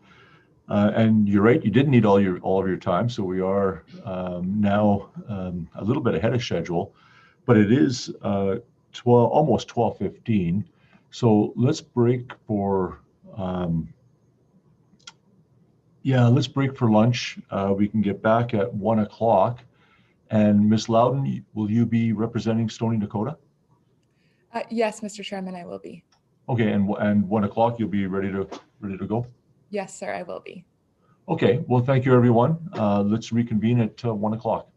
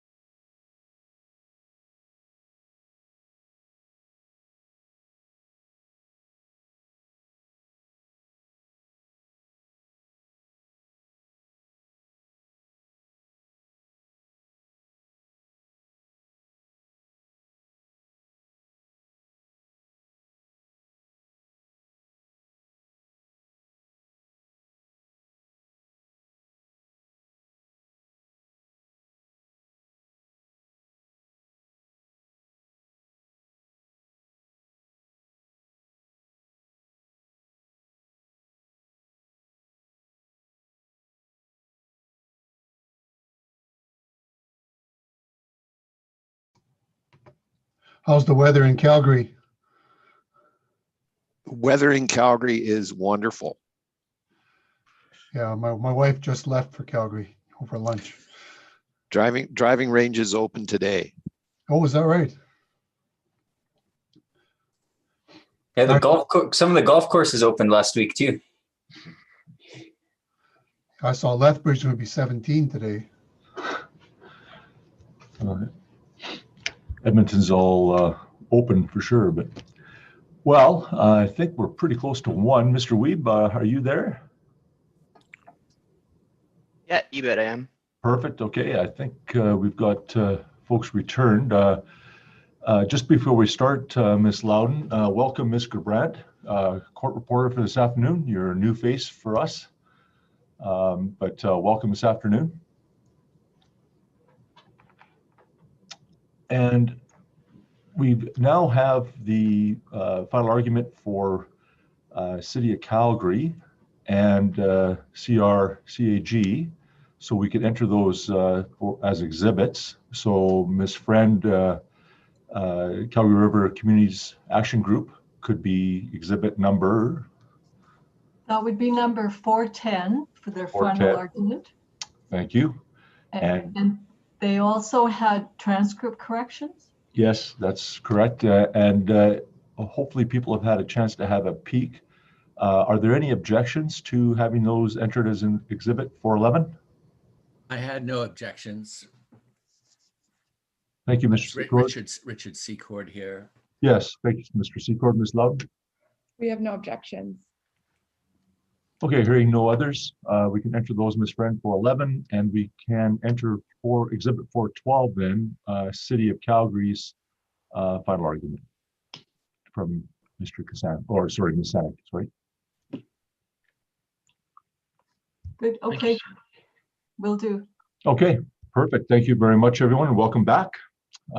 Ms. Loudon, the stage is yours. Please proceed. Thank you, Mr. Chairman. Thank you, panel members.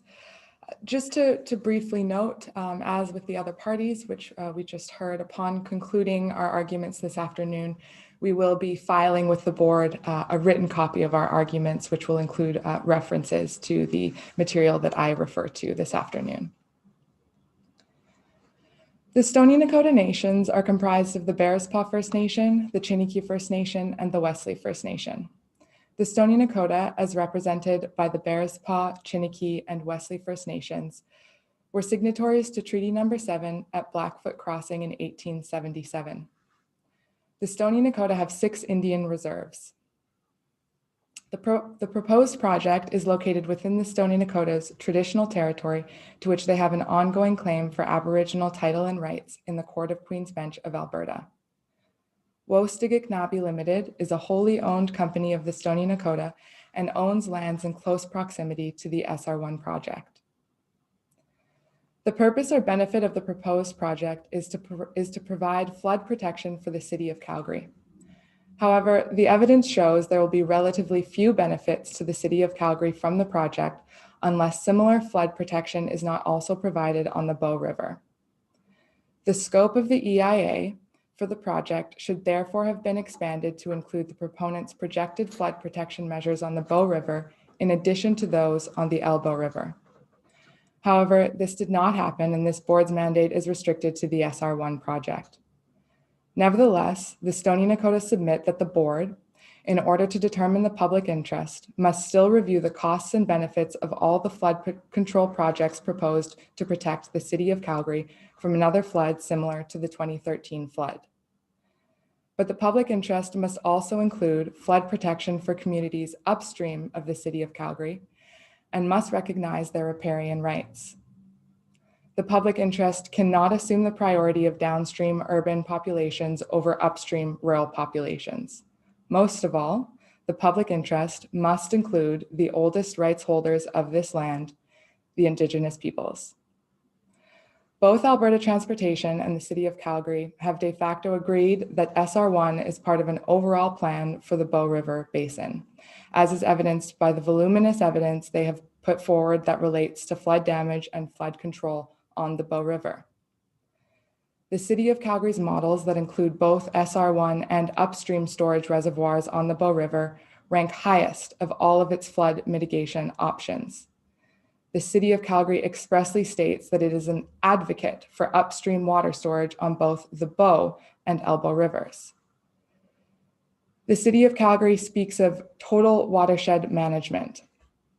Calgary's preferred flood control options are the SR1 project combined with a new reservoir on the Bow River.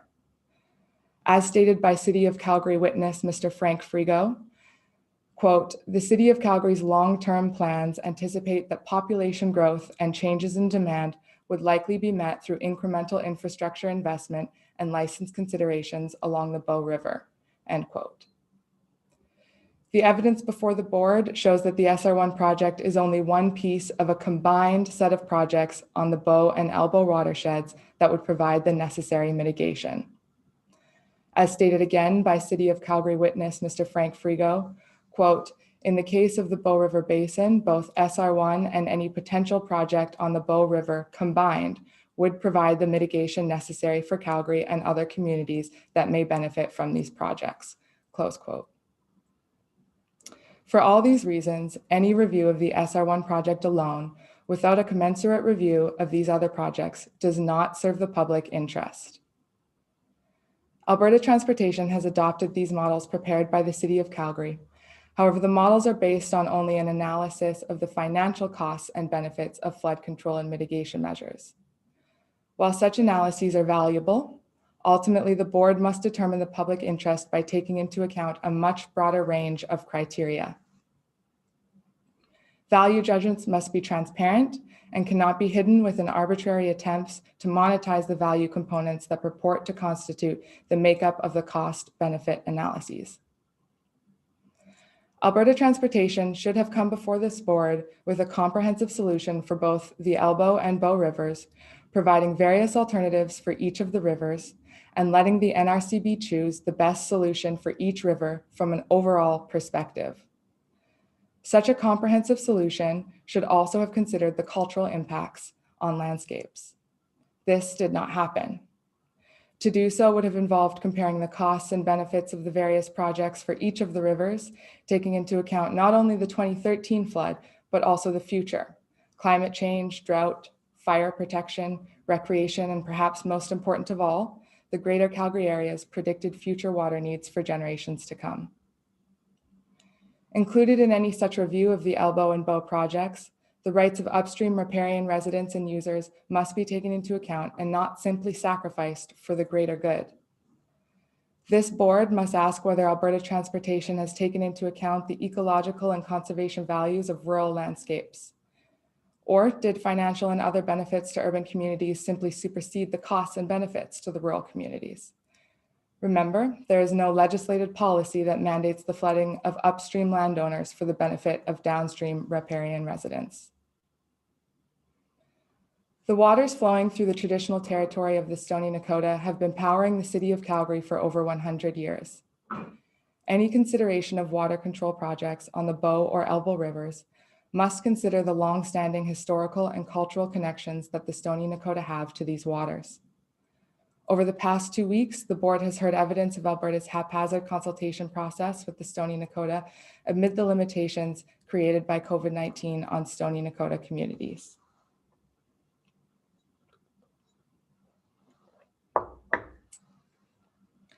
The Aboriginal Consultation Office confirmed that it may rely on the NRCB process to fulfill the Crown's duty to consult. Further, the Court of Appeal of Alberta confirmed in Fort Mackay First Nation versus Prosper Petroleum Limited that tribunals must consider the honor of the Crown when making a determination about whether a project is in the public interest. As stated by the Court of Appeal, a project authorization that breaches the constitutionally protected rights of Indigenous peoples cannot serve the public interest. Consultation with Indigenous groups generally is not consultation with the Stony Nakota. Negotiations and agreements with the Tsuut'ina and other distant First Nations bear no relevance to the rights of the Stony Nakota. For Alberta Transportation to imply that consultation with unrelated Indigenous groups constitutes consultation with the Stony Nakota is extremely disrespectful. While the Cree Nations from Central Alberta and the Blackfoot Nations from Southern Alberta have their own rights and interests, they do not speak for the Stony Nakota. The duty to consult and accommodate involves both a procedural and a substantive component. Procedurally, if infringement of constitutional rights might occur, Indigenous peoples must have the opportunity to have their views heard and considered. Substantively, where adverse effects to constitutional rights might occur, Indigenous peoples must have the impacts to their rights mitigated or accommodated. Both the procedural and the substantive components must be fulfilled. The assessment of potential impacts from the SR1 project on the rights and interests of the Stony Nakota has not been adequate and has not been complete. As a result, the extent of potential effects, including what mitigation or accommodation measures may be required to reduce, mitigate, or avoid those impacts, has not yet been determined. Without this information, the board cannot make a determination about whether the project is in the public interest. In its environmental assessment, Alberta Transportation only assessed potential project effects on traditional land and resource use. However, traditional land and resource use is only one component of Aboriginal and treaty rights, as these rights also include Stony Nakota cultural, social, and governance components. For example, the right to hunt includes much more than just the activity of hunting. Hunting is grounded in the respect for the land and animals and is a central part of Stony Nakota culture. For the Stony Nakota, it is essential to be out on the land to access traditional sites for not just the exercise of the right to hunt, but also, for example, the passing down of knowledge to younger generations. Since there has not yet been assessment or consideration of project impacts to these components of Aboriginal and treaty rights, there has not yet been a complete assessment of potential effects to the rights and interests of the Stony Nakota. The oral evidence of Stony Nakota elders and knowledge keepers in this hearing detailed, among numerous other concerns, the trauma they have experienced as a result of inadequate consultation and engagement and the destruction of their lands, including cultural, spiritual, and burial sites. Elder John Snow Jr. spoke of the trauma he still feels as a result of the flooding and desecration of Stony Nakota grave sites resulting from the Bighorn Dam. Such a situation is intolerable and must not be permitted to happen again. Alberta Transportation asserts that the proposed project, including the proposed future land use plan, will provide for an enhanced opportunity for the exercise of treaty rights and traditional uses. However, this statement ignores the fact that the project will disturb or destroy existing traditional use and cultural sites of the Stony Nakota in the project area, and that the future land use plan includes a multitude of restrictions and competing uses to the exercise of Aboriginal and treaty rights. This cannot be said to enhance the opportunities of the Stony Nakota. Alberta Transportation acknowledges that mitigation measures should be directly proportional and responsive to identified impacts. Yet, Alberta Transportation also concedes that the mitigation measures it has proposed for impacts to traditional land and resource use are simply mitigations of biophysical components. Mitigations aimed at addressing biophysical components and by proxy, some of the resources used by the Stony Nakota are not the same as accommodation of impacts to Aboriginal and treaty rights. This has been confirmed by the Supreme Court of Canada. For all the foregoing reasons, the Stony Nakota therefore submit that it is premature to approve the SR1 project and that the application should be denied. However, in the event the board approves the project, the Stony Nakota submit that the construction of SR1 not be permitted to commence until and only if 1, the 2016 agreement between the province of Alberta and TransAlta Utilities Limited governing water management in the Ghost Reservoir not be renewed unless the Stony Nakota Nations be made a party to that agreement. 2, a full assessment of all the proposed flood and water control structures on the Bow River upstream of the city of Calgary has been completed, including an accounting of all payments to third parties. As part of this assessment, the board must mandate a fulsome response to both climate change and solutions to the threat of flooding facing the city of Calgary. And 3, the Government of Alberta has obtained the full, free, and informed consent of each of the Stony Nakota Nations to any and all flood mitigation or water storage structures on the Bow River upstream of the City of Calgary, regardless as to whether there is projected to be any actual flooding of Stony Nakota Indian Reserves 142, 143, and 144. We would emphasize that there is no reasonable reason why these conditions cannot be complied with prior to the commencement of construction of SR1. Further, these conditions are responsive to the principles under the United Nations Declaration of the Rights of Indigenous Peoples, which Alberta Transportation has confirmed its commitment to. In the event the board approves the SR1 project, the Stony Nakota also ask that the following be made binding and enforceable conditions of any such approval. We note that evidence during the hearing indicated that Alberta Transportation can only make commitments for itself. That is, it cannot make commitments on behalf of the eventual operator of SR1, Alberta Environment and Parks. The Stony Nakota requests that any commitments by Alberta Transportation therefore be made conditions of approval that are also binding on Alberta Environment and Parks. These include the following. Condition 1, completion of the Stony Nakota Traditional Land Use Assessment. Prior to construction, Alberta Transportation shall enable the Stony Nakota to complete the Traditional Land Use Assessment. Alberta Transportation shall review the completed Traditional Land Use Assessment and meet with the Stony Nakota to discuss outstanding issues and appropriate mitigation or accommodation measures for identified impacts. Alberta Transportation shall provide upfront funding to the Stony Nakota for the completion of the Traditional Land Use Assessment based on a budget to be provided by the Stony Nakota. Condition 2, cultural awareness training.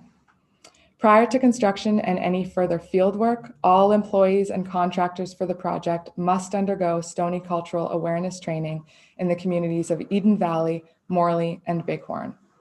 Alberta Transportation shall offer reasonable capacity to the Stony Nakota for the development of the training program. Condition 3, information sharing agreement. Prior to further field work and the completion of the Stony Nakota Traditional Land Use Assessment, referred to in Condition 1, Alberta Transportation must engage the Stony Nakota on the development of an information sharing agreement for the SR1 project based on the First Nations principles of ownership, control, access, and possession. The agreement shall include and apply to Alberta Transportation, Alberta Environment and Parks, and Alberta Culture, Multiculturalism, and Status of Women. Alberta Transportation shall offer reasonable capacity to the Stony Nakota for the development of the agreement. Condition 4, independent Indigenous monitor. Alberta Transportation shall contract an independent Indigenous monitor to monitor all fieldwork activities undertaken as part of the completion of the Stony Nakota Traditional Land Use Assessment, referred to in Condition 1. The Indigenous monitor shall be mutually agreed upon between Alberta Transportation and the Stony Nakota. Condition 5, Stony Nakota Traditional Knowledge Monitoring Committee. Prior to construction and prior to the resumption of fieldwork and completion of the Stony Nakota Traditional Land Use Assessment, referred to in Condition 1, Alberta Transportation shall offer reasonable capacity for the development of a Stony Nakota Traditional Knowledge Monitoring Committee. This committee shall be in place for the life of the project, and its operation shall be funded by Alberta Transportation and/or Alberta Environment and Parks. This committee shall be engaged on pre-construction, construction, operation, and post-flood activities, including but not limited to fieldwork, investigations, and mitigation activities relating to cultural, spiritual, historical, and archaeological features and sites in the project area, including those captured by the Historical Resources Act. Cultural monitoring of the project area at predefined intervals, including during and after ground disturbance and flood events. Monitoring and verification of environmental assessment and mitigation effectiveness, including for water, fish and fish habitat, wildlife and wildlife habitat, vegetation and wetlands. And cumulative effects monitoring, including for water, fish and fish habitat, wildlife and wildlife habitat, vegetation and wetlands. Condition 6, Stony Nakota Archaeological and Heritage Management Plan. Prior to further fieldwork, Alberta Transportation shall offer reasonable capacity for the development of an archaeological and heritage management plan for any structures, sites, or things of historical, archaeological, paleontological, or architectural significance, or physical or cultural heritage resources within the project development area, including but not limited to sites and things subject to the Historical Resources Act. This plan shall include, but not be limited to, engagement of the Stony Nakota Traditional Knowledge Committee, referred to in Condition 5, on all future fieldwork and investigations relating to sites and features, including those subject to the Historical Resources Act. Provision of reasonable capacity to the Stony Nakota to monitor investigations and mitigation activities of sites and features captured under the Historical Resources Act and conduct ceremonies at these sites as requested. And a procedure for sites and features not captured under the Historical Resources Act, which provides for documentation and protection of the sites and features in accordance with Stony Nakota cultural protocols. Condition 7, previously recorded archaeological and historical sites. Alberta Transportation shall provide the Stony Nakota with all information and reports regarding previously recorded archaeological and historical sites in the project area, including the findings of the Historical Resource Impact Assessment undertaken for the project. Alberta Transportation shall offer reasonable capacity to the Stony Nakota to conduct site visits and undertake ceremonies at these archaeological and historical sites. Condition 8, Stony Nakota Sacred Ceremonial Objects Repatriation Regulation.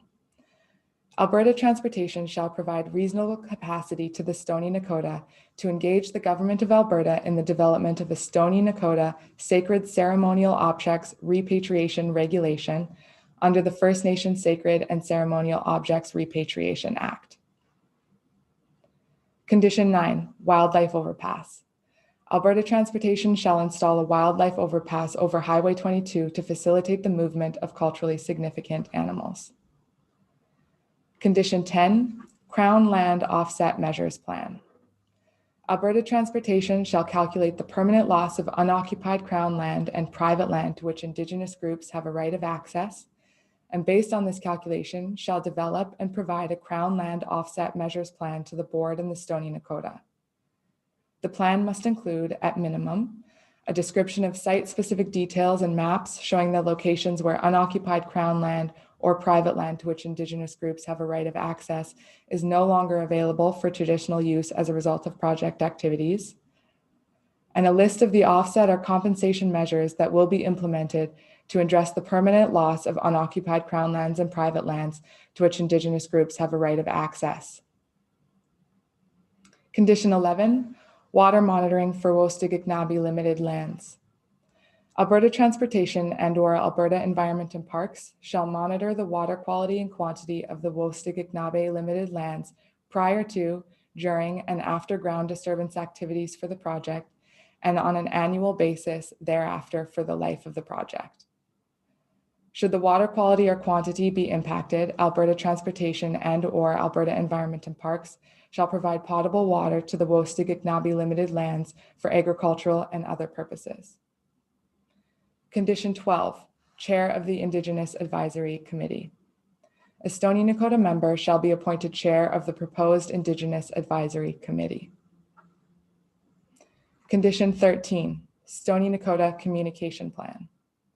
Alberta Transportation shall offer reasonable capacity for the development of a communication plan specific to the Stony Nakota communities regarding, at minimum, all impacts to land use resulting from the project, post-flood activities and restrictions, and accidents and malfunctions occurring in relation to the project, including those within the project development area, which may affect areas outside the project development area. Condition 14, funding for participation in conditions or programs. Where participation of Indigenous groups is an option as it relates to a project condition or follow-up program, Alberta Transportation and/or Alberta Environment and Parks shall offer the Stony Nakota a reasonable amount of capacity funding to support their involvement. Condition 15, funding for consultation on conditions. Alberta Transportation and/or Alberta Environment and Parks must offer the Stony Nakota a reasonable amount of capacity funding to support consultation activities where such activities are a requirement of a project condition. Condition 16, regional assessments. No further flood control infrastructure will be considered for approval by the NRCB until a regional assessment on flood control needs and impacts has been completed, either pursuant to the Impact Assessment Act of Canada or an equivalent standard. This assessment shall consider the region to be assessed to include the entire Bow River system, including the Elbow River as a subbasin. This assessment shall include, but not be limited to, describing a baseline against which to assess the incremental impact of a discrete project, identifying thresholds to inform future project decisions and limit unacceptable cumulative effects, clarifying expected standard mitigation measures for future projects, addressing potential impacts on the rights and interests of the Stony Nakota, and providing guidance for land use planning that may be undertaken by various jurisdictions. Thank you, Mr. Chairman and panel members. Those conclude the final arguments on behalf of the Bearspaw First Nation, Chiniki First Nation, Wesley First Nation, and Wost Igiknabe Limited. Thank you to the board and to the board staff and to the other parties as well. And we appreciate the opportunity to participate in these hearings. Thank you. Thank you, Ms. Loudon. Mr. Secord. Mr. Chairman, sorry, it's Ron Krulak. If I could just ask Ms. Loudon, would you be able to provide us with a copy of your closing argument in the next short while, just so we have an opportunity to review it this evening? Certainly, Mr. Krulak will be sending that off right away. Thank you very much. Thank you, Mr. Chairman. Thank you. So, sorry, Mr. Secord, on behalf of SCLG. Good afternoon, Mr. Chair. I have circulated our argument to council and hearing participants. So, Mr. Krulak, I hope you've received it and you'll have time to look at it. My name is Richard. Sorry, Mr. Secord. Yeah, in terms of the timing, we're just slightly ahead. So I think it would take you to about 4 o'clock. And I presume that'll still work.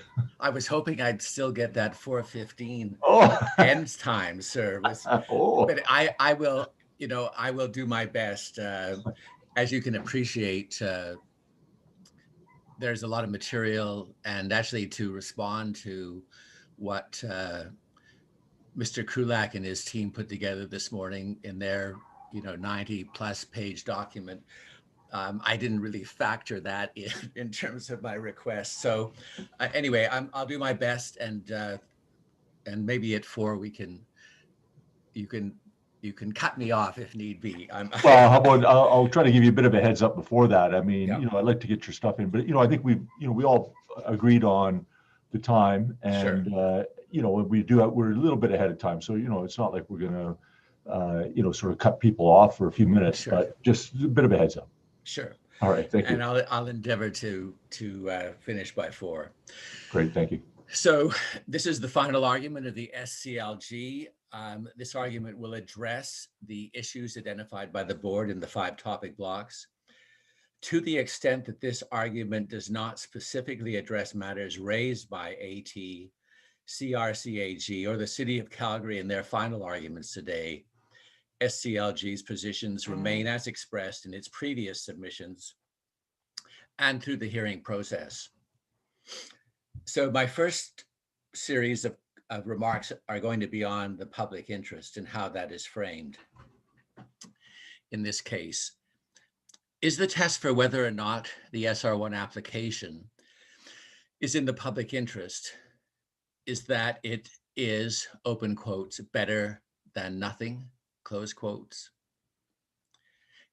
Is the public interest test served when only a portion of the public is protected in this case, the homeowners downstream of the Glenmore Reservoir in Calgary. Meanwhile, the Alberta residents upstream of SR1 in Redwood Meadows and Bragg Creek are hung out to flood. If approved, one community wins flood protection to a 1 in 200 year level, and one loses its environment, its heritage, its inheritance, its culture, its quality of life, and potentially its future. Does this serve the public interest? In the Cougar Creek decision, NR 2018-01, the board stated in paragraph 345 under the heading Public Interest Test, the board does not have a fixed formula. The outcome of a board review is shaped by the nature of the project under review, community support for the project, and it goes on to say the board must be convinced that the identified project benefits the region and the province without generating unacceptable economic, social, or environmental impacts. Cougar Creek had an estimated $38 million construction cost. Nothing like the project that you have in front of you today. SR1 does not have the support of the Springbank community. SR1 does not benefit the region upstream of SR1 and generates unacceptable economic, social, and environmental impacts between SR1 and the Glenmore Reservoir.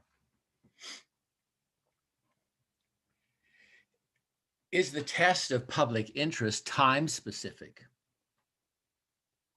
The SR1 project will be here for hundreds of years if it is approved. Is it the public interest for the next 5 years because Calgary needs flood mitigation now and this is the only project before the board? Should not consideration of the public interest on a long-lived project like SR1 consider the next 50 years, the next 100 years, the next 200 years? What if, as Dr. Fennell stated last week, the 1 in 500 year flood becomes the 1 in 200 year flood 50 years from now? What is the responsibility of this board to consider the long-lived nature of this project?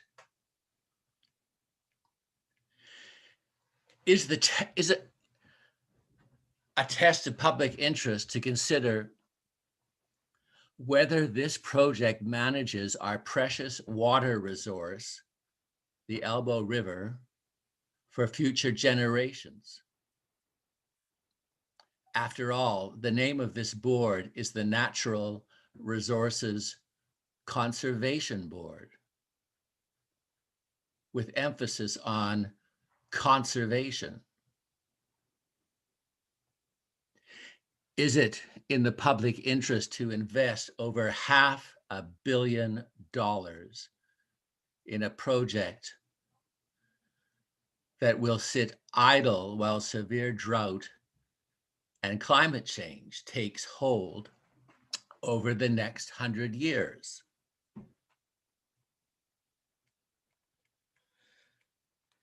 Is it in the public interest to approve a project that has not considered the worst case scenarios?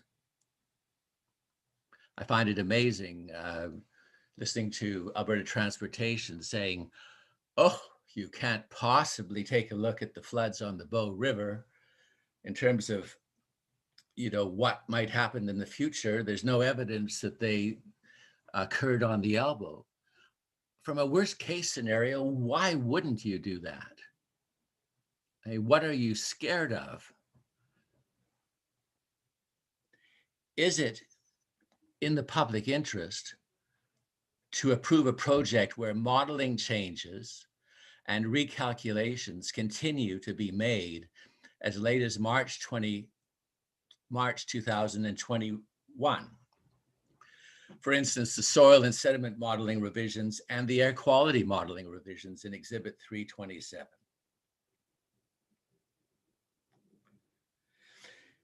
Is the public interest served when material costs have been hidden from public view, are uncertain, or simply unavailable for review by this panel?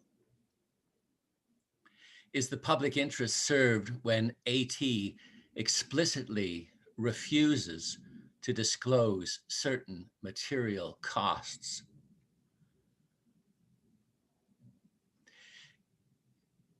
Is the public interest served when one community, Springbank, is asked to accept fugitive dust emissions where no exposure is acceptable on behalf of another community, such as Elbow Park or the Calgary Golf and Country Club?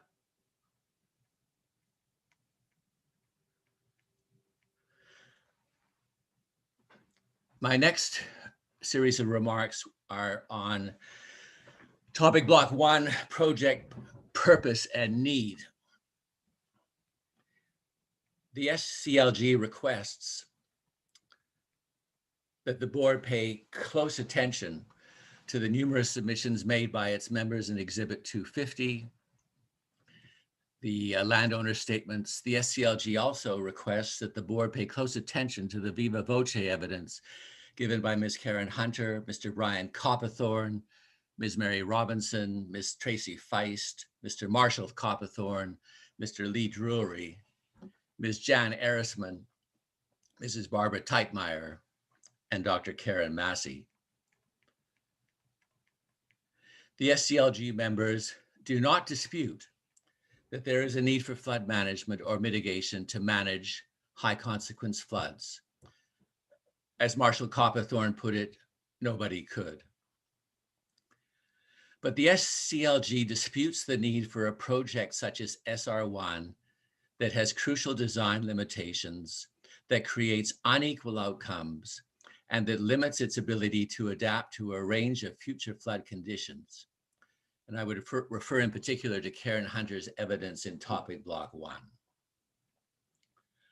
Under the rubric of project purpose and need, let's recall the 2 SCLG aids to cross-exam discussed on March 22, the first day of the hearing.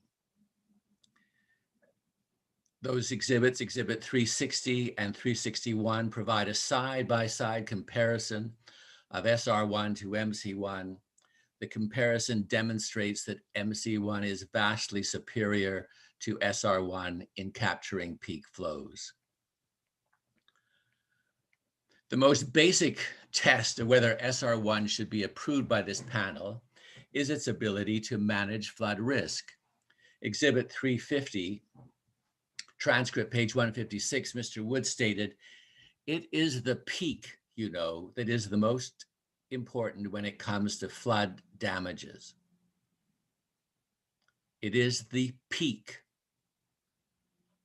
you know, that is most important when it comes to flood damages. If that is so, why were volumes used to compare SR1 and MC1? The comparison has always been volumes, not flow rates. MC1 as an in-stream dam has superior outcomes to SR1 for more communities and under more extreme flood events. If a flood surge or peak flow arrives that is not captured by SR1, either because the reservoir is full due to forecasting errors or environmental conditions, back-to-back storms or a short but high intensity storm, SR1 will not be effective at capturing floodwaters and preventing damage downstream. What is the point of infrastructure that may not capture the peak, the flood peak it is intended to capture?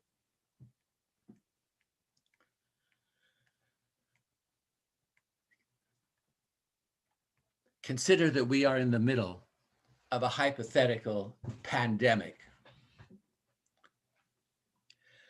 let's call the virus, in this case, a 1 in 200 year flood with a maximum flow rate of 1,240 cubic meters per second. There is a vaccine that is 100% effective against the virus. That is MC1. There is another vaccine that is 0% effective for the population upstream of SR1 and only 25% effective for the population downstream of SR1 to the Glenmore Reservoir,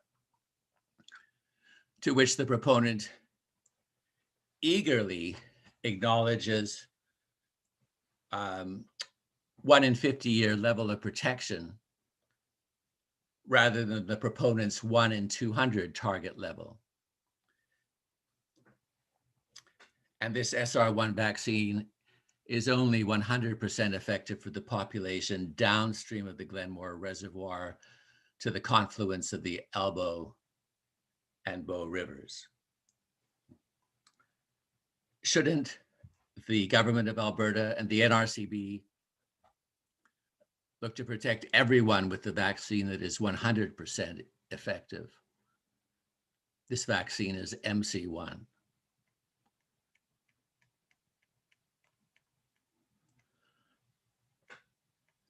Why would we choose a vaccine that has lower effectiveness?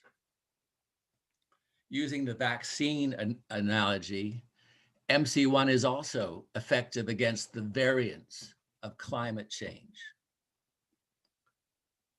1 in 1,000 and 1 in 500 year floods, drought, water security, firefighting protection, and recreation.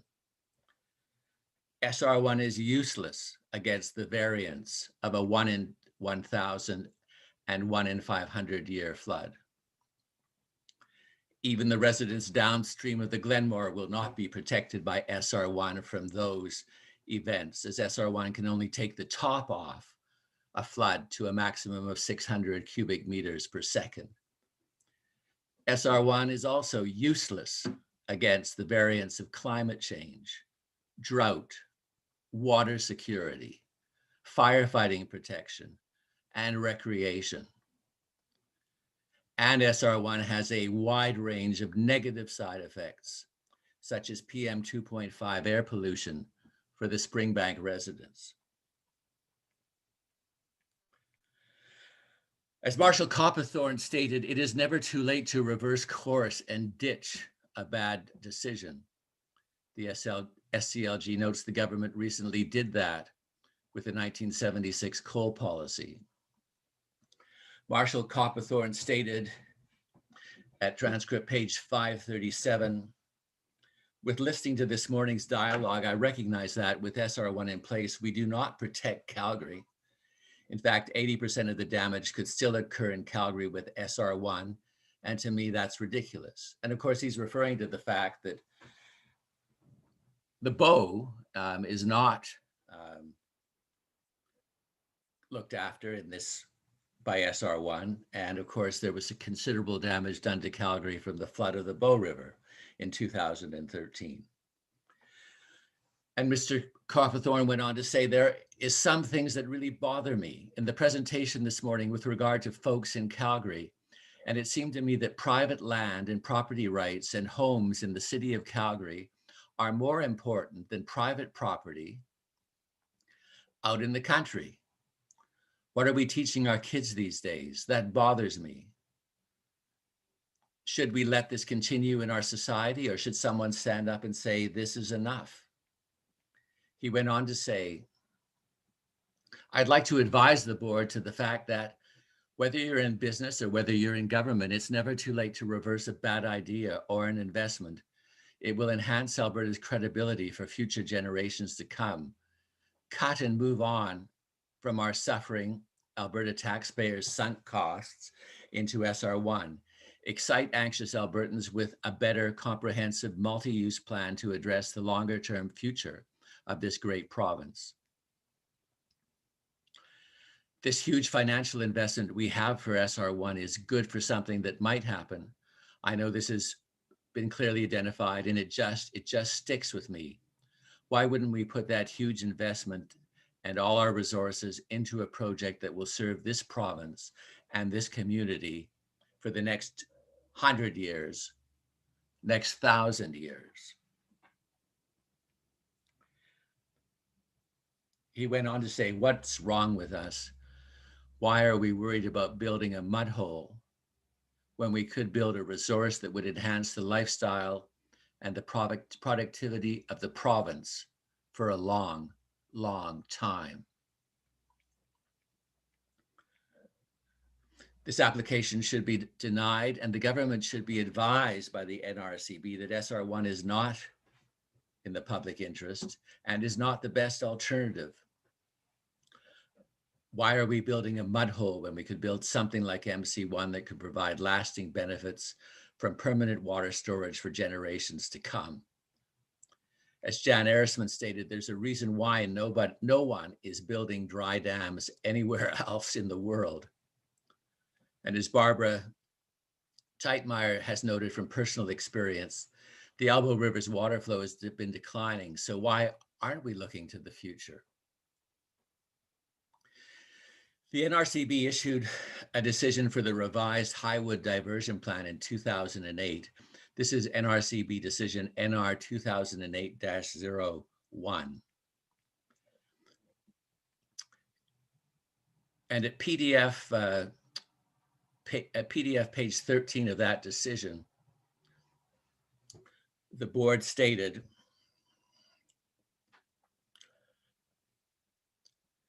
several conclusions reached by the Joint Review Board in the decision report are significant with respect to the deferred items listed in NRCB Board Order 9601-1.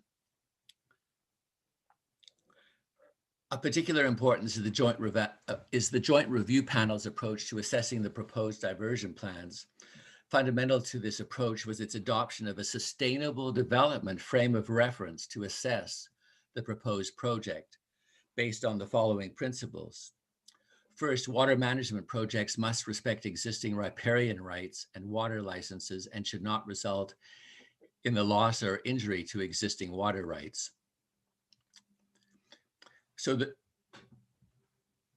the board then, we submit, should adopt a sustainable development frame of reference for the SR1 project as well. In terms of the first principle noted above, it appears that AT clearly stated that the operator of SR1 will need a water license from the Elbow River to remediate the reservoir after flood events, water for reseeding and vegetation growth. This may result in the loss of water from the Elbow River for downstream communities in the future. Why would we do that with water being such a scarce resource? The second principle noted by the NRCB, and I quote, second, water management projects must be able to meet basic environmental criteria to avoid significant adverse effects. In this case, the bull trout may be extirpated from certain reaches of the Elbow River, as noted by Paul Christensen in Exhibit 187, PDF page 3. And it's interesting in this case, do we really know what's going to happen to the environment when you remember that AT didn't do their fish survey until August? I mean, how much information do you have to know what the environmental consequences will be from SR1?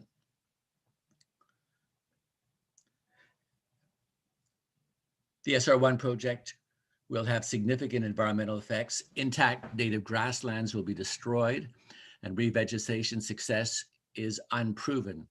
Mr. Wallace's report references Lancaster et al., which confirmed that revegetation of native grasslands is not successful, and the only site that recorded success was an undisturbed site. The third principle noted by the NRCB is, and I quote, third, water management projects must be able to meet current and future needs for domestic, riparian, and municipal needs and other consumptive uses. SR1 is unable to meet current and future needs for domestic, riparian, and municipal needs and other consumptive uses. For crystal clarity, SR1 is merely a diversion channel whereby contaminated water is stored in a mud pit for a short period of time. There is no practical and real storage application of this facility. In decision NR 2008-01, the board stated, and I quote, "These environmental, social, and economic considerations are basic to the determination of the public interest. A project must be able to meet these three criteria to be worthy of detailed consideration by the panel with respect to project effects. The NRCB should find that the SR1 fails the Sustainable Development Frame of Reference test, is not worthy of being found to be in the public interest. The focus on flood mitigation as the sole purpose of the project created a warped decision project, narrow in scope, that did not allow consideration of drought, fire suppression, and potential recreation. Rather than allowing this narrow scope to define the board's review, we asked the board to consider that the original scope was inappropriate for a project of this magnitude." In NRCB decision NR 2008-01, the board stated, "Accordingly, the Joint Review Panel concluded that the proposed diversion plan fails to remedy the current deficits and fails to meet future needs for water. The panel concludes that the applicant's proposed diversion plans are not sustainable and cannot remedy the problems that already exist."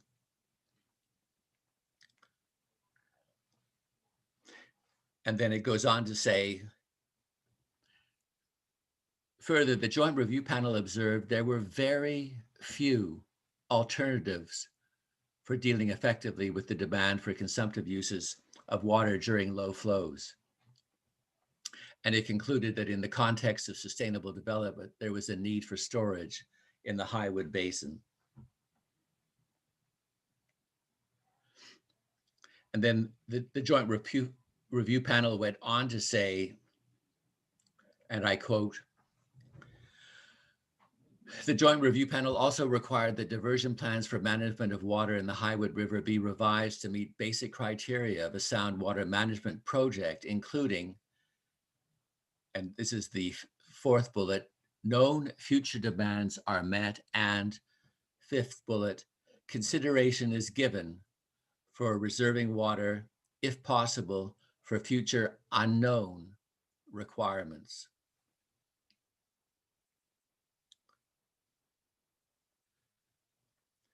SR1 does none of that.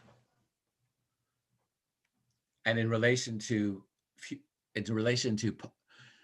consideration for reserving water, if possible, for future unknown requirements, given climate change, there should be consideration given to that.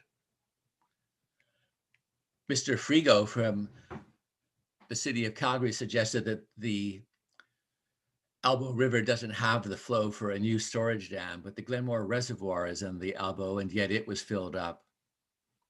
Dr. Kaplaki estimated you could fill MC1 4 times in the course of a year based on volumes from the Elbow River. SCLG asserts that the SR1 design is unprecedented.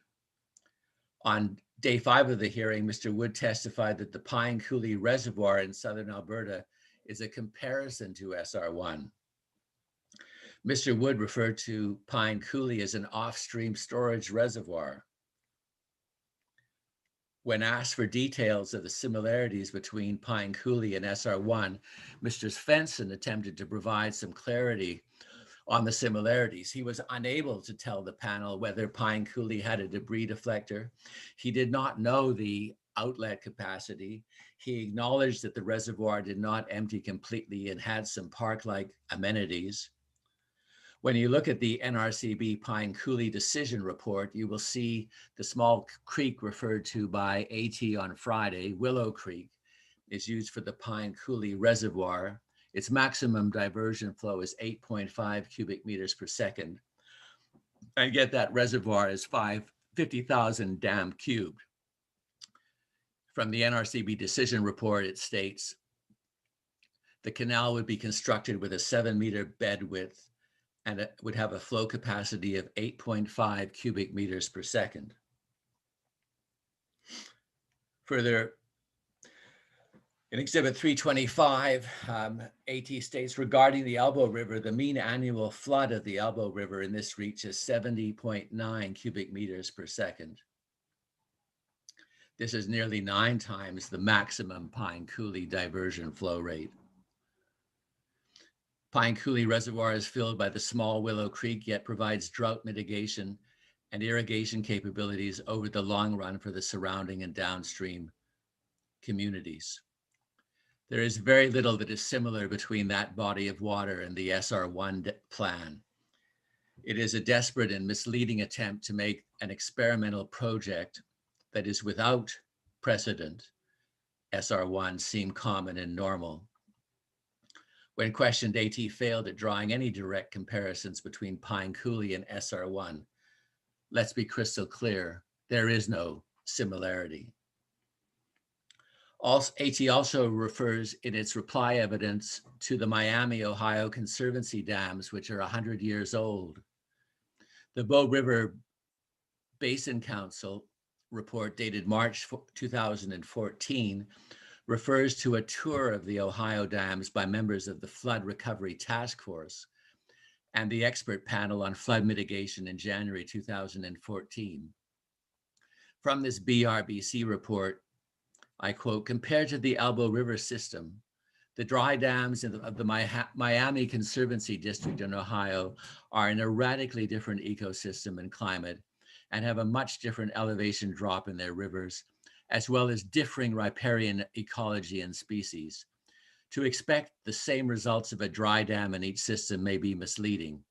The highest rainfall event in the Miami River occurred in 1925 at 121 millimeters in one day. Over 3 days, 170 millimeters was recorded in Bragg Creek in 2013. Considering the length and drop of each river, the average drop of the Miami River is 0.6 meters per kilometer, whereas the average drop of the Elbow River is 8.83 meters per kilometer. The runoff coefficient in the Alberta East Slopes would be much higher than in the Eastern Corn Belt Plains ecoregion, with a dramatic difference in soils and slope. In our East Slopes, we would face a very different issue of introducing shallow-rooted, large woody debris and large boulders with significant gradient and bedload movement. This will make flows, timing, and debris very different, as well as the associated ongoing maintenance costs. And a further discussion of the Miami, Ohio dams is available in Exhibit 133. Moving now to project justification. Key points: storage volumes. The Deltaris report concluded that both storage facilities have sufficient SR1, MC1 storage capacity for a 1 in 200 return period and can offer the same level of protection. As discussed throughout this hearing, the reliance on storage capacity to conclude that SR1 equals MC1 is erroneous. The diversion limitation of SR1 creates a disproportionate reliance on river flow rate, which was not explored, not discussed by AT until this very hearing. This oversight is nothing less than astounding. Perhaps in-stream dams don't need to consider flow rates as they can control their outflows up to a certain storage volume. Perhaps people involved simply overlooked that SR1 allowed more water to bypass it in a design flood than was captured by the diversion inlet. Perhaps no one thought to look at the outflow of the two projects side by side to assess the impacts of a cap diversion. Nonetheless, when MC1's superior outcome becomes apparent, it should have been broadcast far and wide. This is a fundamental and critical oversight that is inexcusable considering communities, properties, and lives are on the line. To rely on this storage capacity comparison is inexcusable. We heard specifically from AT that flow rates are far more important than volumes. Catchment area. Another reason given for the choice of SR1 over MC1 is SR1's larger catchment area. AT and the City of Calgary referred to catchment area repeatedly over the course of the hearing. On day one of the hearing,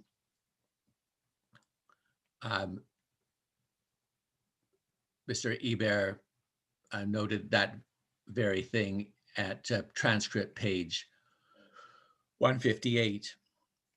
Mr. Frigo on March 26th offered to undertake to provide details on the catchment area, which concluded that SR1 was superior to MC1. The response from Mr. Frigo, Exhibit 378, provided details on the catchment area. AT has repeatedly referred to the so-called advantage of SR1 over MC1. This appears similar to a reference in Exhibit 12, Table 12, page 38. This is really a critical point and clarification is required. A larger catchment area, in this case square kilometers, does not necessarily translate to a much larger water volume or flow rate, especially considering the topography of the Elbow River. The City of Calgary response stated that MC1 was 58% of the catchment rather than 96% suggested in cross-examination. This is an apples to oranges comparison and misleads the board by falsely comparing SLG's number of 96% of the flow that MC1 would catch relative to the flow that SR1 would catch to a drainage area based on square kilometers. The 96% is a flow rate measurement that comes from the Elbow River tributary made by a graduate environmental science class of the University of Calgary in 2012. Dr. Klepacki reviewed published flow measures of the tributaries in mainstream Elbow River by Suziak and Dixon. These are the last published measurements of these quantities. These measurements show that MC1 captures 90.4% of the peak flows above the Glenmore Reservoir, and SR1 will have the capability of a percentage of 98% of flows above the Glenmore if all flows were captured. However, because SR1 allows some river flows to bypass the diversion, MC1 will capture more than 91% of what SR1 captures. In summary, on this point, the Elbow River, most of the volume and flow rate is generated in the headwaters, as would be expected in a foothills region. This is why Bragg Creek floods when Calgary floods. This is intuitive. The use of square kilometers to choose SR1 over MC1 is not appropriate, and the analysis should have been to a much deeper level that considered rates and volumes. Catchment area is a gross oversimplification in the SR1 versus MC1 context. A review of Exhibit 12 shows the very high correlation between the Bragg Creek station and the combined station Glenmore readings over time for both volumes and rates, consistent with Dr. Klepacki's findings. In Exhibit 252, the AEP decision report from 2015, the SR1 project was chosen because it was less expensive, more environmentally friendly, and could be delivered in a shorter timeline. In Exhibit 325, page 8, AT's response to SCLG still uses these same justifications that existed in 2015.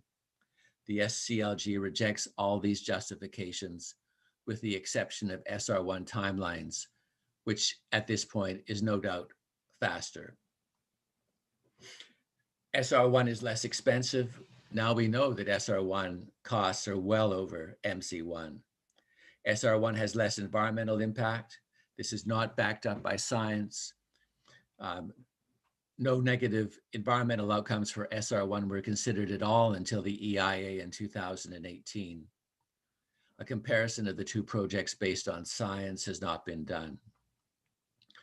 SR1 has less impact on the Elbow River. This is a judgment not based on science. Now the proponent states that water may be drawn from the Elbow River to water the reservoir. SR1 is off-stream and less sensitive to impacts from sediment or debris. This is not backed up by evidence. If anything, SR1 has more sediment and debris issues being downstream. In fact, a debris deflector wasn't added until 2018 after the EIA was submitted. There is no doubt that sediment is a huge problem at SR1. SR1 presented less risk than MC1 during construction. We have seen no evidence to support this conclusion. Yet the 2017 OPUS report stated that MC1 is relatively easy to operate. Meanwhile, the complexity of operating SR1 during a flood is glaring. SR1 has less impact on social recreational values. This is a judgment and is reflective of continued bias by the proponent against natural grasslands and their environmental, social, and recreational utility. There was no consideration of the community surrounding the SR1 at all, and no mention of any air quality concerns until 2018. Air quality risks are highly concerning to my clients. SR1 has less impact on commercial tourism values, another judgment. There was significant focus on MC1 recreational attributes in the AEP decision report, Exhibit 252. Yet in the OPUS report of 2017, it was concluded that, in fact, very few existing recreational amenities were impacted: 19 camp stalls, a camp store, wastewater lift station, and a ranger station. The question that the panel needs to consider when reviewing the justification for this project is whether or not the proponent's conclusions are based on judgment and science. Rocky View County's 2018 report on SR1, Exhibit 255, stated that in choosing the SR1 project over the McLean Creek option, Alberta Environment and Parks relied on technical experts to make subjective choices on values not linked to the technical merit of either option. The public should have inputs into these value-based decisions, as other choices are possible. Close quotes.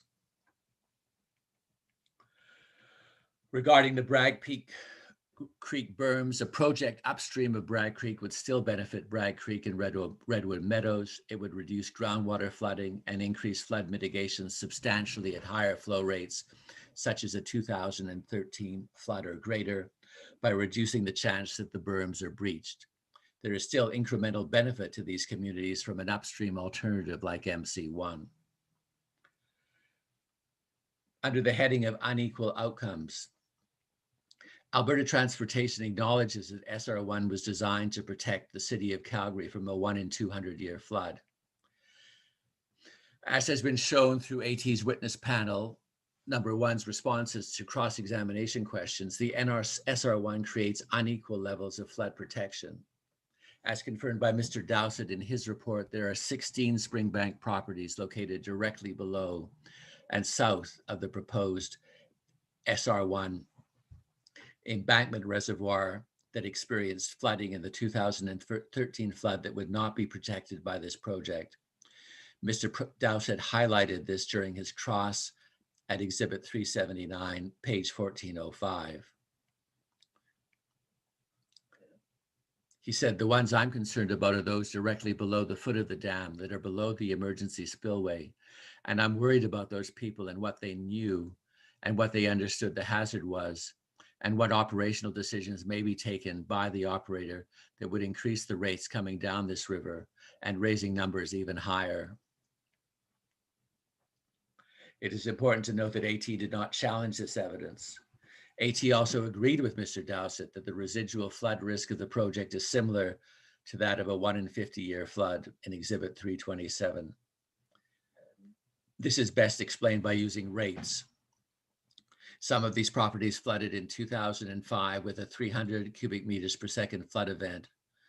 In a designed flood of 1,240 cubic meters per second, SR1 will take between 480 and 600 cubic meters per second.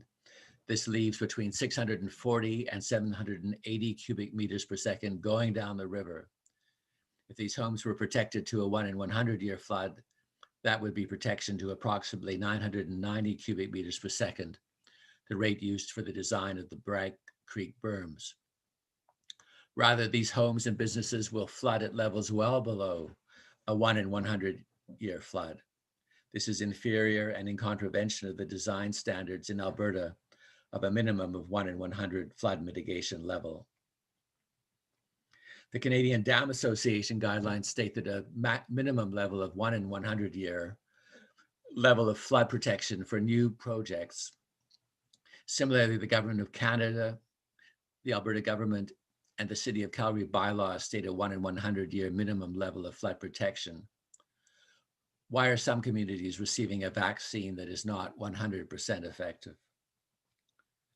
Although AT attempted to diminish the impacts to these 16 residents by suggesting during cross-examination of Mr. Dowsett that those residents within the 1 in 100 year flood hazard are in an area that Rocky View County's land use bylaw had prohibited development, it is important to note, as Mr. Fitch said, not only is it not an exhibit, but there's no documentary evidence of Rocky View's land use bylaw on the record. There's no evidence from Rocky View County regarding this bylaw, their interpretation of it, and its effects on existing residents. This bylaw, dated January 2021, is not applicable retroactively, and we submit that the board should disregard any information regarding Rocky View's land use bylaw in making a decision on this project. It simply doesn't apply to the existing residents that are going to be affected. In response to the concerns raised by the SCLG about flood risk downstream of SR1, Mr. Wood in Exhibit 350 stated, there are some residents part of Rocky View County, there's some golf courses. It is only those who are built very close to the river who may get flooded. Those who are down low may still have problems in a 2013 event. That what they get for living near the river. Is this statement not diametrically opposed to the entire purpose of SR1, which is to protect residents and inner city locations that are next to the river? Can we transpose this statement to that's what Elbow Park, Roxborough, and Rideau get for living near the river, all of which are located along the river in the city of Calgary? As expressed by CRCAG in their submissions, the board must prioritize public health and safety. Prioritization of public health and safety should include consideration of impacts to residents upstream of the project and directly below the project in the event of a failure of the dam or structure, or in the event of flows greater than the design flood. SR1's location is a serious concern. As discussed in Exhibit 373, the time for the reservoirs below the reservoir to evacuate could be less than 1 hour. And Mr. Manager indicated there could be up to 100 fatalities as a result of a catastrophic failure of the SR1 reservoir. Moving now to the heading Social and Economic Project Costs and Benefits. The NRCB SIA Joint Review Panel issued a decision report in May 1998 on the Little Bow Project Highwood Diversion Plan application to construct a water management project to convey and store water diverted from the Highwood River.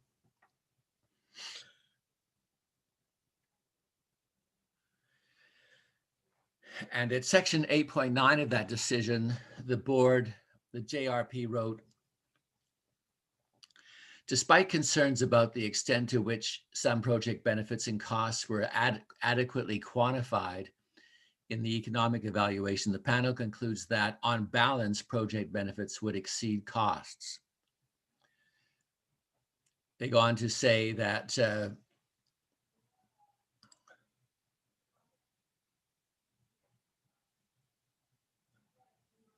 They then go on to say, a conclusion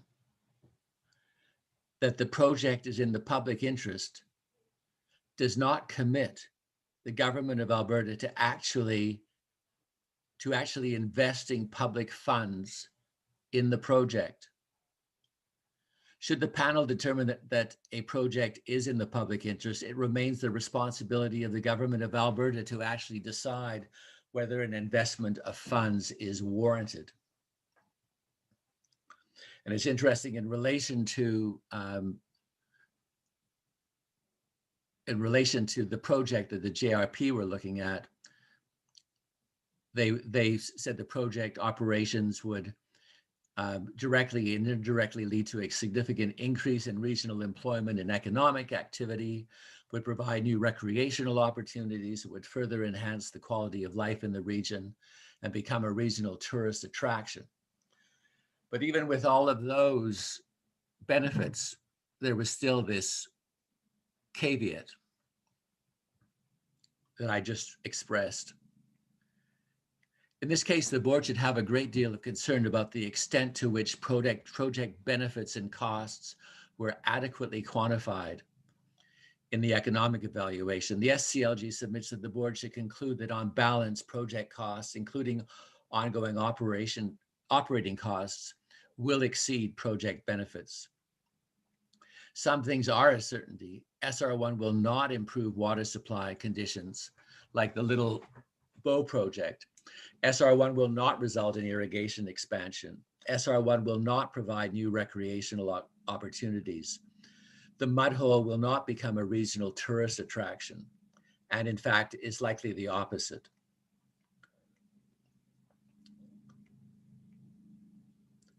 As I mentioned, the JRP said that just because a project is in the public interest doesn't commit the government of Alberta to actually invest public funds in the project.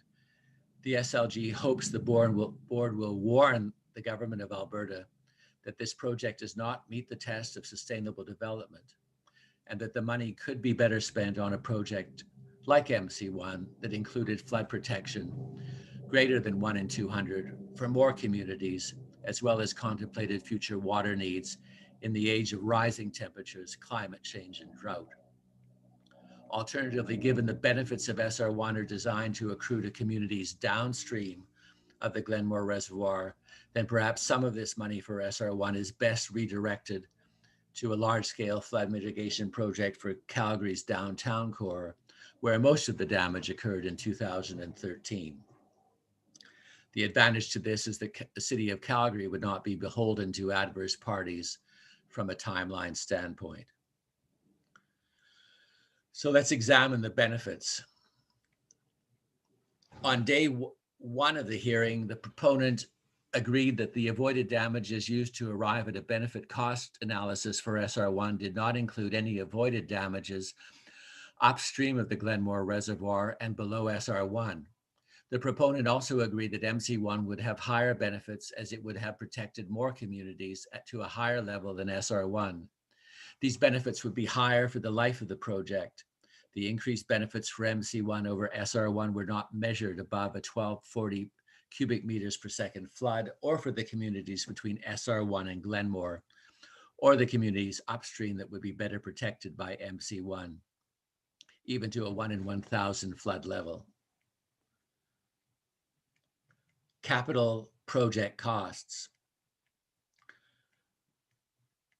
Bragg Creek, which have always been linked with SR1, have increased from 209 million in 2014 to 263 million in the 2015 IBI report to $580 million today. The proponent refers to 432 million as the project cost. This ignores costs to date and is a present value or discounted number. The $580 million capital cost includes construction costs of 340 million from Exhibit 159, land costs of 140 million, Exhibit 100, Bragg Creek berms of 42 million, Exhibit 254. That totals $522 million. Add to this payments to the Rocky View County of 10 million cash and 10.5 million in intersections, and the 32 million grant to Satina. Add to this the newly disclosed Detour Road upgrades to Range Road 40 and Township Road 250 of 3.8 million, Exhibit 385, and wetland replacement cost of approximately 800,000, and you arrive at $580 million. The MC1 report, Exhibit 101, included a capital cost of $406 million.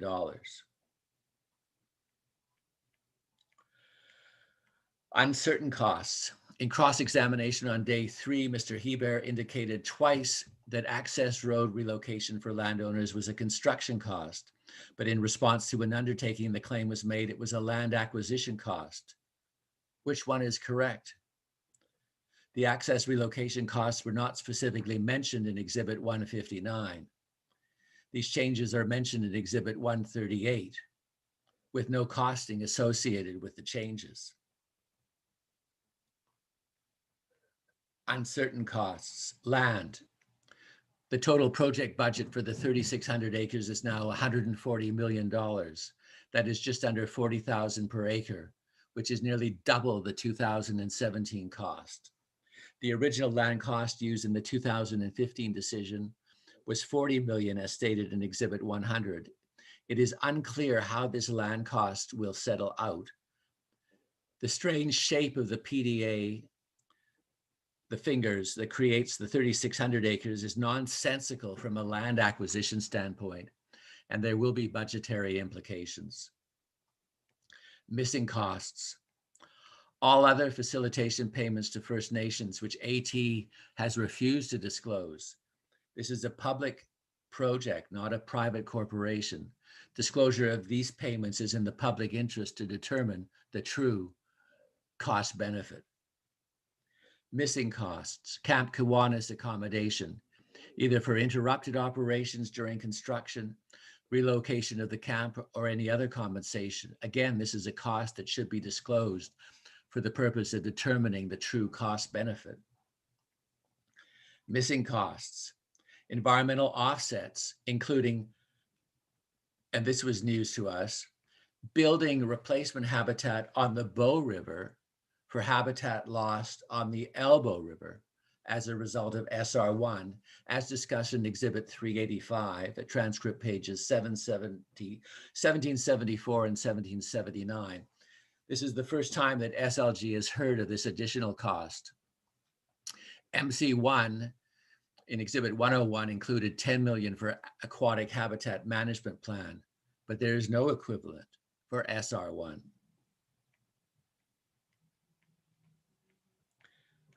Missing costs. AT did not provide fish passage measures on the unnamed creek where erosion mitigation measures are proposed. Are fish not passing through the conduit into a constructed channel and into the unnamed creek? The proponent rejected a request to have a sediment screen at the low-level outlet, which would impede fish passage. Why would fish passage be excluded? Is this another missing cost? And I provide a transcript reference. I'm not going to read the transcript references, but they're in the document. And in some cases, the transcript reference is in the document, in the argument. Missing costs. AT has not provided a cost for wetland replacement. MC1 did have a wetland offset cost of 700,000 in Exhibit 101, while SR1 has no such budget, despite the fact that wetlands are lost. The SCLG provided an estimate of 830,000 using the MC1 budget per hectare, but we look to the panel to require this detail as a direct project cost of SR1. To date, AT has not provided any offsetting details aside from what we heard from AT on day 9. It is possible that there are more offsetting plans that weren't mentioned. Missing costs, SIA conditions. Exhibit 219 for embankment and diversion channel riprap, removal of storage of the diversion channel substrate, and reservoir grading are expensive. Missing costs. Dam safety recommendations are costly, especially the recommendation for a second outlet and increased capacity of the emergency spillway.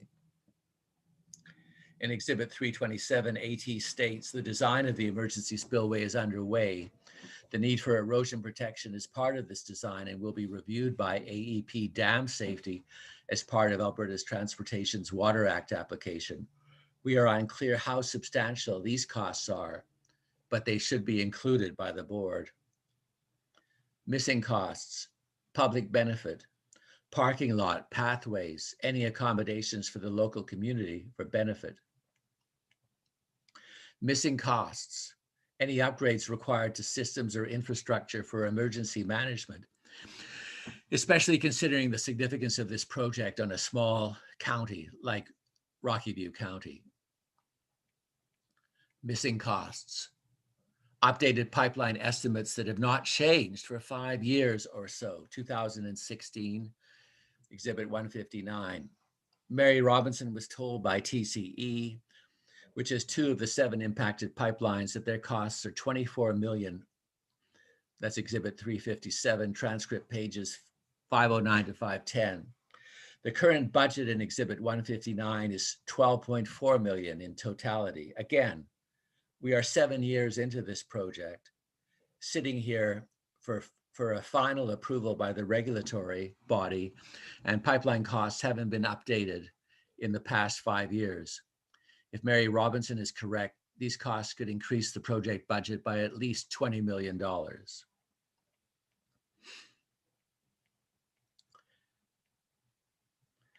Exhibit 138 lists a change of new erosion management measures along the full length of the unnamed creek.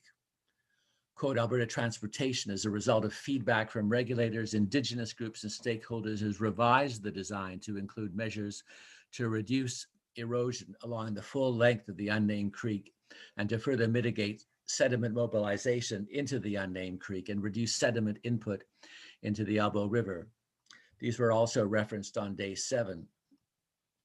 The SCLG is unable to find reference to these erosion reduction measures along the full length of the unnamed creek in Exhibit 159. In the change summary memo, Exhibit 160, these erosion protection measures are not mentioned. As such, we are concerned that these costs are excluded from Exhibit 159. We attempted to ask about these costs on day 1 of the hearing, but were unable to determine if they are included and what the specific costs are. Operating costs.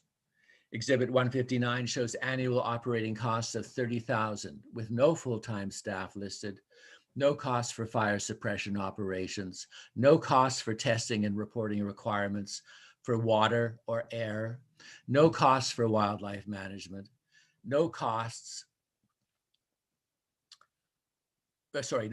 for wildlife management, including surveys and reporting, mapping for migratory birds, no costs for security, no costs for emergency planning preparedness, including staff training, no costs for flood forecasting, no costs for the proposed community liaison or administration of First Nations Land Use Committee.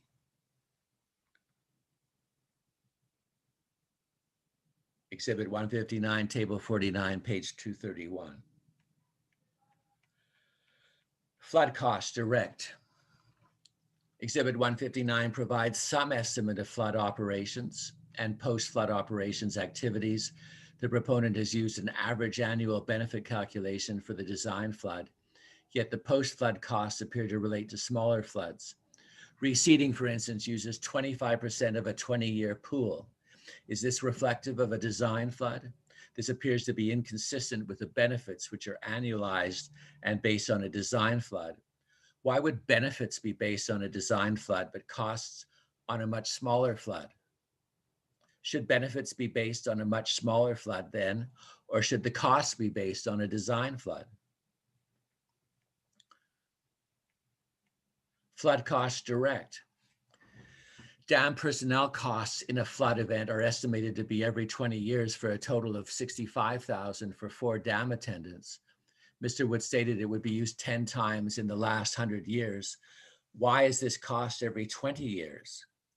Is the dam going to operate itself during a 1 in 10 year flood?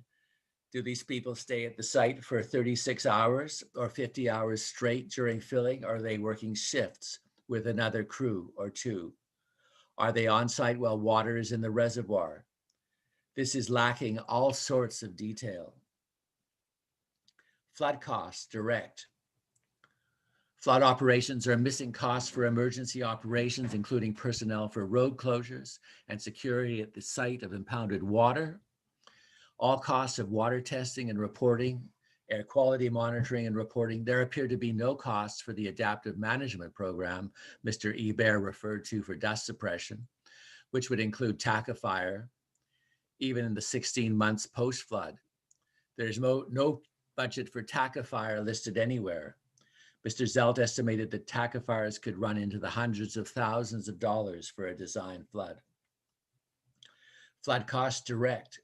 There is additionally no cost for watering the newly seeded sediment, and in an arid, windy location like Springbank during the dry summer months, watering is a likely requirement, although the proponent acknowledged on day 10 that water may be diverted from the Elbow River for this purpose.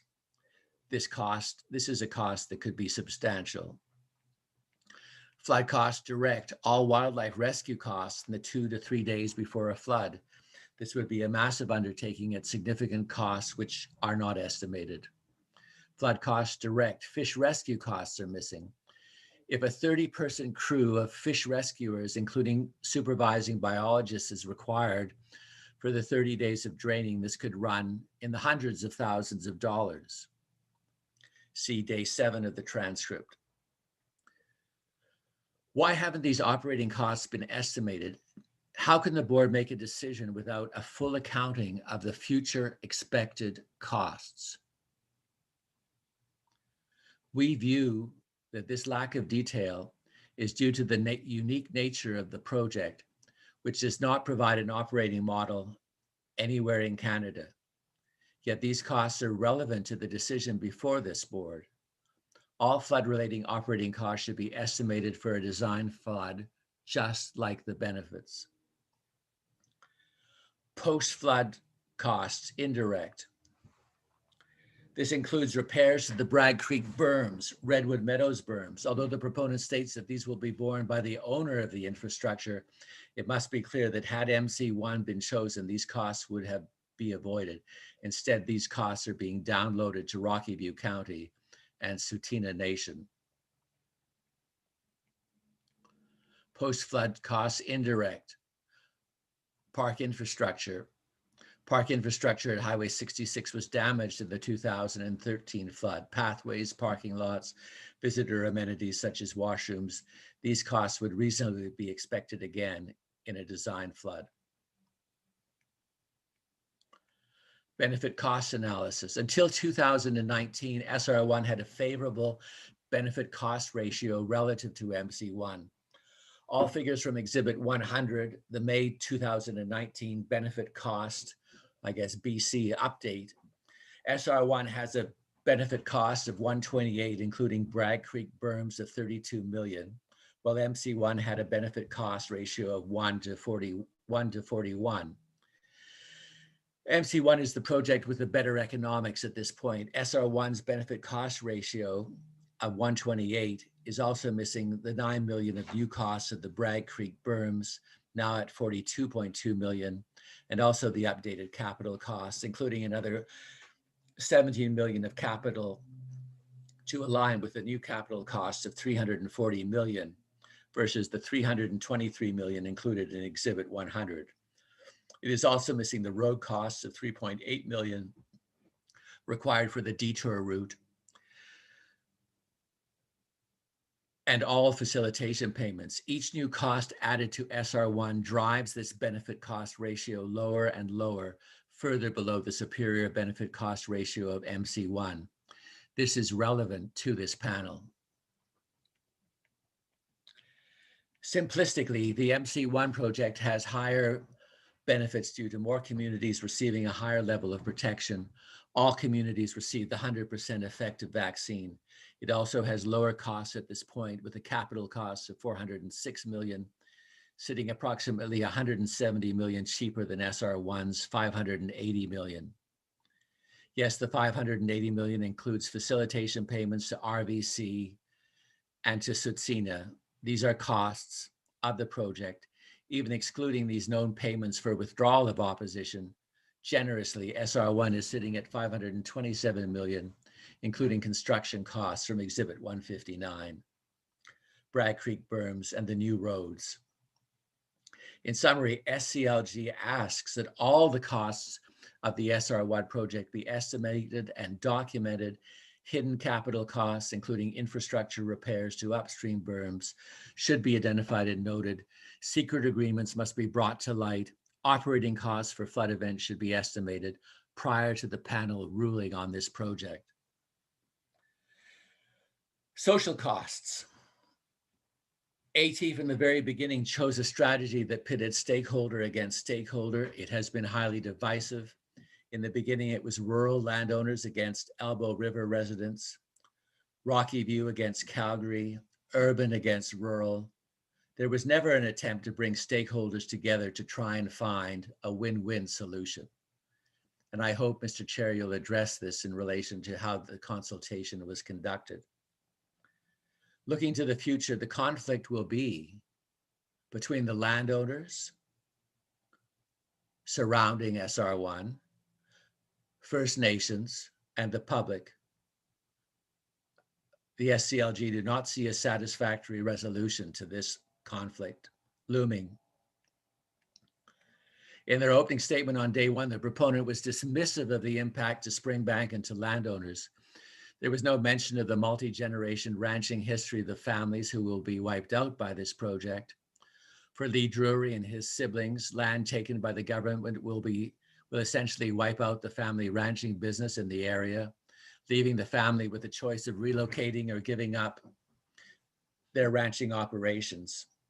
That is a tough choice, but even tougher for the children who will no longer have a choice to live on or ranch the land of their great-great-grandparents. If they had to do it all over again, landowners might have had their children provide evidence. Their children are losing most if this project proceeds. If this project gets approved, then generational land will be taken. The proponent makes this sound like an everyday occurrence. It is not. The taking of such huge contiguous block of land is extremely uncommon. The potential for degraded air quality following flood operations is an unacceptable social cost. This project creates an air quality problem that will be challenging to manage and that will no doubt impact the quality of life of residents surrounding the reservoir and downwind. The proponent contends that these periods will be brief, but does not dispute that they will occur. How is it possible that this panel would knowingly approve a project with this unacceptable outcome when it could be avoided? The SCLG asserts that the Springbank community bears all of the social and also economic costs of the project, while the benefit is passed to residents downstream of the Glenmore Reservoir in Calgary. The safety and viability of our community is at risk with this project over the long run. SCLG will live with the impacts to water quality and quantity, degraded air quality, loss of heritage and culture, including the loss of pioneering families who also experience loss of inheritance and loss of their natural environment. This imbalance of the distribution of benefits and costs is striking. Monitoring these effects is not mitigating. CRCAG's closing argument mentioned disruption and impacted bus routes. So instead, these burdens are passed to Springbank residents and their children on school buses who will be detoured. With all due respect, CRCAG will take any project that has the shortest timeline when referring to impacts of lost memories collected over generations. What about lost generational land due to SR1? By enthusiastically supporting SR1, CRCAG is enthusiastically supporting negative social and health outcomes in another community. CRCAG also mentioned substantial economic costs for flood-proofing homes. these costs are borne by upstream communities too. The proponents have referred to various future plans that will be developed for all areas of the project operations: land use, dam operations, first fill, air quality monitoring, and adaptive management, weed control, and more. These theoretical plans are important and are required now, not after project is approved. As a condition of approval, the SLG requests the panel consider the burdens imposed by the project on the local community and include a budget for community benefit. Alternatives considered. Despite what AT and CRCAG have said in their final argument today about alternatives, the board specifically included in topic block 1, 1.3, alternatives considered as a specific subtopic in topic block 1. As the City of Calgary correctly noted in its final argument, alternatives considered are contextually relevant to the board's decision in this case. And I thought I'd direct your attention to the May 1998 Little Bow project decision of the NRCB. The JRP stated at PDF page 37 of that decision under heading 3.2. As discussed in section 2, water management alternatives within the Little Bow River Basin have been extensively examined. 12 potential water storage sites in the Little Bow River were identified. Contrast that to what you have in front of you. MC1 and SR1 were both screening level through 2015. And maybe AT could argue for conceptual design by 2017. AT has let the taxpayers of Alberta and the future generations of Alberta down by only taking one project through a feasibility stage. In fact, when new information about cost, sediment, air quality were identified, no one even stopped to ask if SR1 was still the best path forward. The Little Bow project offers a glaring contrast to SR1. There was no extensive examination of alternatives in this case, and that is a shortcoming of this application. At PDF page 40 of the JRP report, the JRP stated that basically they were critical. They said, consequently, the diversion plan associated with the expanded Squaw Coulee project component failed to meet basic conveyance needs and license requirements. This less comprehensive approach to identifying alternatives needed has serious implications. One of the major implications is climate change. In this case, what if the 1 in 500 year flood becomes the 1 in 200 year flood in terms of frequency, as noted by Dr. Fennell? What if there is serious drought in the future? The lack of a comprehensive approach in identifying alternatives should result in a denial of this application. Indeed, after the horse had left the barn, the Opus report basically dated August 2017, but only brought to light in June 2019 when it was filed as a result of an NRCB round 1 IR, indicated that MC1 was a superior alternative to SR1. So there was no extensive investigation done here. AT jumped to a rapid conclusion in 2014 without any serious study. It is worthwhile comparing the Bow River Dam projects, as Karen Hunter discussed in topic 2. SR1 is just now at the feasibility stage, and it is not too late to take another look. On the Bow River, all 3 dam options are going through a 3-year feasibility study. What a contrast. Further public consultation with affected parties on the Bow River occurred during the conceptual design and will be ongoing through the feasibility stage. In the Rocky View County report dated December 2018, Exhibit 255, it stated, this report does not recommend one option over another. However, in the review of the literature and discussions with technical experts, the county believes that both McLean Creek Dam and the Prentice diversion were prematurely dismissed and not given a thorough technical analysis so that objective decisions could be made. In Exhibit 358, AT stated that RVC was prevented with the Opus report and provided a link to an update provided to RVC. However, the 3 pages presented on the Opus report in 2017 to RVC did not show the difference between SR1 and MC1 on flood effectiveness. Therefore, SCLG rejects the proponent's claim that RVC was aware of the superior flood mitigation outcomes of MC1. The 3 pages were MC1 costs and timelines and 2 MC1 illustrations. And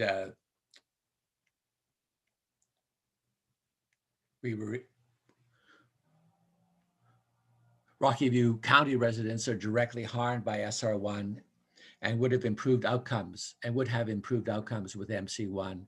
This outcome has never been discussed by the proponent until raised by the SLG at this hearing, despite the outcry from the local community over the past 7 years. RVC residents are harmed by new provincial guidelines, Exhibit 356, that will cap payouts to landowners at $500,000 one time.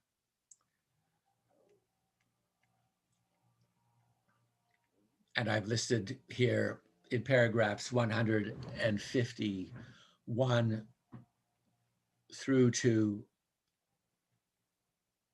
154, a number of other harms that Rocky View County and my clients in particular are harmed by.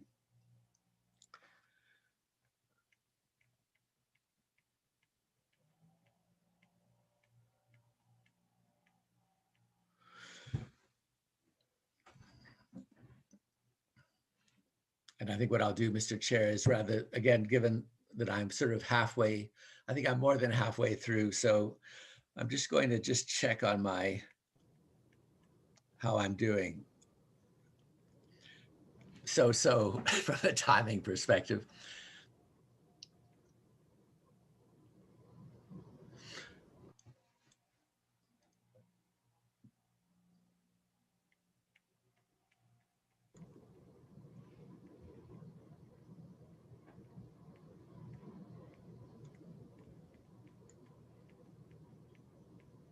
Okay, I want to then move ahead to Crown engagement with the public. And this is starting at paragraph 163 of our final argument. It is the position of the SCLG that AT's consultation with the public, especially the directly impacted landowners, is inadequate and lacking in depth, considering the impact these landowners and considering the impact on these landowners and the Springbank community. And I'm, again, just to save time, I'm not going to read those paragraphs line by line.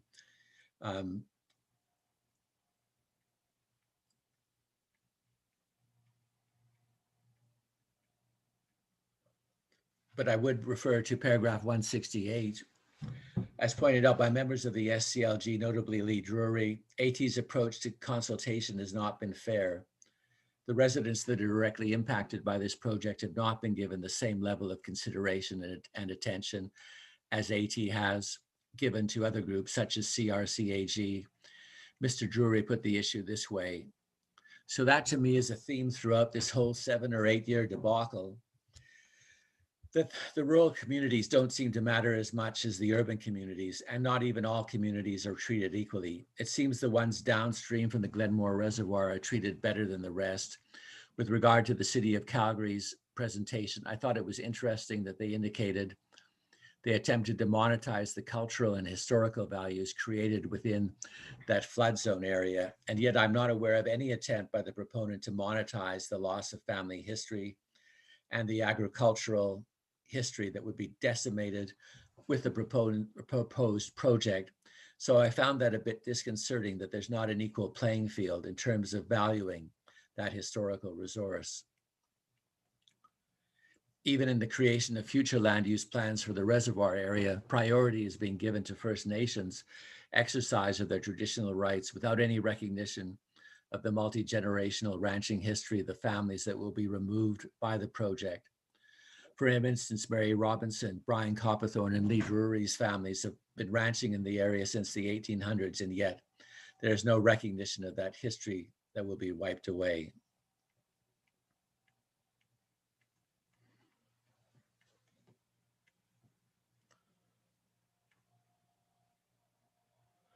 And I think what I'll do is, given that I've got 4 more topic blocks to discuss, I will just leave the remaining paragraphs in my document for your perusal without reading them into the record.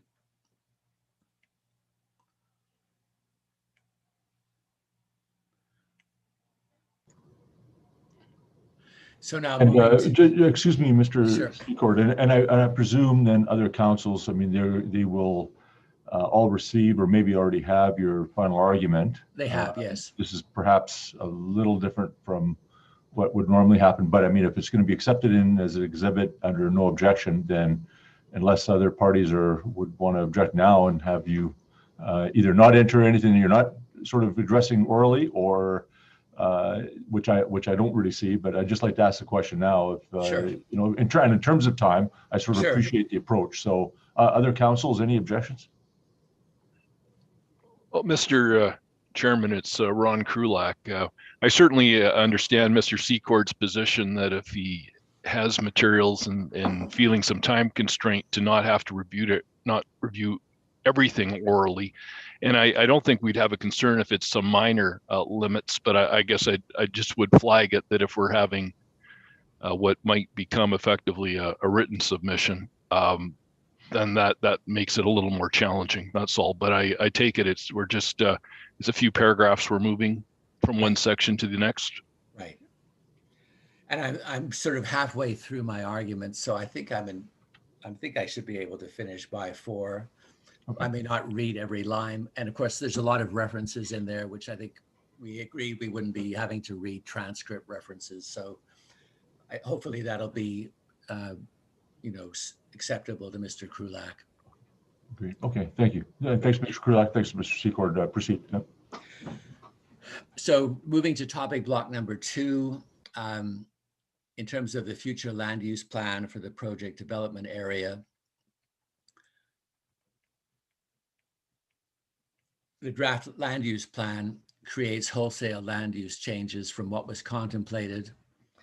In the early days of the project, the proponent assured landowners they would continue to be able to ranch the land. Lee Drury asserts landowners were regularly, as First Nation opposition became more obvious, the proponent changed gears and cut out landowner usage and began to focus on making promises to First Nations regarding land use. This is obvious in the First Nations consultation records. Landowners were kicked to the curb and the focus became traditional usage for First Nations to try and bring them on side. In the hearing, the proponent seemed to try to appease the public and the First Nations by claims of opportunities to use the lands, but essentially AT is kicking the can down the road to AEP to figure out all of the competing land uses that AT has promised. Interestingly, landowners are way down the list in terms of future land usage.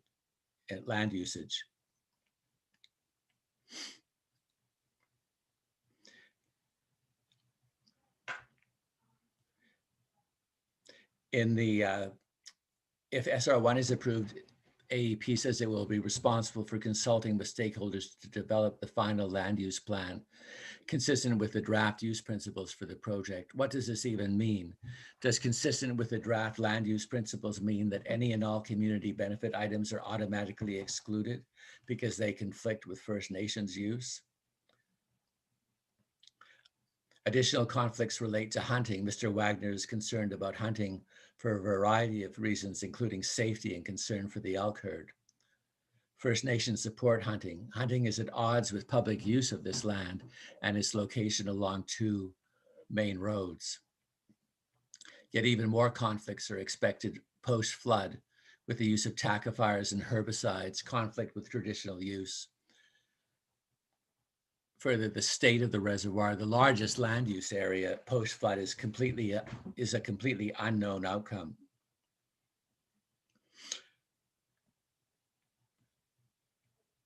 General management of the reservoir may also be at odds with First Nation traditional use. Mowing for fire suppression conflicts with traditional uses such as plant collecting and may impact wildlife behavior. AT thinks that AEP can solve all these issues. In terms of historical resources, Mary Robertson notes that there are many historical and native traditional factors in this area that need to be considered. As noted by Jan Erisman, this project will destroy 14 historical structures and 22 archaeological sites will be compromised. Such destruction of historical structures and archaeological sites is unjustified, considering there are other alternatives, such as MC1, that would not involve any destruction of historical resources. The SCLG has requested a condition concerning gathering the historical resources in the SR1 area and see the discussion between Ms. Roberts and Ms. Erisman relating to the gathering of historical resources at transcript page 991. In exhibit 365, I requested that AT advise whether it would accept a number of conditions arising out of the land use topic block as a condition of any approval that might be issued by the board. A series of undertakings were given to the SCLG by AT.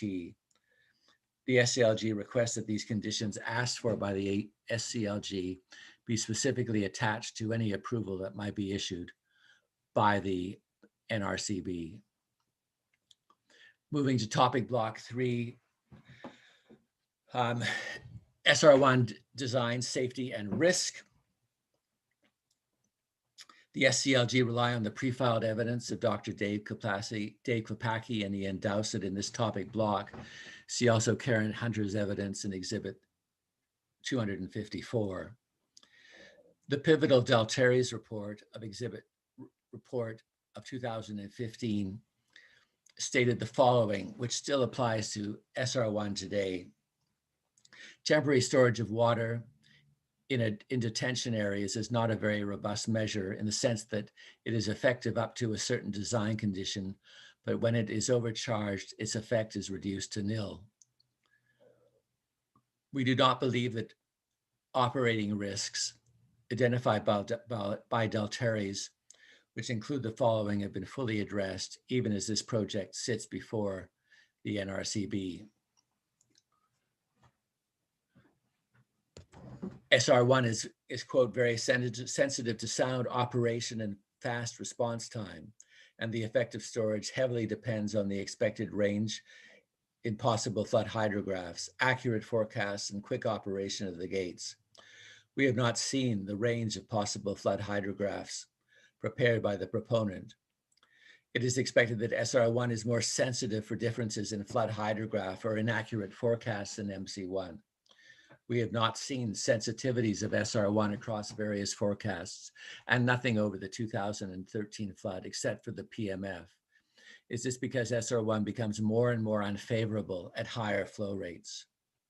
The AEP draft hydrology assessment report from the fall of 2020, exhibit 265, summarizes rates with associated return periods and confidence intervals. What happens if a downstream of a flood approaches the upper limit of this forecast? The proponent will say SR1 will bypass the balance of the flood while the diversion skims off 480 to 600 cubic meters a second. That is fine for SR1, but what about the other communities downstream? From decision report 2008-01 PDF 13, the board stated, This is under section 2.1.4. Operating plans for the facilities in the high flow period were approved.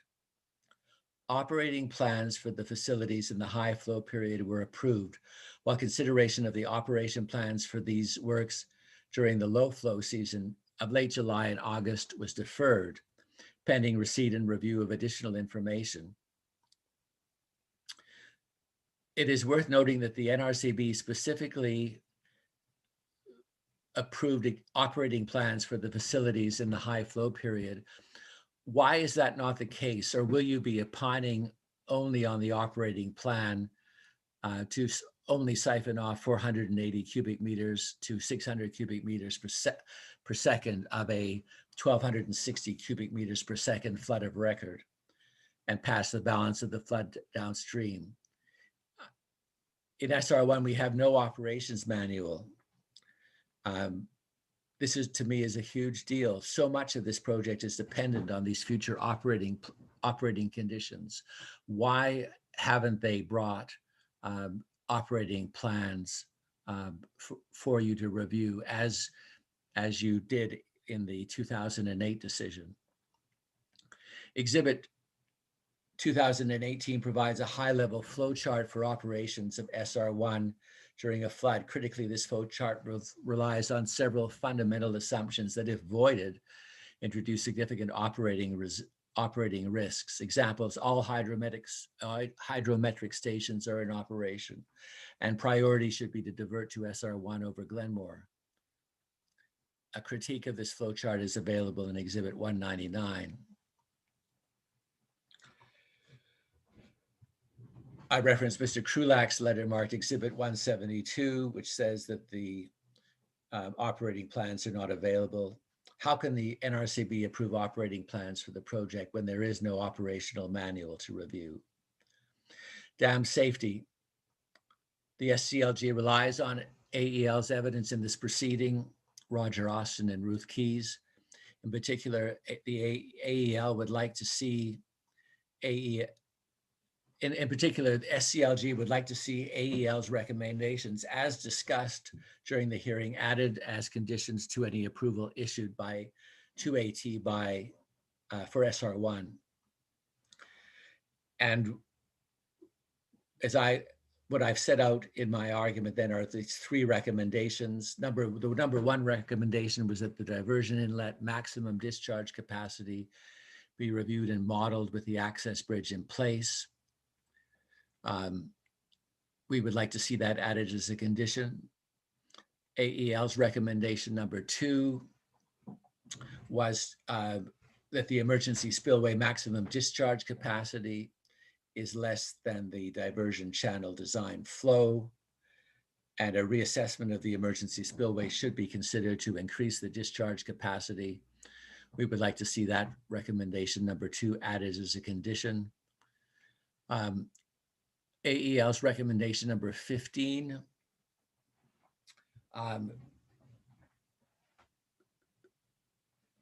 is as follows. The low-level outlet works design capacity was selected based on industry standards for evaluation times for the reservoir. No basis for increased capacity has been provided. Austin Engineering accepts this response, though we note that there is no secondary means for draining the reservoir should a failure of the low-level outlet occur, and a significant reduction in the risk and operations of the structure can be realized from the addition of a second low-level outlet. The Canadian Dam Association guidelines and the Alberta Dam and Canal Safety Directive do not address requirements for sizing of outlet works or evacuation times for reservoirs. The SCLG would like AEL's recommendation number 15 added as a condition to any approval issued to AT. And then AEL's recommendation number 17 deals with riprap on the upstream face of the dam. Austin Engineering stated, we caution that riprap along the crest of the dam would function during an event where water would be required to be stored within the reservoir at full service level or full supply level for a period of time during passage of a major flood, riprap would still provide a benefit in this instance. The SCLG would like AEL's recommendation number 17 added as a condition to any approval issued to AT.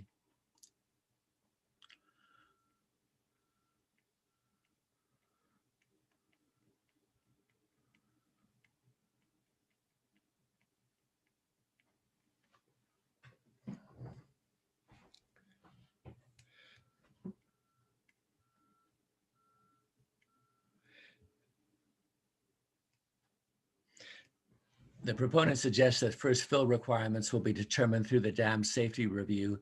Yet when the SCLG asked for a controlled first fill, as is standard in dams, the proponent said no. Is it possible that the dam safety review recommends a first fill that is at odds with the first fill during a flood event? For instance, if the dam safety office requires limits to reservoir fill level or diversion rate, all financial benefits could be eroded. In that case, SR1 loses its time advantage over other options. The SCLG would like the NRCB approval to be conditional on findings from the dam safety review, which may impose operating conditions or significant additional capital cost. How long does it usually take for a first fill process? Is it common for dams to go from empty to full in 50 hours or 36 hours? Most dams are filled over months or even years. I know they said this is part of future commissioning plan, but by my math, SR1 reservoir fills at a rate of 1/2 to 3/4 of a meter per hour. How long for the water to impact the readings from instrumentation? How long before you know if it's okay if there's an issue? Hours, days, weeks? Also in my cross-examination of the 2018 Dam Canal Safety Directive, I note that the SCLG is concerned that AT is not considered safety of excess flows passing the structure during expected operations. There are a number of paragraphs of concern to the SCLG in Exhibit 339. And with respect to AT's final argument, the SCLG makes the following points on dam safety. The reference to low probability by Mr. Austin is taken out of context, even though there is a low probability of the gate failing in the open position. It does not preclude the design taking this into consideration. B, the point with regard to the two low-level outlets is not to do with the drawdown rate. This is risk management. We are talking about the only outlet for the reservoir that cannot be tested until it is at full service level. What if the low-level outlet fails to function? It will be tested under full design head. It would be prudent to include a secondary means of dewatering the reservoir, as is typical with other structures which have one conduit for the purpose, i.e. water supply, power generation, and a low-level outlet. With regard to the emergency spillway, using the U.S. Army Corps inflow design, floods for dams and reservoirs suggests the initial reservoir level be taken at the full supply level or the pool level after a flood, half the size of the IDF. Based on the operation assumptions, we cannot be certain the reservoir will be near empty during routing, and as an extreme consequence dam, it must be able to pass the PMF with reservoir routing starting at an appropriate level. If the diversion inlet gates fail open or are left open when the SR1 reservoir is already at its FSL, then it only takes 13 hours to overtop the storage dam. By increasing the discharge capacity of the emergency spillway to match the design capacity of the diversion inlet, you can prevent the possibility that the storage dam can be overtopped. For an extreme consequence dam, this possibility, no matter how low, must be avoided. And operation of the SR1 reservoir has repeatedly been discussed as simple. This is not likely to be the case during flood conditions, as information on river levels, instrumentation readings, weir settings, flood forecasts, Glenmore storage volumes will all need to be considered and acted upon appropriately. And then finally, both Ms. Austin and Ms. Keys have much experience with dams within Canada and the application of the CDA guidelines. Their task was to review the safety of the SR1 structure, and they have done that. their experience with the permitting process in Alberta is not relevant to the safety of the dam.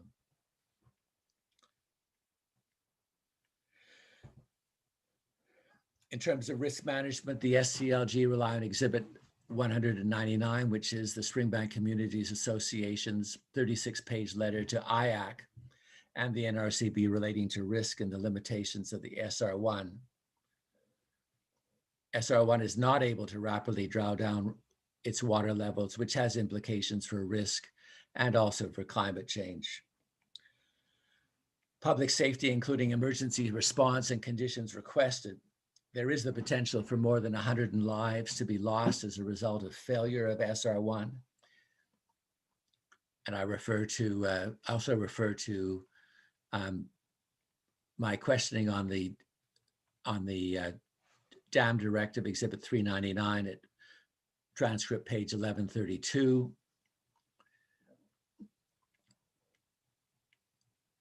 Public safety and emergency response is of great concern to the SCLG. In Exhibit 373, I requested that AT accept a number of public safety conditions to be attached to any approval issued by the board. Mr. Fitch noted this might be a problem because AT was kicking the emergency management plan to AEP. As noted by the chair and Mr. Kennedy, it would appear to be commonplace for conditions to carry forward to future custodians of the ownership of the project. And I refer to the transcript pages. I won't obviously read them.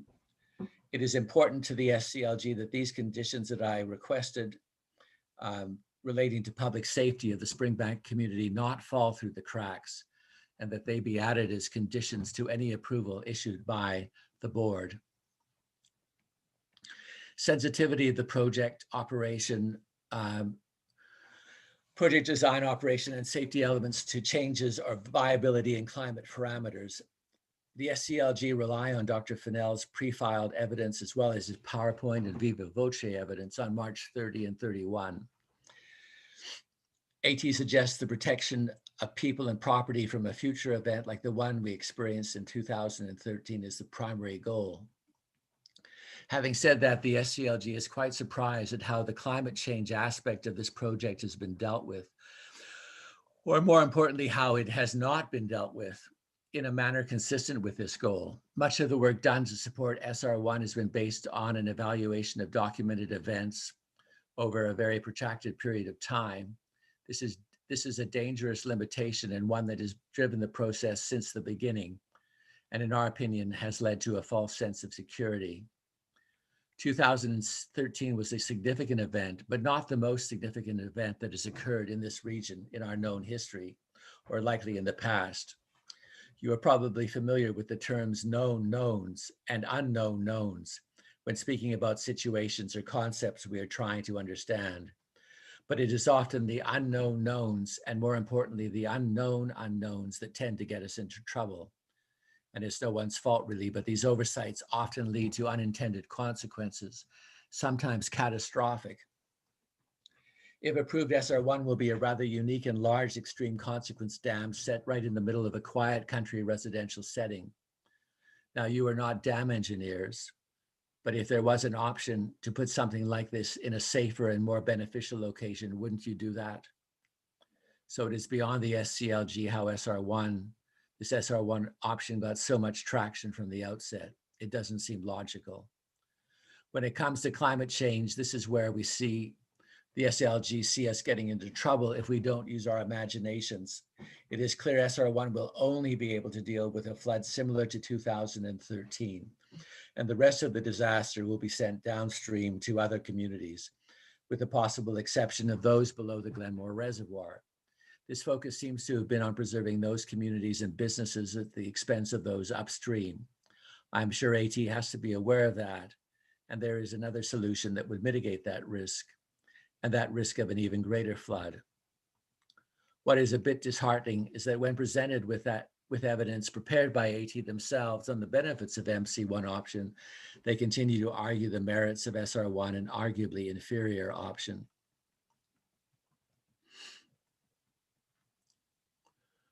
Maybe it's because they have come so far down this road that they feel compelled to work with it, but it is clear that the benefits of SR1 are limited. And in fact, the full cost, and I mean the full cost, has not been fully explored, only a limited version of it. As taxpayers in Rocky View County, that makes my clients nervous. Nevertheless, AT remains convinced that it can engineer its way around these limitations, but at what costs? Costs that seem to keep escalating with each tweak of the design, and there have been many. Is that because of failure of imagination? Shouldn't we strive for something more simple, more robust, more beneficial? The fact that higher magnitude flood events have occurred in the past, but perhaps have not been measured or documented, is not a reason to move forward with a partial solution. If there was an option to address larger floods and protect more people and property, we should be looking at that. That is the agreed upon goal, right? Protect people and property. This is no time to have a narrow view. All of the literature we have read about what the future hydroclimate of Alberta holds for us, both from a flood and drought perspective, should alarm us. We cannot and should not just rely on the period of record. We have to step outside conventional thinking to deal with something we don't really understand or totally understand. This is due diligence. It should be clear to the board that higher magnitude floods of greater frequency are a distinct possibility in the future when one looks at the existing data in a different way. If we are truly trying to assess the worst case scenario when it comes to climate change, we need to step beyond the conventional. And we know that can be hard for some, but if we don't, then bad decisions are going to be made that will become other people's problems. The SCLG understands the need for standards and that much of Canada's designs infrastructure with the 1 in 100 event in mind. In Alberta, we align with this standard and design infrastructure to withstand such an event. However, SR1 is designed to address a 1 in 200 event.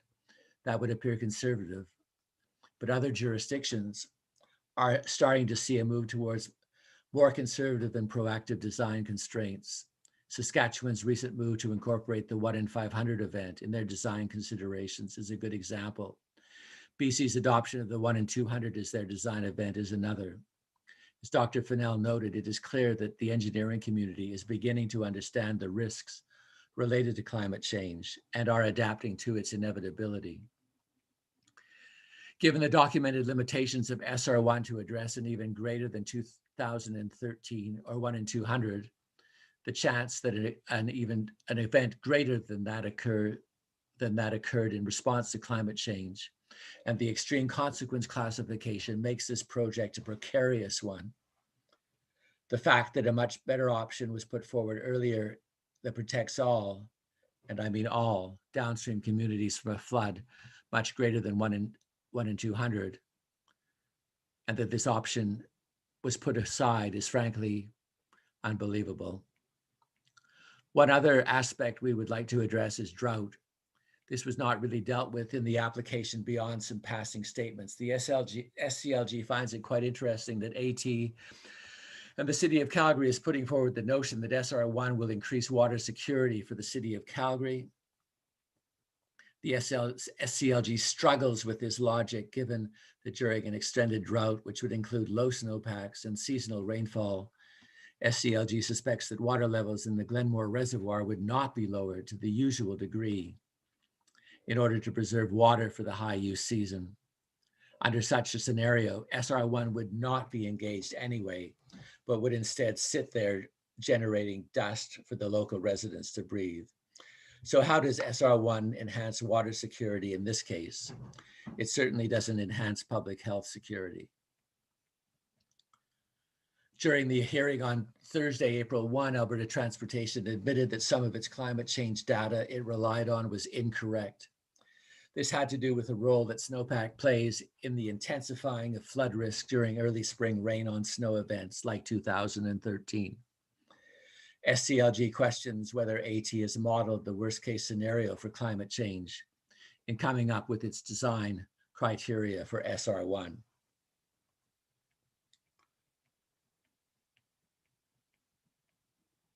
In terms of reservoir capacity, why isn't the diversion capacity greater so that the entire peak flow can be diverted into the reservoir, thus providing residents downstream of SR1 with the same protection as the residents downstream of the Glenmore Dam?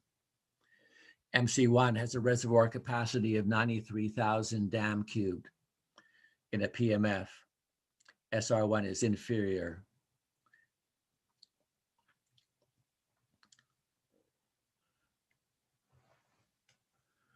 Topic block 4.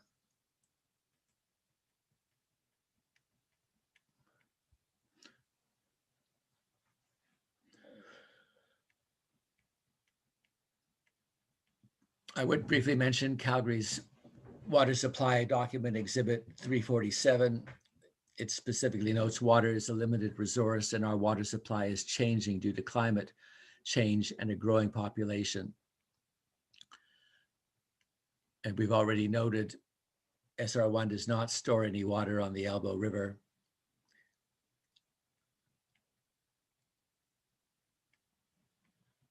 In terms of hydrology, the SCLG is concerned that flow from the low-level outlet is going to scour the unnamed creek. The faster the low-level outlet drains, the greater the risk to the environment and the riparian areas below the low-level outlet. And Ms. Robinson also has concerns about the head pond from SR1 backing up floodwater onto her property. And I guess another hydrological issue is, you know, what happens if SR1 is on operation and you have a huge flood coming down the Bow River? Will that end up, you know, meters higher than the Elbow River at the confluence? Will you end up seeing water backing up into the Bow River and flooding those communities that SR1 was supposed to protect?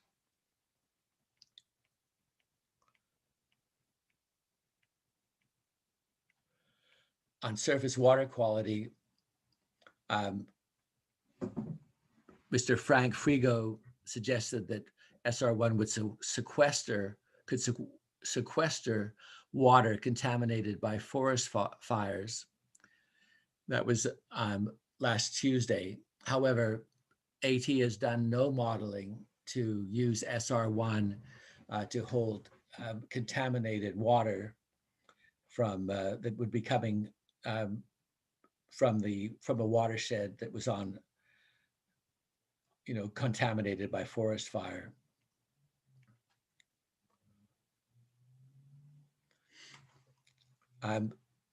There's also an issue with the flow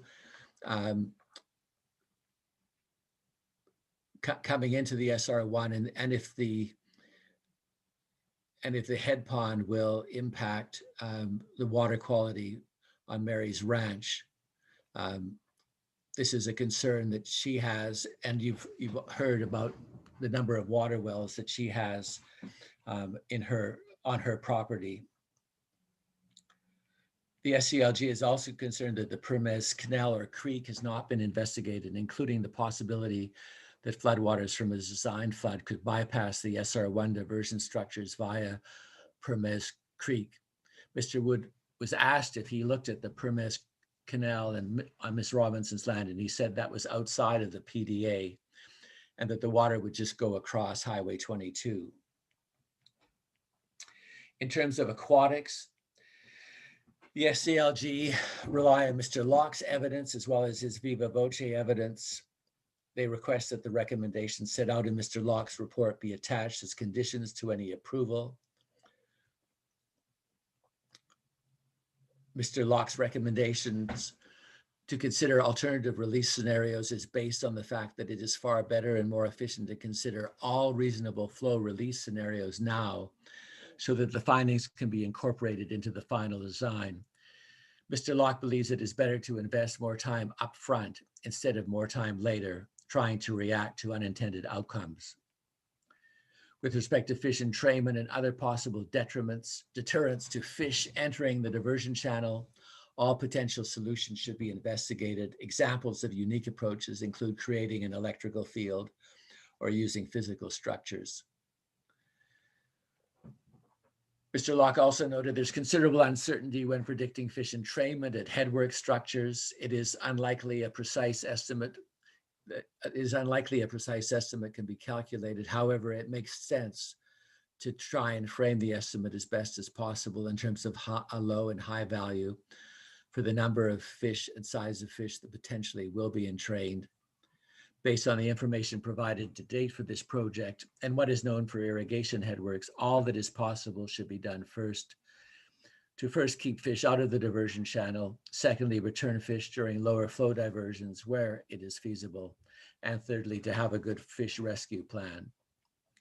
Finally, Mr. Locke emphasized that spending more time upfront will be better than spending more time later reacting to unintended consequences. A large amount of data has been collected and a lot of modeling has been carried out, making sure the sideboards have been properly identified and all reasonable options have been investigated should be done before final dam design.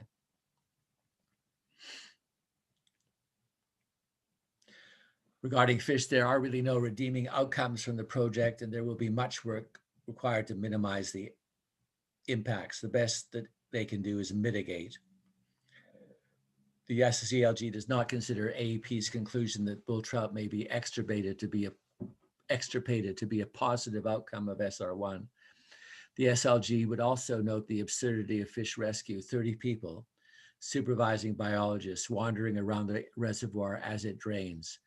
Again, this could be an expenditure of hundreds of thousands of dollars in a big flood.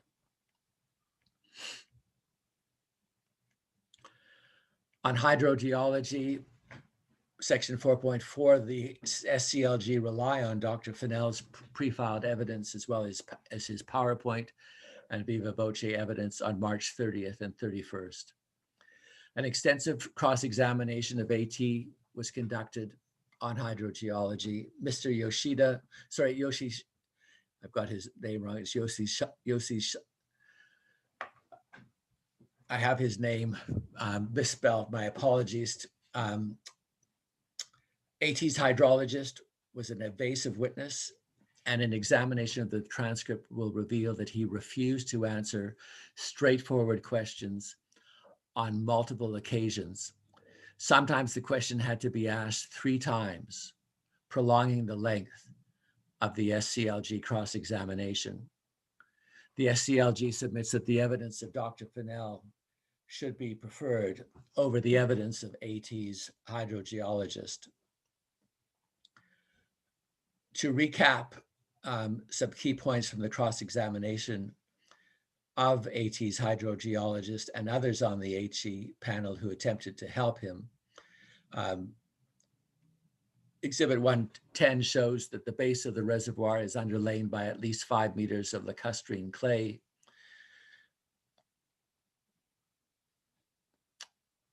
The evidence also shows the top 3 layers of the model will be with a low permeability soil beneath the base of the SR1 reservoir footprint.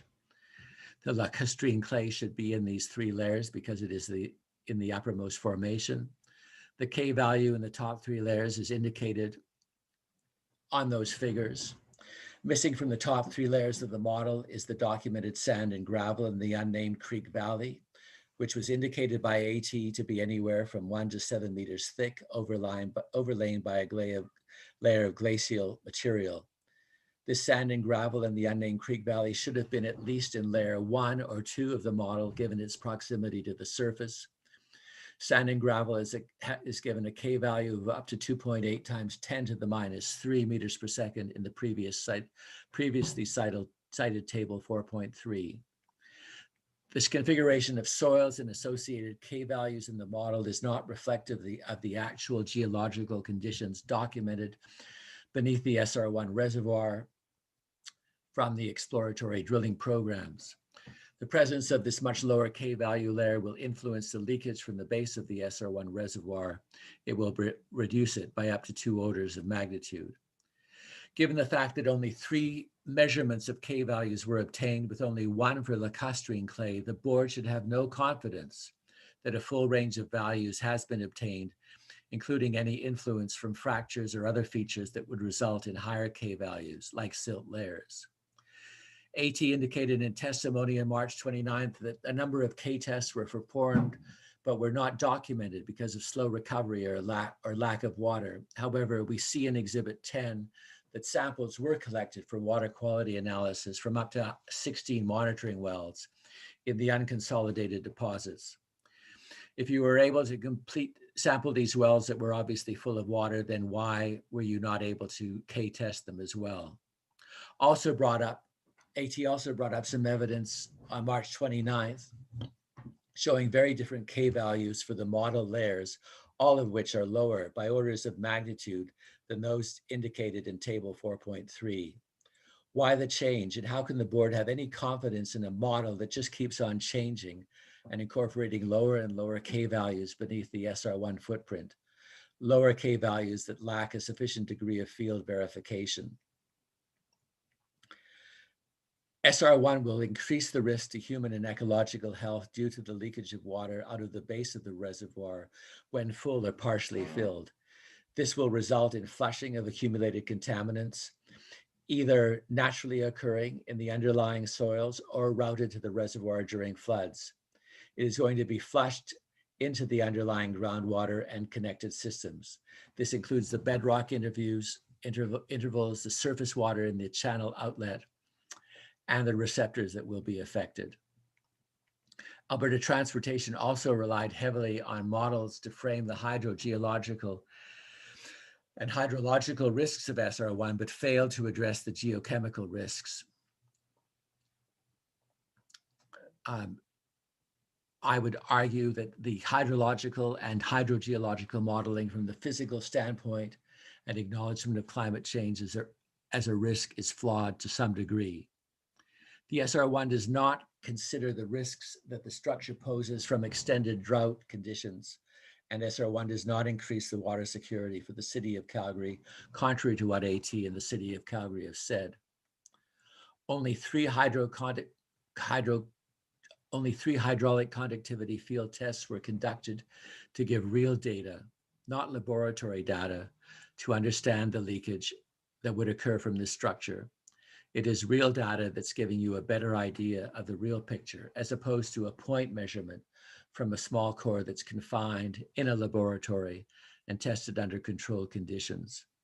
One of those three field tests was a test for clay, the main seal beneath the reservoir, and the other two were for the till. This is hardly not enough information to properly constrain the hydraulic conductivity under SR1, and likely led to the very low leakage estimate of 426 cubic meters per day, as opposed to the likely greater than 100,000 cubic meters per day that Dr. Fennell calculated, considering the reservoir partially filled during a 1 in 100 flood event. AT's response to much of Dr. Fennell's groundwater concerns is to monitor in order to assess the information gaps. Monitoring is not mitigation. And oftentimes when you detect things, it can be too late, and it can be very difficult, sometimes impossible to remediate. So this is why we assess the worst case scenarios, but that did not happen here. SCLG's concern is the proximity of the project to local residents and the utter lack of assessment regarding potential changes to groundwater quality and impacts to human and ecological receptors. Absolutely no work has been done on this aspect beyond some baseline sampling and reporting. I understand that AT does not believe that SR1 will create any water quality issues, but that is not good enough. People need some form of evidence. Are we going to just leave this up to belief? In my client's opinion, AT has in no way covered off this issue. This seems to fall into that category of unknowns for them. It is abundantly clear there was no qualified geochemist involved in the development of this application. If the NRC board members are being asked to approve an extreme consequence structure placed in a high-risk area with no real analogs to compare to, then you should be given the information necessary to make an informed decision. It can't simply be left up to belief. The SLG has some concerns with the groundwater model that has been used to support AT's impact assessment. It is clear the lack of information on the range of hydraulic conductivity for the underlying clay and tills is impacting the results. Again, only 3 measurements have been provided.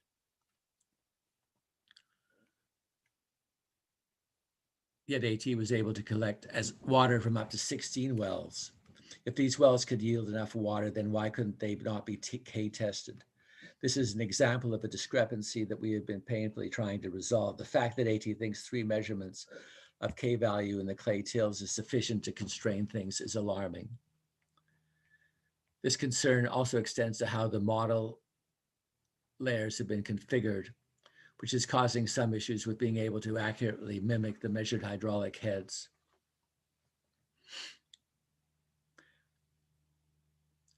They still refute near surface sand and gravel that they admitted numerous times as the errors is there, yet it is absent in the model. How is this considered comprehensive and reflective of the site conditions? They miss these things, yet they dig in on a flawed model. Again, this is to be expected. There's also the concern with the subsurface pore pressure changes once SR1 is built. This relates to whether or not issues will occur at the interfaces between the formations or within weak intervals. It appears from the answers provided that higher risk intervals of sediment may have been assessed or tested. No mineralogy was performed, yet we know for a fact that the tills contain swelling clays, which could be subject to failure.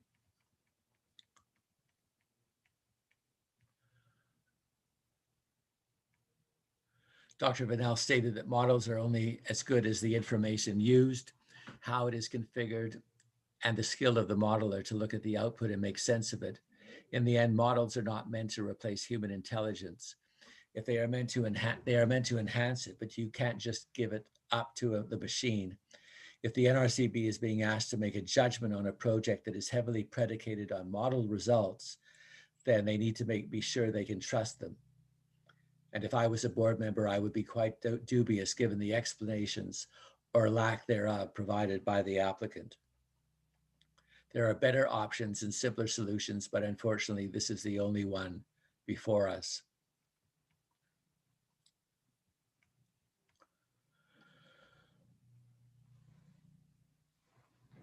So we will just convince ourselves that we can engineer our way around the limitations, unfortunately at greater and greater cost with diminishing benefit. If there is a more elegant solution, to use Mr. Manager's vernacular, then we should advance it, not just work with something that is better than nothing. As educated professionals entrusted with protecting the public good and ensuring that sound decisions are being made, they have a duty to ensure that we are not inadvertently creating a situation that we will later regret, just because we believe it is the right choice or we are searching for some convenient answer. Politics has no place here, particularly when we are talking about people's safety, well-being, and financial security.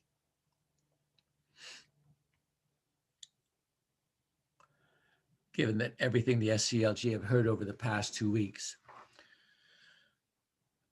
along with volumes of support materials, the overconfidence displayed by the applicant during this proceedings, and the magnitude of questions that remain unanswered, the SCLG have a hard time seeing how this project can possibly be in the public's best interest when better options exist. And in terms of sensitivity of the project water elements, I've already dealt with that under topic block 3. And now turning to the final topic block. And Mr. Chair, could I have just a brief, 2-minute break, please, if I could? Yep, granted. Thank you. You bet. Just a quick stretch. We could probably all use that. Thank you.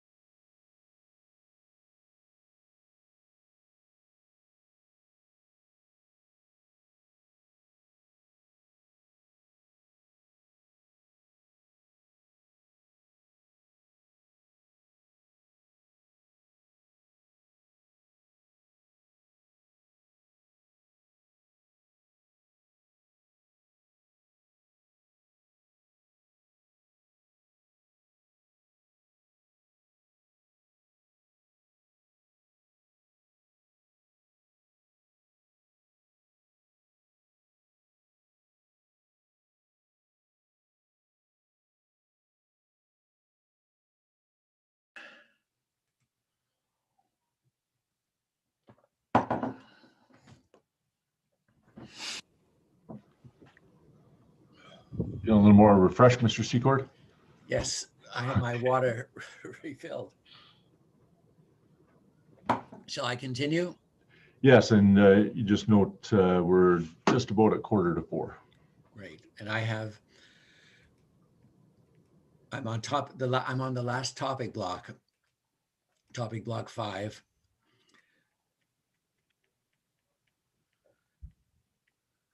Lucky there weren't 6, or I'd be in trouble. So dealing with air quality, first of all, 5.1, air quality and dust. AT has acknowledged in response to Dr. Zelt's air quality report that SR1 airborne particulates may result in unacceptable short-term risk to human health. The SCLG has raised air concerns for years, and unfortunately their fears have turned out to be well-founded. And I reference exhibit 327, PDF 94, where AT uses the word, based on this uncertainty analysis, partial mitigation to reduce fugitive dust emissions, i.e. assumed dust control efficiency of 84%, could still result in an unacceptable short-term risk to human health. And they use the words adaptively manage. Mr. Speller went to great lengths to point out the use of the word could. SCLG agrees with could. Could children be exposed to unsafe levels of air quality and an unacceptable short-term risk to human health? The answer is yes. In response to a question regarding school locations, Mr. Speller stated that they were equally alarmed. The SCLG is equally alarmed by the fact that the health impacts to their community do not seem to merit serious consideration in this project. There are a number of schools that we have already drawn your attention to: Elbow Valley Elementary, Springbank Middle, Springbank High, Edge Springbank Play School, Discovery Corner Play School, Changemakers Charter School, and a future private high school, Weber Academy. There are multiple sports facilities and various developments proposed downwind. I asked Ms. Noble, what period of time did your education designate as an acceptable period of time that young children should be exposed to unsafe air quality? Her response was, children should not be exposed to unsafe air quality, nor should the elderly, nor should members of the public. In terms of Dr. Zelt's review of air quality, he noted that AT made a calculation error for PM 2.5, which was acknowledged and corrected by Stantec. This correction doubled the PM 2.5 emissions for the 100 and 200 year flood scenarios. And Dr. Zelt noted issues with AT's assessment dealing with the meteorological data, surface roughness, threshold friction velocity, sediment areas, particle size distribution. AT submits that the project air emissions will be adaptively managed. Where is a precedent for a massive sediment reservoir? Are there any other dry reservoirs in Canada that we can look to? How do you know you can manage it when the best minds in California can't manage it there? This adaptive management plan is an attempt to instill confidence when none is earned. In terms of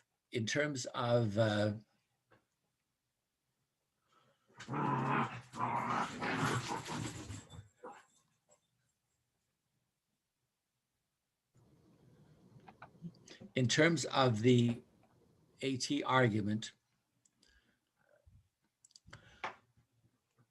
with regard to paragraph 269 of AT's final argument, this statement is not factual. Dr. Zelt's evidence was based entirely upon the uncertainties that were not properly recognized nor accounted for in the AT assessment of air quality. Dr. Zelt's evidence showed both the urgency required to apply controls, that is the potential for the severity of air quality issues during the period before air quality controls are affected, and the likelihood that residual air quality is likely to remain poor even with controls in place.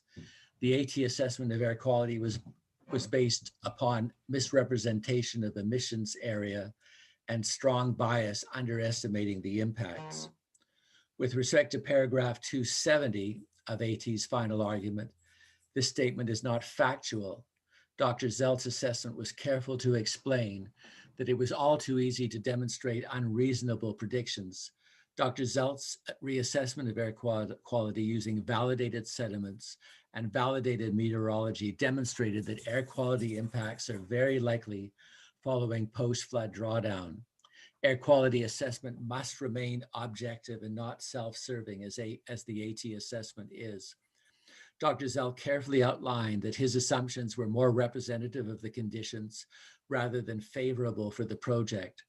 Dr. Zelt qualified his predictions as being infrequent only during the period of larger post-flood drawdown and meteorologically dependent. However, the evidence presented by Dr. Zelt clearly demonstrates the errors and bias in the AT assessment as not being representative of the potential for impacts.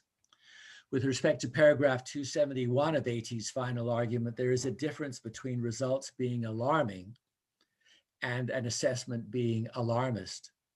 Dr. Zelt's objective analysis may be alarming compared to the improper assessment by AT, but Dr. Zelt's objective consideration of each of the major components of the air dispersion modeling presented by AT is factual and representative of potential conditions. Therefore, it is not an alarmist assessment. AT's use of terms such as non-guidance assumptions remain non-factual. AT's assessment made use of guidance values for emissions and meteorology when the conditions of their assessment were not within those guidance limits. Guidance documents are minimalistic in nature, setting out minimal requirements for assessment and suggestive values for inputs into modeling based upon generalized scenarios. It is up to the assessor to determine whether the guidance is acceptable for the particular assessment. In this case, the AT assessment has been overwhelmingly simplistic and minimalistic to the point where the predictions for air quality are biased. The particulate emissions in the guide documents are not representative of the conditions at the site as demonstrated by Dr. Zelt. The meteorology at the site is not representative of the generalized guidance in the guideline. An expert in air quality, as is Dr. Zelt, recognizes when the other considerations are required due to site-specific conditions. With respect to paragraph 273 of AT's final argument, this statement is not factual. In fact, AT's air quality assessment clearly demonstrated that it did not read nor follow their own hydrological assessment. Dr. Zelt incorporated the AT hydrological assessment by including the larger area of sediment deposits of at least 3 centimeters as per the AT hydrological assessment.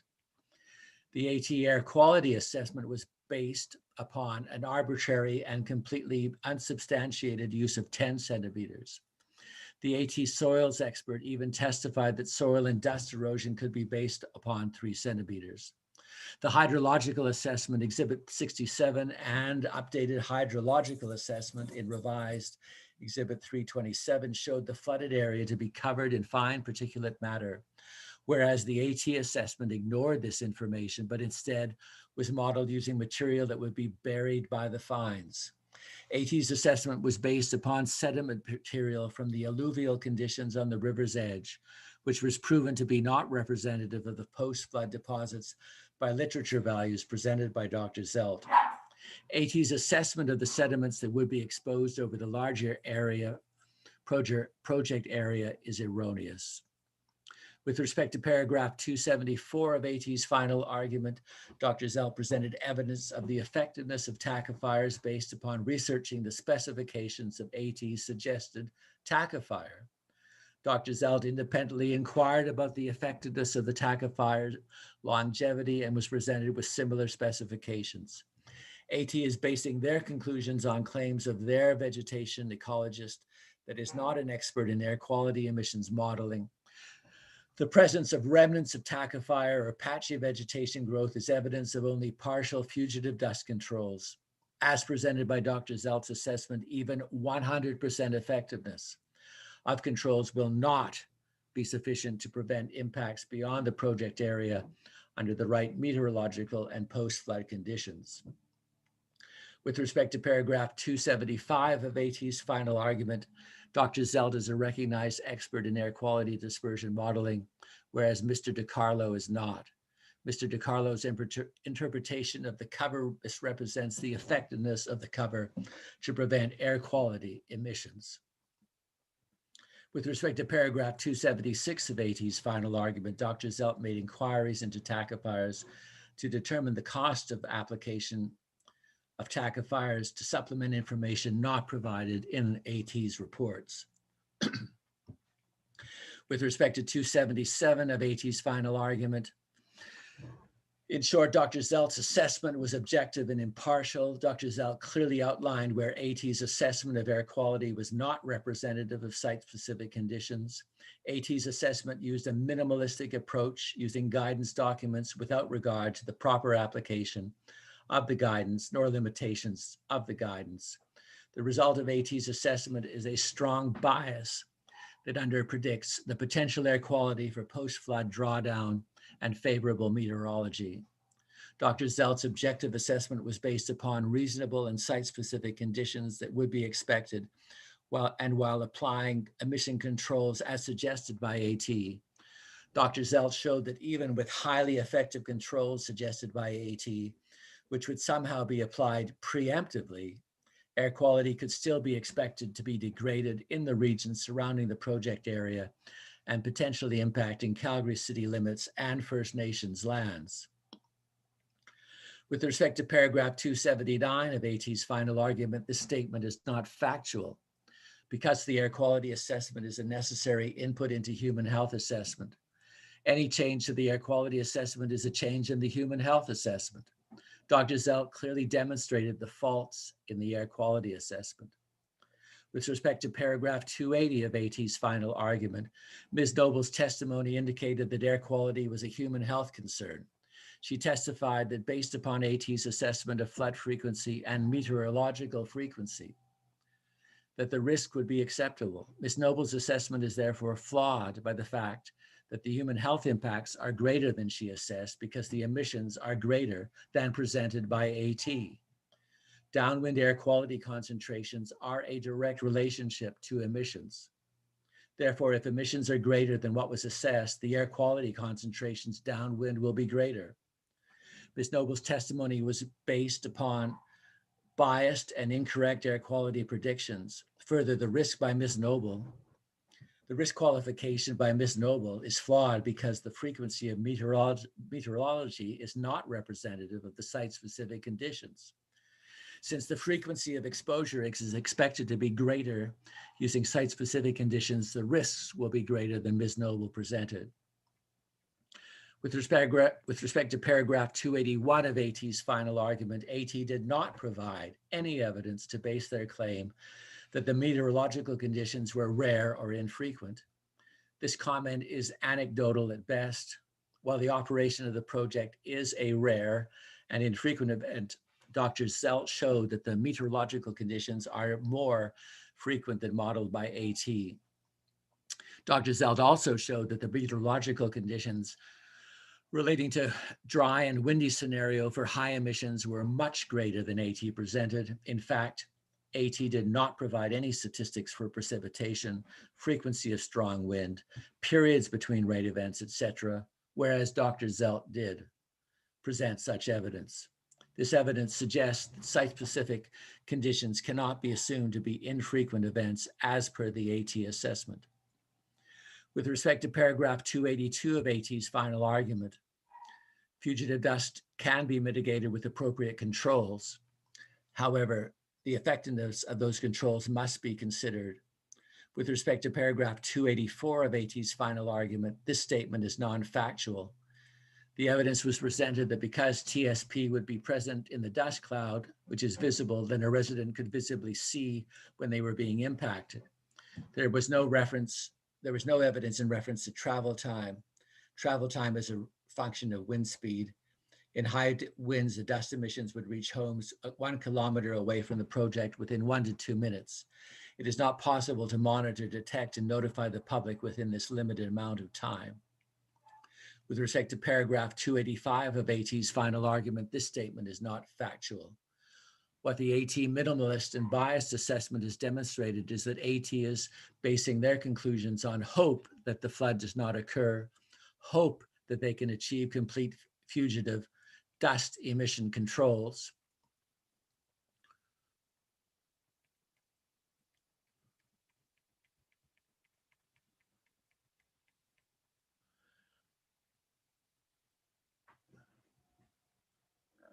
Before hope that they can achieve complete fugitive dust controls before conditions occur that lead to emissions, hope that meteorological conditions don't occur, and hope that people are not outdoors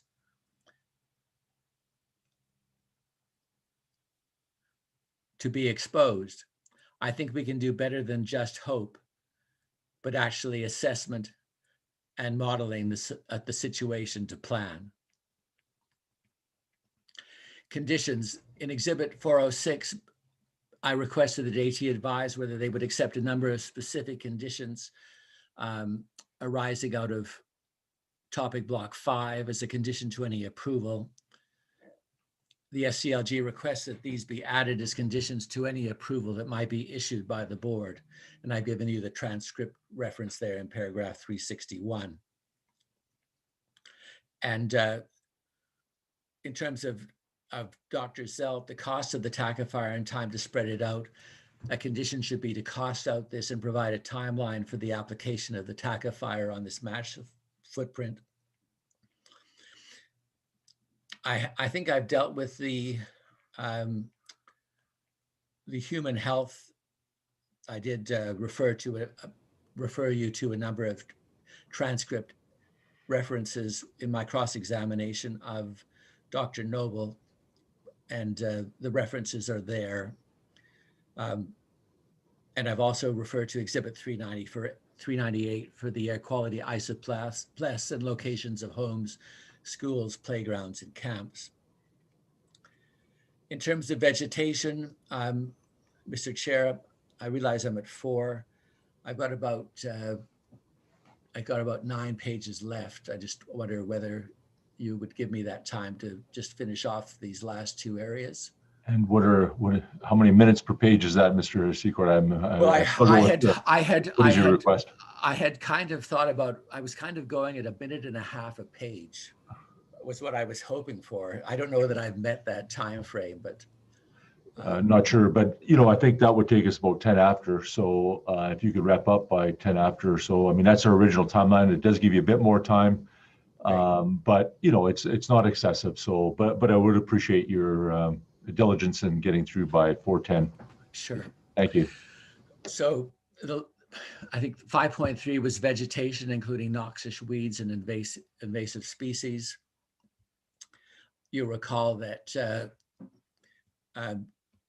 my clients had testified to the increase in weed growth after the 2013 flood. We retained Dr. Osco to look at the impacts of weeds on the landscape.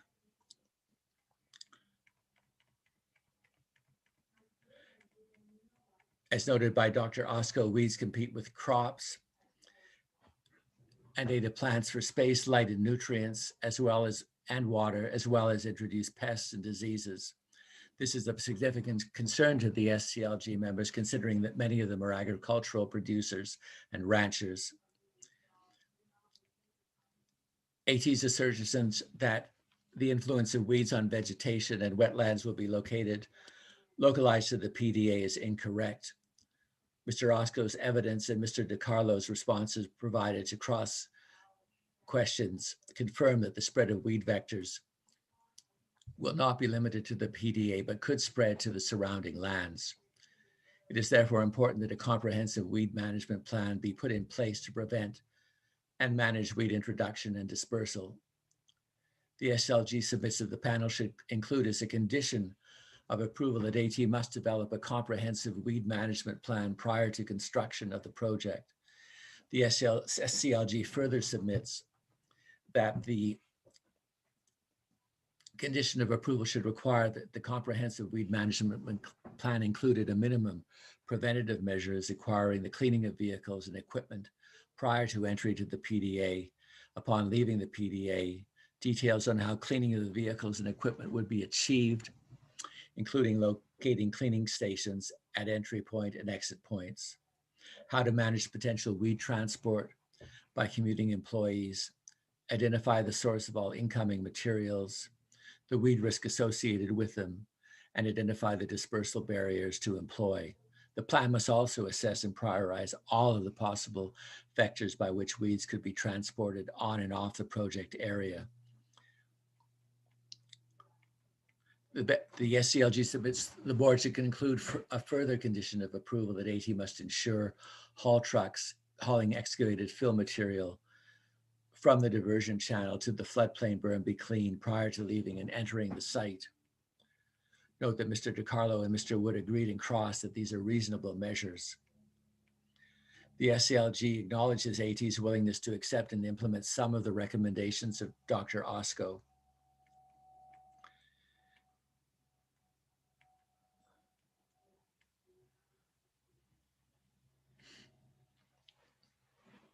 Further, it is likely that the risk of weed seeds and plant seeds entering the river through the low-level outlet will continue, especially in times of non-flood or post-flood.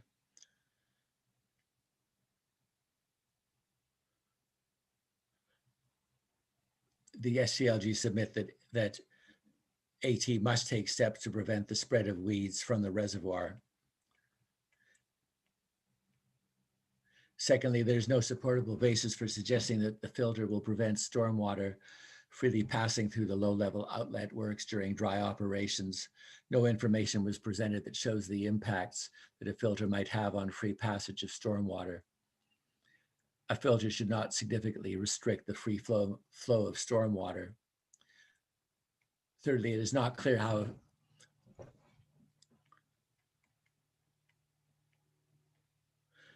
So the SCLG submits that a weed filtration system at the outlet limited to operating during dry operations is necessary to ensure that more weed seeds, including noxious and prohibited weed seeds, are not introduced into the Elbow River, resulting in likely weed infestation of downstream Springbank communities. The SCLG submits that this should be included as a condition of approval. In the alternative, the SCLG submits the panel should require AT to inquire further into this issue and conduct a model analysis of their findings.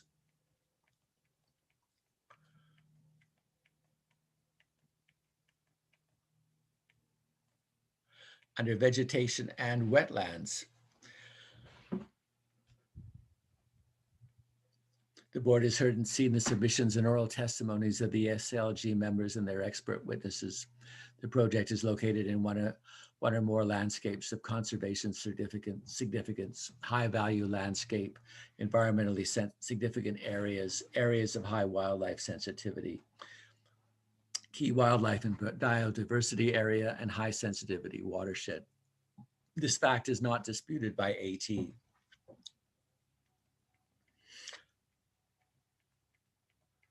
Much of this area is high risk. AT attempts to reduce the significance of this designation by asserting that the high value landscapes occupy the entire landscape west of Calgary. While high value landscapes may be present at other locations in the project, this does not reduce the significance of the impacts of the project on the environment. In any event, the project's impacts on the environment on which it is situate is the issue, and not whether there are other high value landscapes present elsewhere.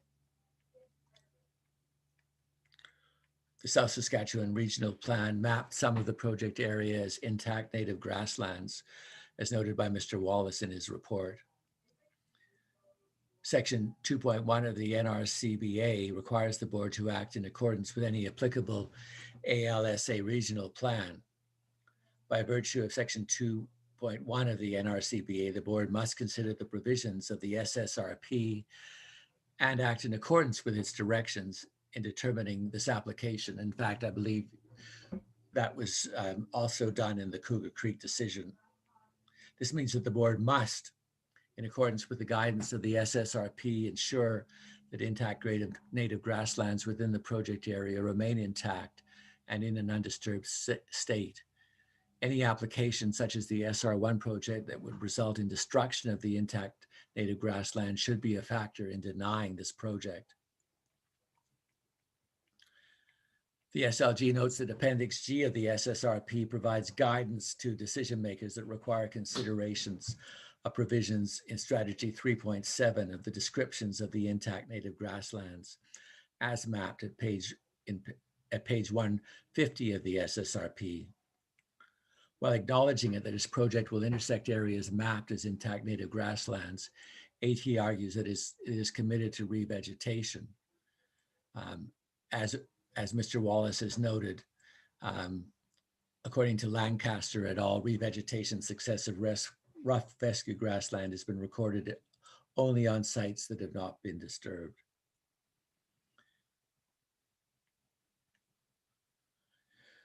It is extremely doubtful that AT will revegetate the lands to provide the equivalent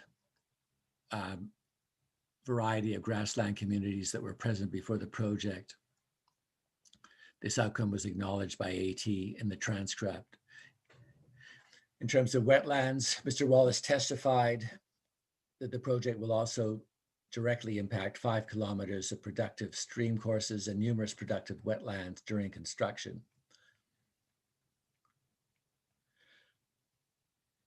Also, other than wetlands that will be permanently lost during construction, the project will impact wetlands during flood operations.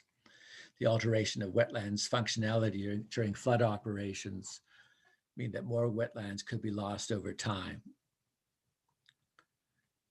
And I would also refer you to Mr. Wallace's evidence on the impact of downstream riparian communities.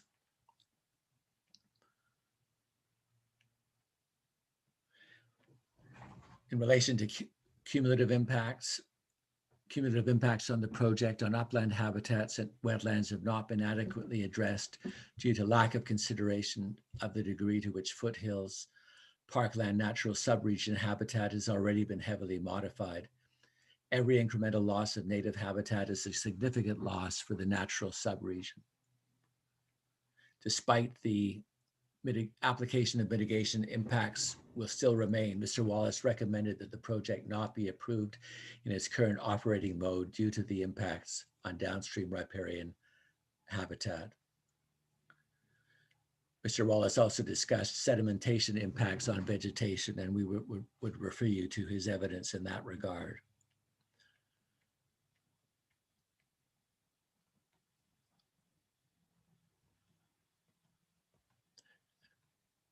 We'd also refer you to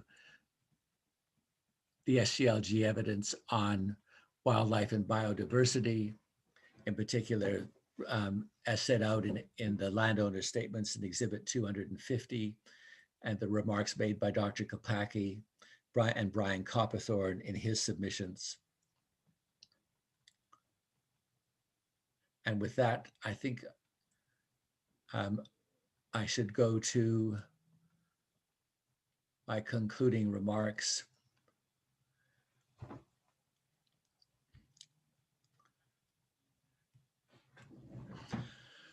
Rejecting this project should spur immediate innovation and create a substantial budget for the City of Calgary to pursue flood-proofing projects downtown, fully within the purview of the City of Calgary.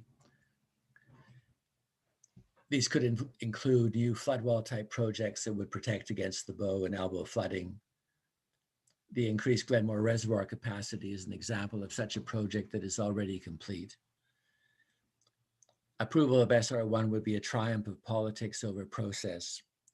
The proponent tried to play down the negative elements of SR1, including air, water, and environment, by stating that most floods are small and big flood events are so rare. If there is no worry about these big floods, what is the rush? Send this project back to the drawing board. The SCLG is concerned that the various secret compensation agreements that have resulted in a biased presentation before the NRCB. Rocky View County should be here as an intervener representing its residents, as should the Tsuut'ina Nation. Why was Alberta Transportation trying to avoid having any parties participate as an intervener in this process? It is not the fault of this panel, the regulators, or the Springbank residents who have raised concerns that this project has dragged on for years. The Ignasiak report clearly points that out. The responsibility for the delays falls squarely on the proponent's shoulders. Rejecting SR1 will create uncertainty for future flood risk for the city of Calgary by pursuing a flawed and inferior project with an indefinite lifespan due to anxiety about near-term flood risk is not in the public interest. The SLG requests that the board reject the SR1 application. And finally, I would like to thank the board panel members, board counsel, and board staff, especially Ms. Friend and the document managers, the hearing participants and their counsel, and of course, Ms. Vespa and Mr. Paula. And Donna, I hope you'll forgive me for speaking so quickly, for running a very efficient and collegial hearing.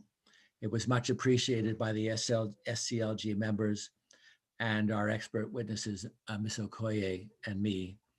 I would also like to thank Ms. Karen Hunter for her tremendous efforts in assisting Ms. Okoye and me with the navigation of the voluminous record relating to MC1 and SR1. I relied heavily on her encyclopedic memory and attention to detail, and I'm very grateful to her. And thank you, Mr. Chair, for giving me those extra minutes. Much appreciated. Of course, thank you, Mr. Secord, and thank you to Ms. Okoye and all of the landowners and members that you represented. I think we should take a bio break now, and we'll come back with Mr. Williams with Cal Alta, followed by Mr. Wagner. Mr. Williams, you're there? Yes, I am. Okay, and you're ready to go after break? Yes, I am. Okay, thank you.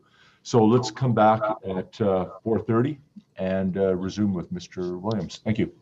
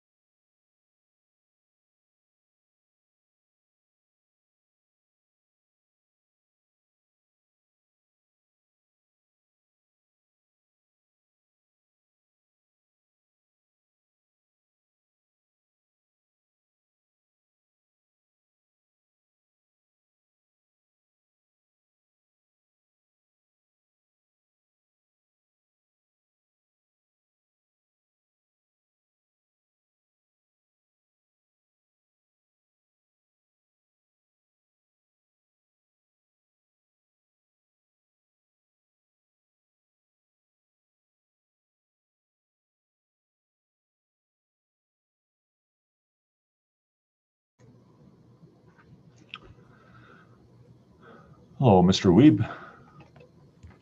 Hello, Mr. Chair. How are you? Good. How are you? Good. Well, you're managing well, but there's a lot less screen flipping for you today as well. So, Yeah, there is. but Ms. Cabrandt, how are things going? You okay? I'm good. Thank you for asking. That's great. Hi, Richard.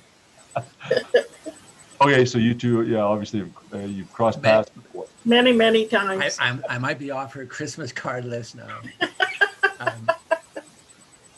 Anyway, nice to see you. Mr. Chair, we could mark my argument as an exhibit.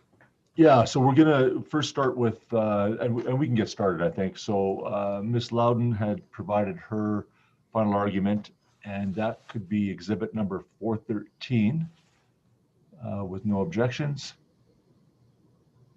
Hearing none. And Mr. Secord's exhibit, oh, sorry, final argument would be exhibit 414. And any objections? I know that there was you skipped over a few paragraphs here and there, and there was, I think, Mr. Krulak, you weighed in. You'd want to at least have a peek at what happened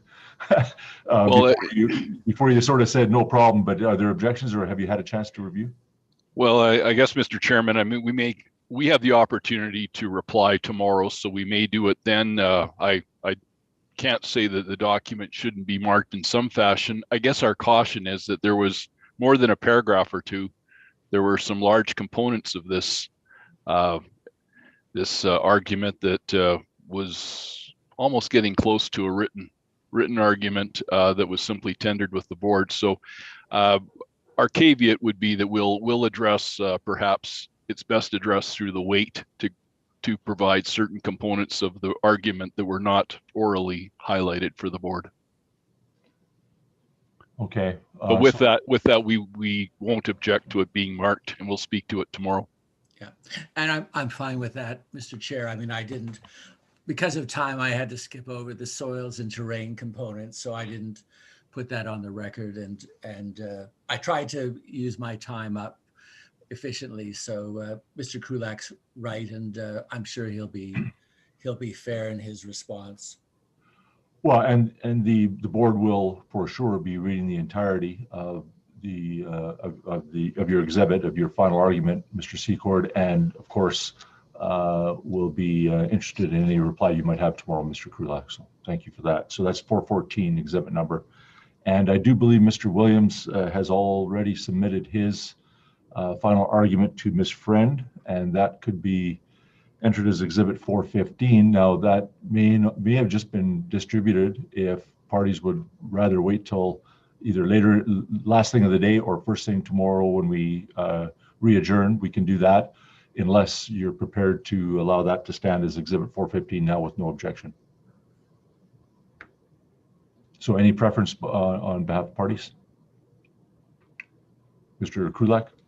Well, I haven't, Mr. Chairman, I haven't had a chance yet to look at it. I don't know if Mr. Williams would confirm it's going just to be essentially a written version of what he'll say, or whether it's to supplement it in some fashion. If it is, then perhaps we should defer it until we've had a look at it. It's just, Mr. Chairman, it's Mr. Williams. It's basically verbatim of what we will say.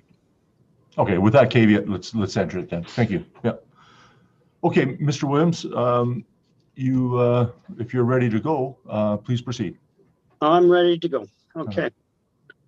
Good afternoon to Mr. Chairman, the board, and to all hearing participants.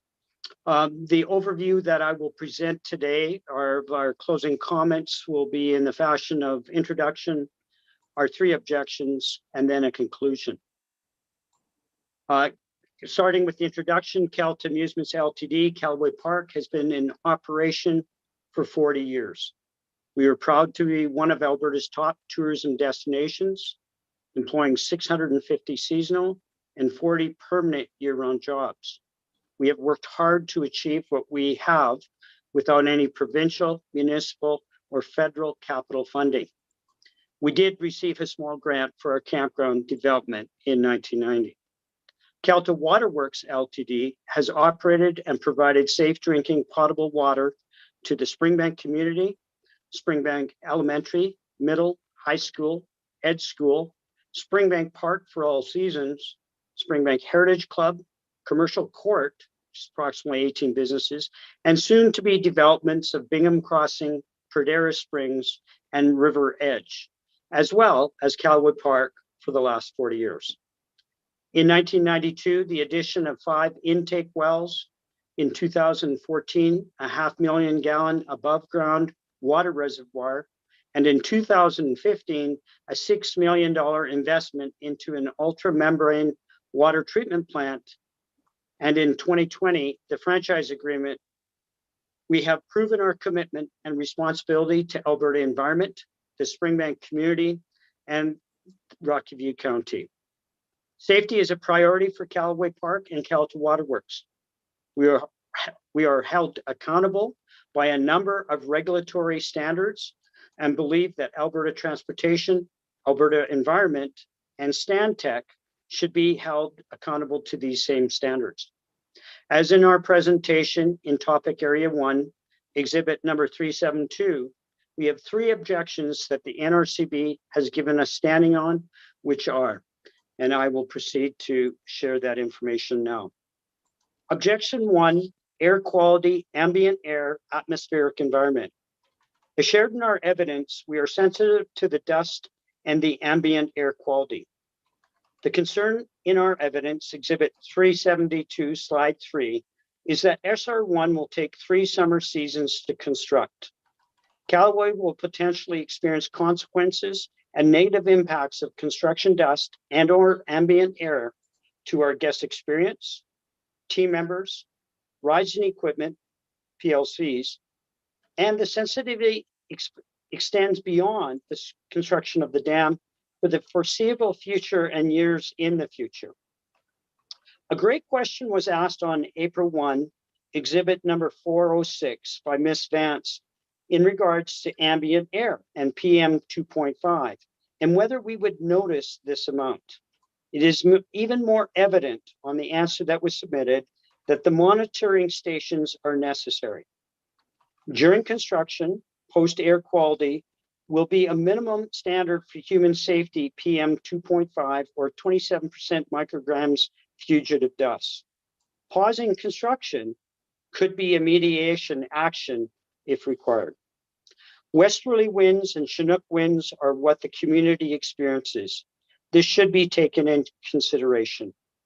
Alberta Transportation, Matthew Herbert, has had conversations with Calta on our concerns. As this is higher level conversations, we are requesting that the NRCB board make the monitoring stations on the Calta property and that all reporting will be available to Calta on a weekly basis during our in-season and monthly off-season to be a condition of approval, and that mediating actions to be determined and approved by both parties prior to construction. In Alberta Transportation's closing argument, exhibit number 409, page 80.286, agrees to the monitoring station and to the results being shared with Calta.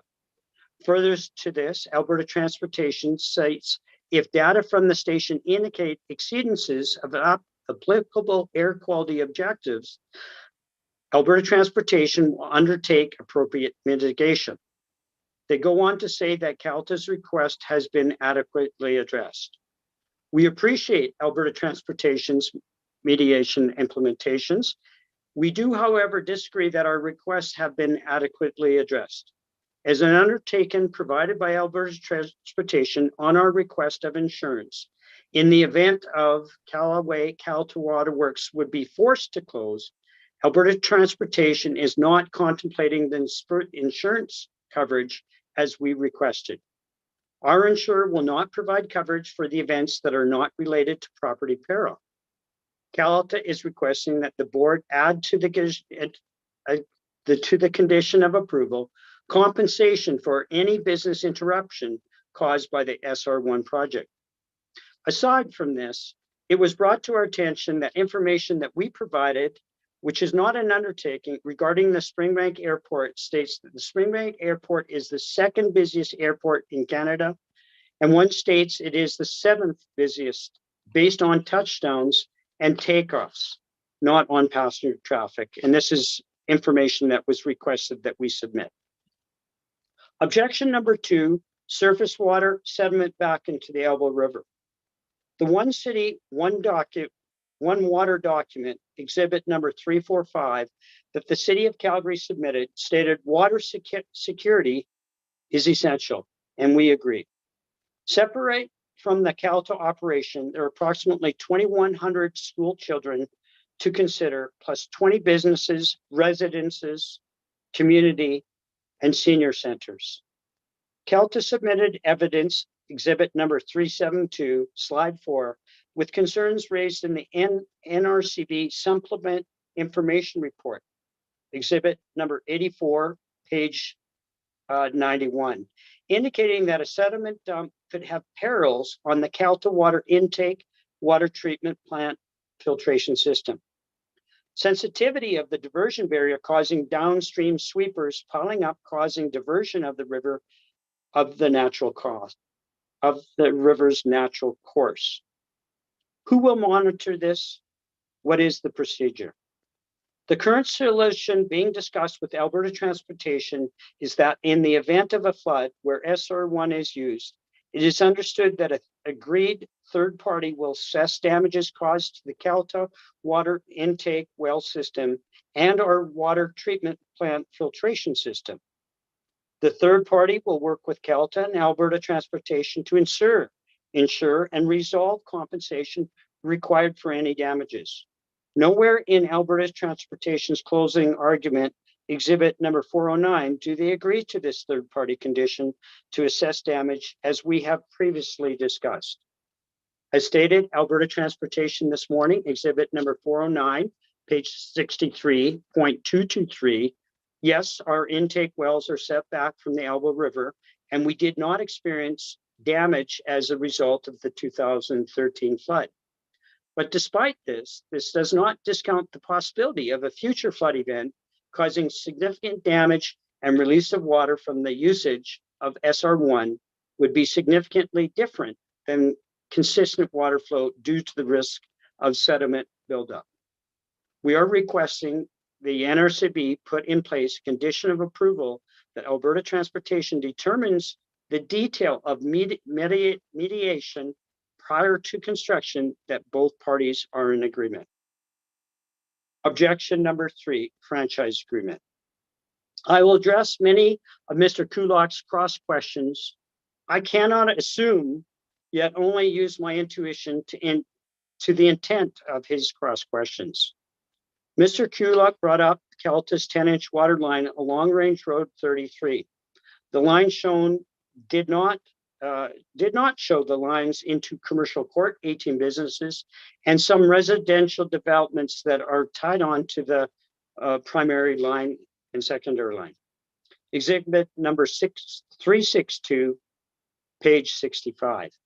Future water lines that are built are development driven as identified in the evidence Mr. Kulak submitted, being our franchise agreement, exhibit number 362. Mr. Kulak identified the aspect of water license availability. Currently, the water plant has 7 water licenses and Calta owns 5 of them. There is an additional license in the area that we stated, for water and land, as we shared, which is well documented, exhibit number 362, page 89. We do not need to own the license. In essence, water license capacity for potable water is available for future growth. The county recognized the utility and the infrastructure that exists. They have included it in both the North and South ASP plans as being one of the regional solutions. In these documents provided, our exclusive franchise area, exhibit number 362, same as the evidence we provided on February 25th, exhibit number 221, is there. For the board's information, the franchise agreement document is in excess of 100 pages. I believe it's 104 to be exact, but I could be slightly incorrect. Mr. Kulak has brought up the date of the franchise agreement of February 25th, 2020, first reading. as with this process being 7 years to date. The deliberation of the franchise agreement started in the fall of 2009 when Rocky View County considered the concept of the aqueduct for the county. The franchise agreement is and was a public process, no different than this one that we're currently experiencing, which input was ascertained by the AUC and the Rocky View County. Exhibit number 362, page 6. The evidence of this map we shared in our objection 3 and several maps of evidence of other participants in this process, exhibit number 372, slide 5, clearly shows that the proposed dam is adjacent to a major thoroughway, the Trans-Canada Highway, Highway 8, Highway 22, and Springbank Road. The exact location is a premier opportunity for future development, being residential or business commercial. And one other point I would say is that that intersection or interchange of 22 and Trans-Canada is a future of cluster for many potential businesses in the area. The board must consider why this area was included in our exclusive franchise area. The answer is for its potential opportunity of future development and to provide the utility service for the future. Mr. Kulak brought up evidence that I was referring to the Bow River TransAlta agreement, and yes, he was correct in this reference. In this reference, it states, quote, compensation paid to TransAlta is intended to offset the estimated commercial loss. Exhibit number 363. This is the same as the lost sterilized land for SR1 for Calta Waterworks Ltd. We would applaud Mr. Frigo and the City of Calgary on the One City, One Water document, exhibit number 345. It shares what in our mind is the importance of water security for both flood, drought, and water supply sustainability. As in our evidence, exhibit number 372, slide 6, Rocky View County has been compensated $10 million. Tessina Nation has been compensated for $32 million. Not in the evidence, but in Mr. Secord's cross, Emerskin's First Nations amount not disclosed. Kenai Blood Tribe amount not disclosed. And the landowners on expropriation of land. Total is unknown for us. We have a formal legal franchise agreement, exhibit number 362, in which we agreed to ensure and secure safe potable drinking water. This agreement identifies an exclusive boundary area for the potential future development of the utility, exhibit number 362, page 65. We entered into this agreement with further regulatory oversight on us for the opportunity to tie on future development and growth. As stated in our presentation, 62% of the 3,600 acres of our right has been sterilized. If a legal binding agreement with AUC and Rocky View County is recognized for them, then this bylaw enforced agreement needs to be recognized for us. Alberta Transportation compensated and recognized other agreements. In Alberta Transportation's closing arguments, exhibit number 408, page 63 and 4, and points 224/225, they state that given the uncertainty and the lack of evidence supporting this claim, Alberta Transportation submits it would not be appropriate for the panel to impose on approval conditions with respect to Calta's water franchise. We appreciate the open conversation with Alberta Transportation. However, we feel they have discounted this franchise agreement. Alberta Transportation sees this as a commercial business. This is partially correct. This is a utility that serves the community at large, and like the City of Calgary, water sustainability is a priority. We disagree. Our beneficial right has been taken away. We are asking Alberta Transportation to recognize and and compensate for the lands that are sterilized for the life of this agreement and our beneficial right.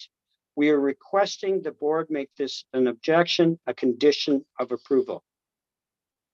Conclusion. Our concern about safety is the unintentional incident, which no one can know at this time. It is the unintentional incident that has consequences. As this project serves the masses, we are protecting our livelihood that we have built over the last 4 years. This protection of 650 summer seasonal jobs, 40 permanent positions, and safe potable drinking water for the local community. Flood mitigation for the city of Calgary is critical. We wholly understand this as we witnessed the 2013 flood. Calta Amusements Ltd, Calway Park, Calta Waterworks, and myself want to thank the following. All the participants that have been involved in this hearing. Karen Hunter, our community president, for all that she does for the community. The NRCB board members, you, Mr. Chairman. Specifically, Laura Friend and Bill Kennedy for guidance in helping us understand the process and our participation in this process. To the court reporters, staff, and team members that assisted the NRCB in this process. To elders, Holloway, Wesley, and Snow for their spiritual prayers. Thank you once again for the standing of our objections and for the opportunity for us to present them. We have learned a lot. We ask the board to consider the evidence and presentation in regards to our 3 objections. We ask the 3 conditions of approval for our 3 objections to be a condition of approval for this project. We look forward to the final report from the NRCB on this matter, and thank you very much. And that would conclude, Mr. Chairman, my closing arguments. Thank you, Mr. Williams, and thank you for your participation throughout these proceedings. It's very much appreciated, and you've done a nice job with it. Thank you.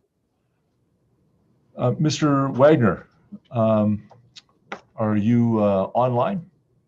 I am. Okay. And if you're in the same location, we can give it a try in terms of video. I know that often it locks, but once your audio is on, it has seemed to work flawlessly throughout the proceedings. So, well, hopefully I changed a few settings, so maybe it'll work a little bit better. But it is still in the country. Good afternoon, panel, participants and observers.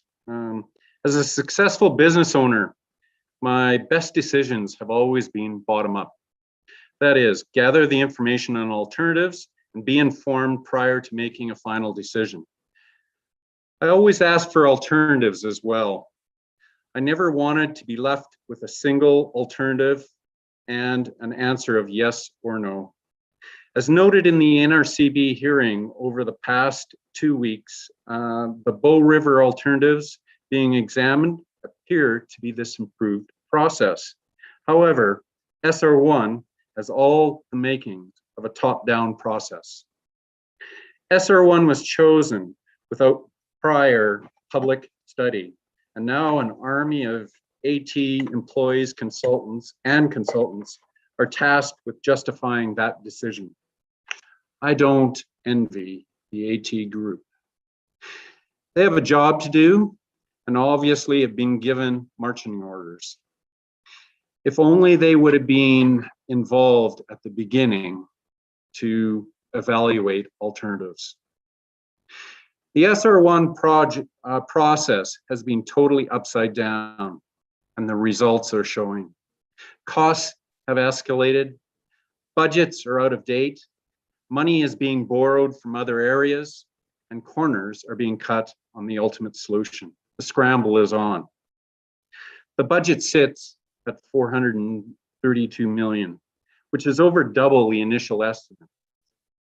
And there have been many areas that were discussed in the past 2 weeks that would grow this cost greatly. By AT's own submission, many budget items have not been updated. Some payments to stakeholders have been published up until recently, and now they have been increasingly NDA. It is reasonable to total at least 100 million and growing. And this number will escalate as many stakeholder payments have yet to be fully negotiated. As for cutting corners, I will hit my two biggest on my thought process. I was unable to find a single earthen dam without riprap. And why 600 cubic meters per second? Why not 800? Why not 1,000? Why not 1,500? Why not 2,000? I heard 2,800 cubic meters per second as a potential 1,000-year. All would have been available if MC1 would have been chosen. Most engineers I know prefer to over-design rather than meet minimum requirements. I can only assume that engineers were not present from the initial specification. Road costs, pipeline costs, ongoing operating costs, updated budget, all seem to have cost shortcomings. In 2018, the Auditor General of Canada sent the federal government back to the drawing board for misrepresenting the complete costs of the new fighter jets. SR1 looks no different to me. Landowners were shocked by the SR1 announcement in the Calgary Herald. An AT took nearly 6 months after the news release to accept an initial meeting upon our request. Consultants with AT and landowners have been very much one way, AT telling and landowner opinions not required.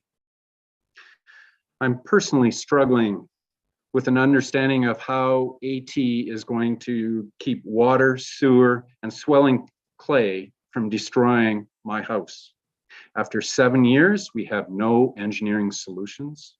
In fact, we have no engineering assistance at all and are left with a whole lot of questions.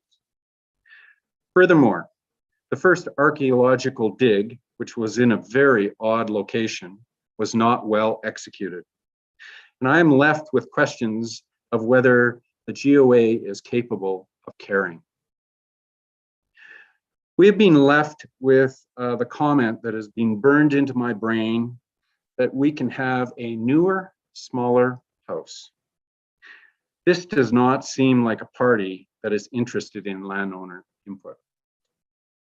Safety.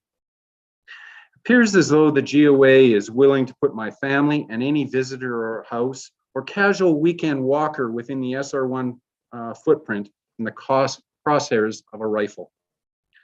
Further complicating the issue is the fact that driving in and out on our laneway is within the rifle hunting zone.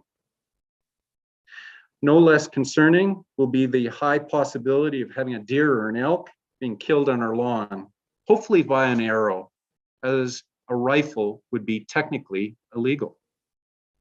Mr. Kulak, in this morning's presentation by AT, stated that there will be no unfettered hunting. However, the AT plan is the exact opposite. My request in the hearings to make SR1 a no hunting zone was rejected by AT. Therefore, I contend that AT's comments are inconsistent. As a rural landowner, as any rural landowner knows, dealing with hunters is a challenging vocation. And AT's response to date has been that local knowledge is not required. The distance from Calgary and the presence of elk magnifies the SR1 location risk. Without NRCB hunting clarification, SR1 will be a safety risk for both public and residents, and the elk and grizzly bear populations. Health. We have 2 people at our location with respiratory considerations. And given that we are within meters of the water line and fine sediment is what we should expect, air quality does not look good for us. While I agree that this may only happen on a design flood at our location, it is an event that would be real. It is not our choosing. Must say, I had quite a chuckle when it was suggested at a recent SIA forum that the frogs would be rounded up. Was not so amused when a frog pond was chosen for the first archaeological dig. As for elk and grizzly bear, the GOA has, in my humble opinion, thrown wildlife under a bus. As they have not addressed the concerns about unfettered hunting, these issues have been raised before and continue to be ignored or dismissed by AT. I have dealt with the federal government as a business owner. I admit I have limited dealing with the Alberta government. Having said this, the NRCB submission would be unique in all of my dealings. Having only one solution, or sole sourcing, was not accepted by any government department I dealt with. I've submitted a few recommendations, but here are my top 3 after listening over 2 weeks. My first one, send the project back to the drawing board and compel AT to have MC1 as an alternative in the second application. As a condition of approval, compel the AT to renegotiate hunting rights to make SR1 a no hunting zone, or at the very least, a no rifle zone. As a condition of approval, number 3, compel AT to deal with landowners as they have stated in their very own SR1 submission with respect and consultation, and negotiate in good faith. Finally, I would very much like to thank the panel, support staff, and Alberta Transport for indulging me. This has been my first process that I've gone through, and I've learned a lot, and I look forward to potentially being involved in another one at some point. Take care and stay safe. Well, thank you, Mr. Wagner. And the board does recognize that this is particularly difficult for those folks that aren't represented by legal counsel, and for those folks that are new to the process, to the hearing process, which you just indicated. So we appreciate your participation, and we understand that it can be a challenge for those folks that aren't familiar. So thank you once again, and good for you for stepping up. Thank you again, Mr. Chair. Mr. Chair, Mr. Wagner did submit a copy of his final argument. We should enter that. Thank you. And that is what number? And also Mr. 416. 416. And Mr. I'm not sure if anybody's had a chance to review it. It was submitted while he was talking, of course. Probably not. Mr. Krulak, perhaps under the same caveat? We have no objection, sir. We've had a look at it. Thank you. Oh, okay. Great. Thank you. Mr. Secord and others? Mr. Chair, it was basically a red submission. Okay. So, okay. Thank you. Okay. Hearing none, I would like to thank everyone for today. And I do appreciate the fact that many of you used up a long weekend working on these submissions. The panel recognizes that, and we do appreciate all the work that's been put in to final argument over the weekend, largely, we expect. And we also appreciate the fact that you're respectful of the time. It was a long day, but we were able to get all final arguments in today, which allows us to complete the hearing tomorrow with Alberta Transportation's reply. And I'll have additional closing comments tomorrow at the close of the hearing. So I won't go into those now. We can adjourn for the evening and get back tomorrow morning, but I will have some closing remarks tomorrow following Alberta Transportation's reply. So Once again, thank you to everyone. It's much appreciated. Thank you, Ms. Cabrant. I know these final argument days are probably a little tougher on court reporters than other days, so thank you very much. Thank you, Mr. Weeb. And if there's, are there any other matters that anybody want to deal with before we open tomorrow? Okay, hearing none. Tomorrow morning we start at 9 with an 8:30 sign into Zoom. So thank you once again, and we'll see you tomorrow morning.